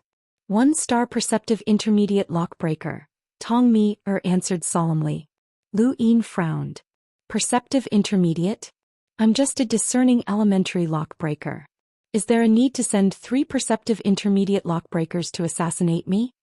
Tong Mi shook his head. You're different. You're the actual controller of the Great Eastern Alliance, and you have a record of killing Enlighters. Your existence itself is an accident, and even if you're just a 1-star discerning elementary lockbreaker, Saul still thinks that you should be eliminated. Lu Yin felt honored when he heard this, as he was such a great threat to others. It seemed that Saul was the reason why he hadn't been notified of the Lockbreaker competition. Why are you telling me this? What does Lady Phelan, who's behind you, want from me? Tong Mi answered seriously. Lady Phelan wants to join forces with you to deal with Saul. Lu Yin laughed. You said that I have the strength to kill Enlighters. If it's confirmed that Saul sent people to assassinate me, then I'll deal with him directly. Why would Phelan interfere? Isn't it better to just sit back and wait for the fishermen to reap the benefits? Tong Mi smiled bitterly. You don't understand Saul's strength at all. He's a peak hunter, and he's also a boundless advanced lockbreaker. Lu Yin's eyes narrowed. Boundless advanced was a level that would instill fear in those who heard it. It was said that those who had reached the boundless advanced lockbreaker would possess unimaginable lockbreaking abilities, and their strength would also undergo a qualitative change. A boundless advanced lockbreaker was equivalent to an enlighter, and this person was also a peak hunter. Saul actually had the ability to break through to the enlighter realm a long time ago, but he's been waiting for true insight. Once he obtains it and studies it, then it's very likely that he'll be able to use it to become an extremely powerful enlighter who can rival President Jeffrey. He's not someone that the enlighters you've killed before can compare to, Tong Mi explained. He paused for a moment, and when he saw Lu Yin's calm expression, he continued, Let's put it this way. President Jeffrey once killed 5 enlighters during the war with the technocracy without suffering any injuries. Lu Yin's pupils shrank and a chill ran down his spine. A single person had killed 5 Enlighters without suffering any injuries. He was completely unscathed. This was truly abnormal. Even in the cruelest battlefield in Iron Blood Weave, no one had been able to kill 5 Enlighters at the same time.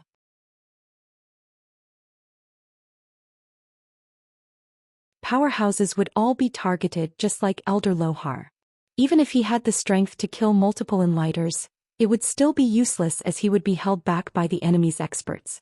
If Jeffrey had been able to kill 5 Enlighters under such circumstances, then that would be terrifying. So you're saying that true insight can allow Saul to become as strong as President Jeffrey? Luin asked. Tong Mi nodded. That's what Lady Phelan said. The contents of true insight are useless against us, and it's even useless against perceptive intermediate lockbreakers. It's only useful against boundless advanced lockbreakers.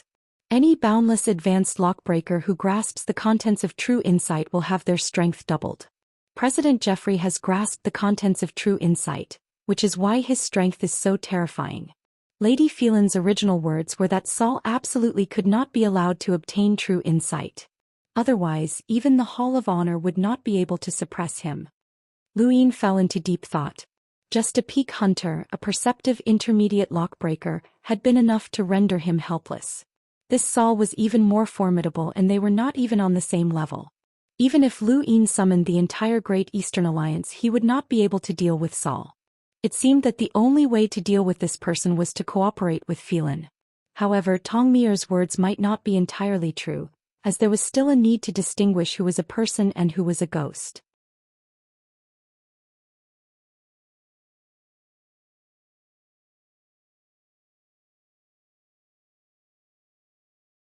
Chapter 679. What does Phelan want me to do? Luin asked. Tong Mi relaxed when he saw that Luin had been persuaded.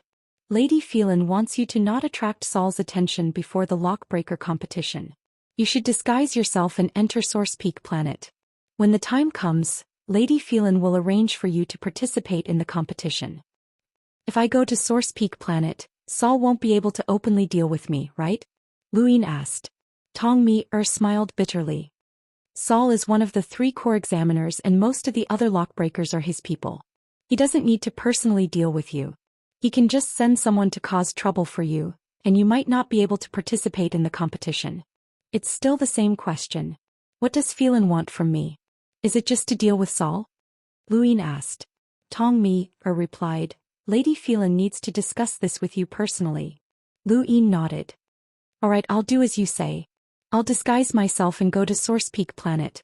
Source Peak Weave was located in the east of the central region of the Outerverse, and it was close to the Astral River. It was a very prosperous weave, and because the Lockbreaker Society's headquarters was located in Source Peak Weave, it became the weave with the most lockbreakers. Source Peak Planet was located in the south of Source Peak Weave, and it was a large green planet filled with vegetation. The environment was beautiful, and unlike other planets, Source Peak Planet's surface extended outwards. 3 continents protruded from the surface of Source Peak Planet, making it look like a piece of machinery from a distance. These 3 continents were where the Lockbreaker Society's examinations were conducted, and each continent was overseen by a core examiner. Every year, countless people would come to Source Peak Planet to undergo the examinations in hopes of becoming a lockbreaker, but very few succeeded.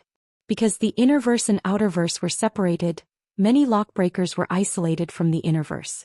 Even so, there were still many lockbreakers on Source Peak Planet. There were 630,000 registered lockbreakers in the entire Lockbreaker Society, and Source Peak Planet had nearly 10,000 lockbreakers throughout the year. Although most of these lockbreakers had never successfully unlocked a lockbreaker before, there were still a few who had reached the perceptive intermediate level. However, the outside world was not aware of this, and only the president and vice president were aware of the situation on Source Peak Planet. Source Peak Planet was very large, and there were many lockbreakers scattered all over the planet. The place that these lockbreakers yearned for the most was the Hall of Insight, which was the Outerverse Lockbreaker Society's headquarters' holy land. Only lockbreakers who had reached the perceptive intermediate lockbreaker level were allowed to enter. It was rumored that the Hall of Insight contained sourcebox arrays that had been set up by boundless advanced lockbreakers, and anyone who entered would be able to comprehend the arrays. Some perceptive intermediate lockbreakers stayed in the Hall of Insight all year round just to comprehend the arrays and become boundless advanced lockbreakers.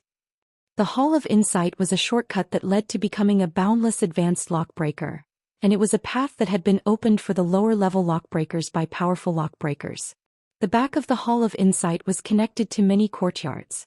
These were the residences of the Guild Master, Vice Guild Master, and the others. Each courtyard was very large. Within one of the courtyards, Mr. June stood with his hands clasped behind his back as he stood beside a stone table. As a perceptive intermediate lockbreaker and one of the trial mentors, Mr. June had a very high status in the Outerverse Lockbreaker Society, and he was also very famous.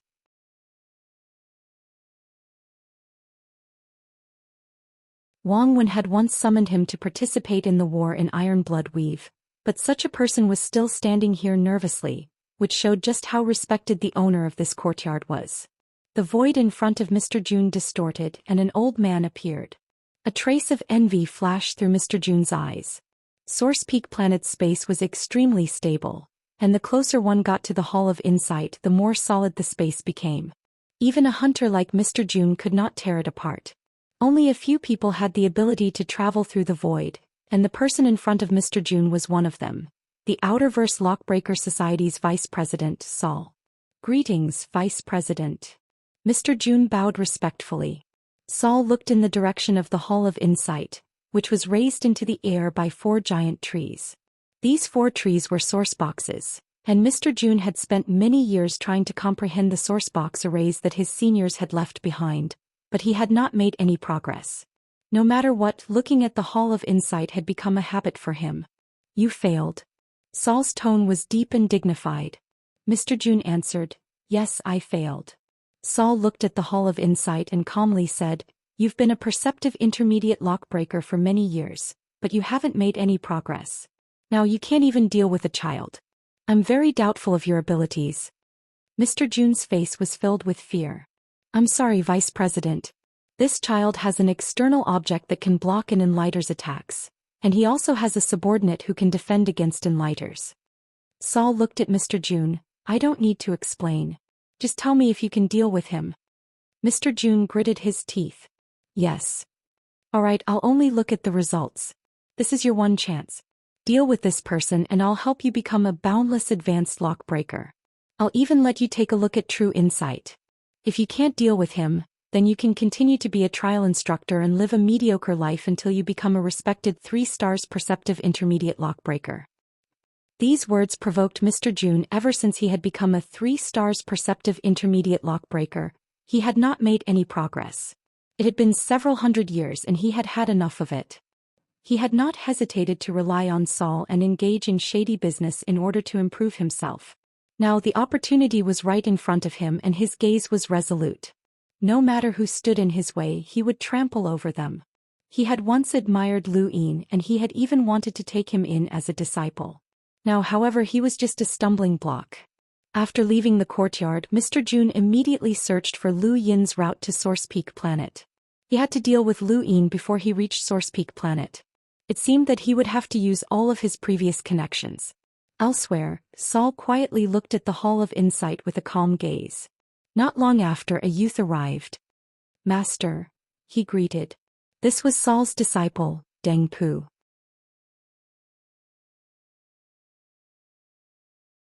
He was a genius who had become a 1-star perceptive intermediate lockbreaker at such a young age, and his reputation in the Outerverse surpassed even that of Sharon and the others. In the entire Lockbreaker Society he was only second to the Distinguished 5. Saul did not speak and the atmosphere was rather silent. Master, is there a need to deal with Lu Yin? He's just a 5-star discerning elementary lockbreaker and he just recently advanced. He shouldn't be a threat to me, Deng Pu said respectfully. Saul frowned. I don't like words like shouldn't be. Deng Pu hurriedly replied, This person definitely isn't a threat to me, so please rest assured, Master. Saul calmly replied, A person will encounter many opportunities in their life, and some will be able to grasp them while others will not. This Lu Yin has turned misfortune into blessings, and he was able to survive a storm in Tempest Flow Zone. He was recognized by the Sea King and he stole the Pyrolite mine. He was even able to survive the war in Iron Blood Weave, and now he's someone that even the Hall of Honor wants to protect. His opportunities far surpass yours, and this kind of person will naturally have their own protection.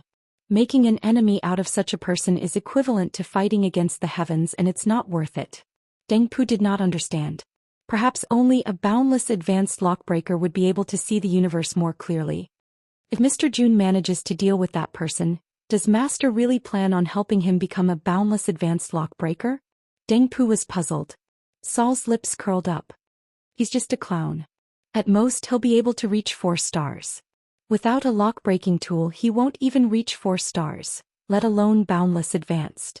This kind of person only needs illusions, so what's the point of giving it to him? Then what about true insight? You're asking too many questions. Saul's tone was stern. Deng Pu hurriedly lowered his head and admitted his mistake. Although there aren't many lockbreakers in the Outerverse who can threaten you, and I've already dealt with those from the older generation, there are still some people that you have to be careful of. For example, Shi-Chi. That fish of hers is very strange, so it's best if you don't let her appear, Saul sternly warned. Deng Pu hurriedly agreed. The decennial lockbreaker competition would usually attract many lockbreakers to participate, and the weakest participating lockbreakers were 3 stars or discerning elementary lockbreakers. However, this competition was different, as even many 1-star discerning elementary lockbreakers were participating. The reason for this was that the Innerverse and Outerverse had been separated, and many lockbreakers felt that this was their opportunity. There were not that many powerful lockbreakers participating, so the competition was much smaller. At Source Peak Planet Space Station, spacecraft after spacecraft lined up to enter, extending into outer space. Lockbreakers were not the only ones participating in the lockbreaker competition, as this was an opportunity for lockbreakers to expand their influence. Thus, many important figures were invited to participate, such as the most famous Outerverse 4 great corporations or some Weave's leading powers. Inside a small spacecraft, a youth held his head high as several lackeys took turns to flatter him. Big Brother will definitely amaze the world this time and become the youngest champion in the history of the lockbreaker competition. That's right, Big Brother will definitely be able to suppress everyone and increase his level. He'll also gain the favor of the president and vice president, enter the Hall of Insight, marry a beautiful genius and reach the pinnacle of life. Big Brother, when the time comes, don't forget about your lackeys who are working hard to serve you. Let us congratulate Big Brother on your victory and for your name to shake the heavens.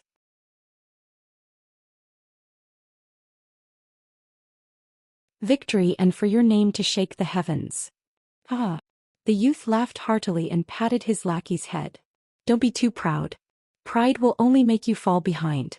Your big brother is only a 2-star discerning elementary lockbreaker, and that's not enough, not enough. Ah! The surrounding lackey's flattery poured down like a waterfall, and the youth's heart was bursting with joy. Suddenly, the youth looked out into outer space with a stunned expression, and his expression gradually changed. The surrounding lackeys were puzzled. Big brother, what are you looking at? I'll help you. The youth pointed at a man standing in outer space. Him. The lackey stepped forward and suddenly shouted, "That brat, our big brother is calling for you. Come here." The youth was almost frightened to death, and he quickly pressed his lackey down and bowed apologetically towards outer space. The man in outer space only glanced at him and then ignored him. He then took a step forward and disappeared. The lackey was almost suffocated by the youth's pressure, and his face turned red. Big brother, what's wrong? When the youth saw that the man had left, he relaxed and glared at his lackey. You almost got me killed. The surrounding lackeys blinked in confusion. Do you know who he is? He's metal straight. The youth shouted with an ugly expression.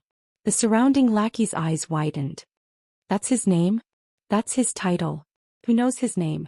That person is a 5-star discerning elementary lockbreaker and a cruiser.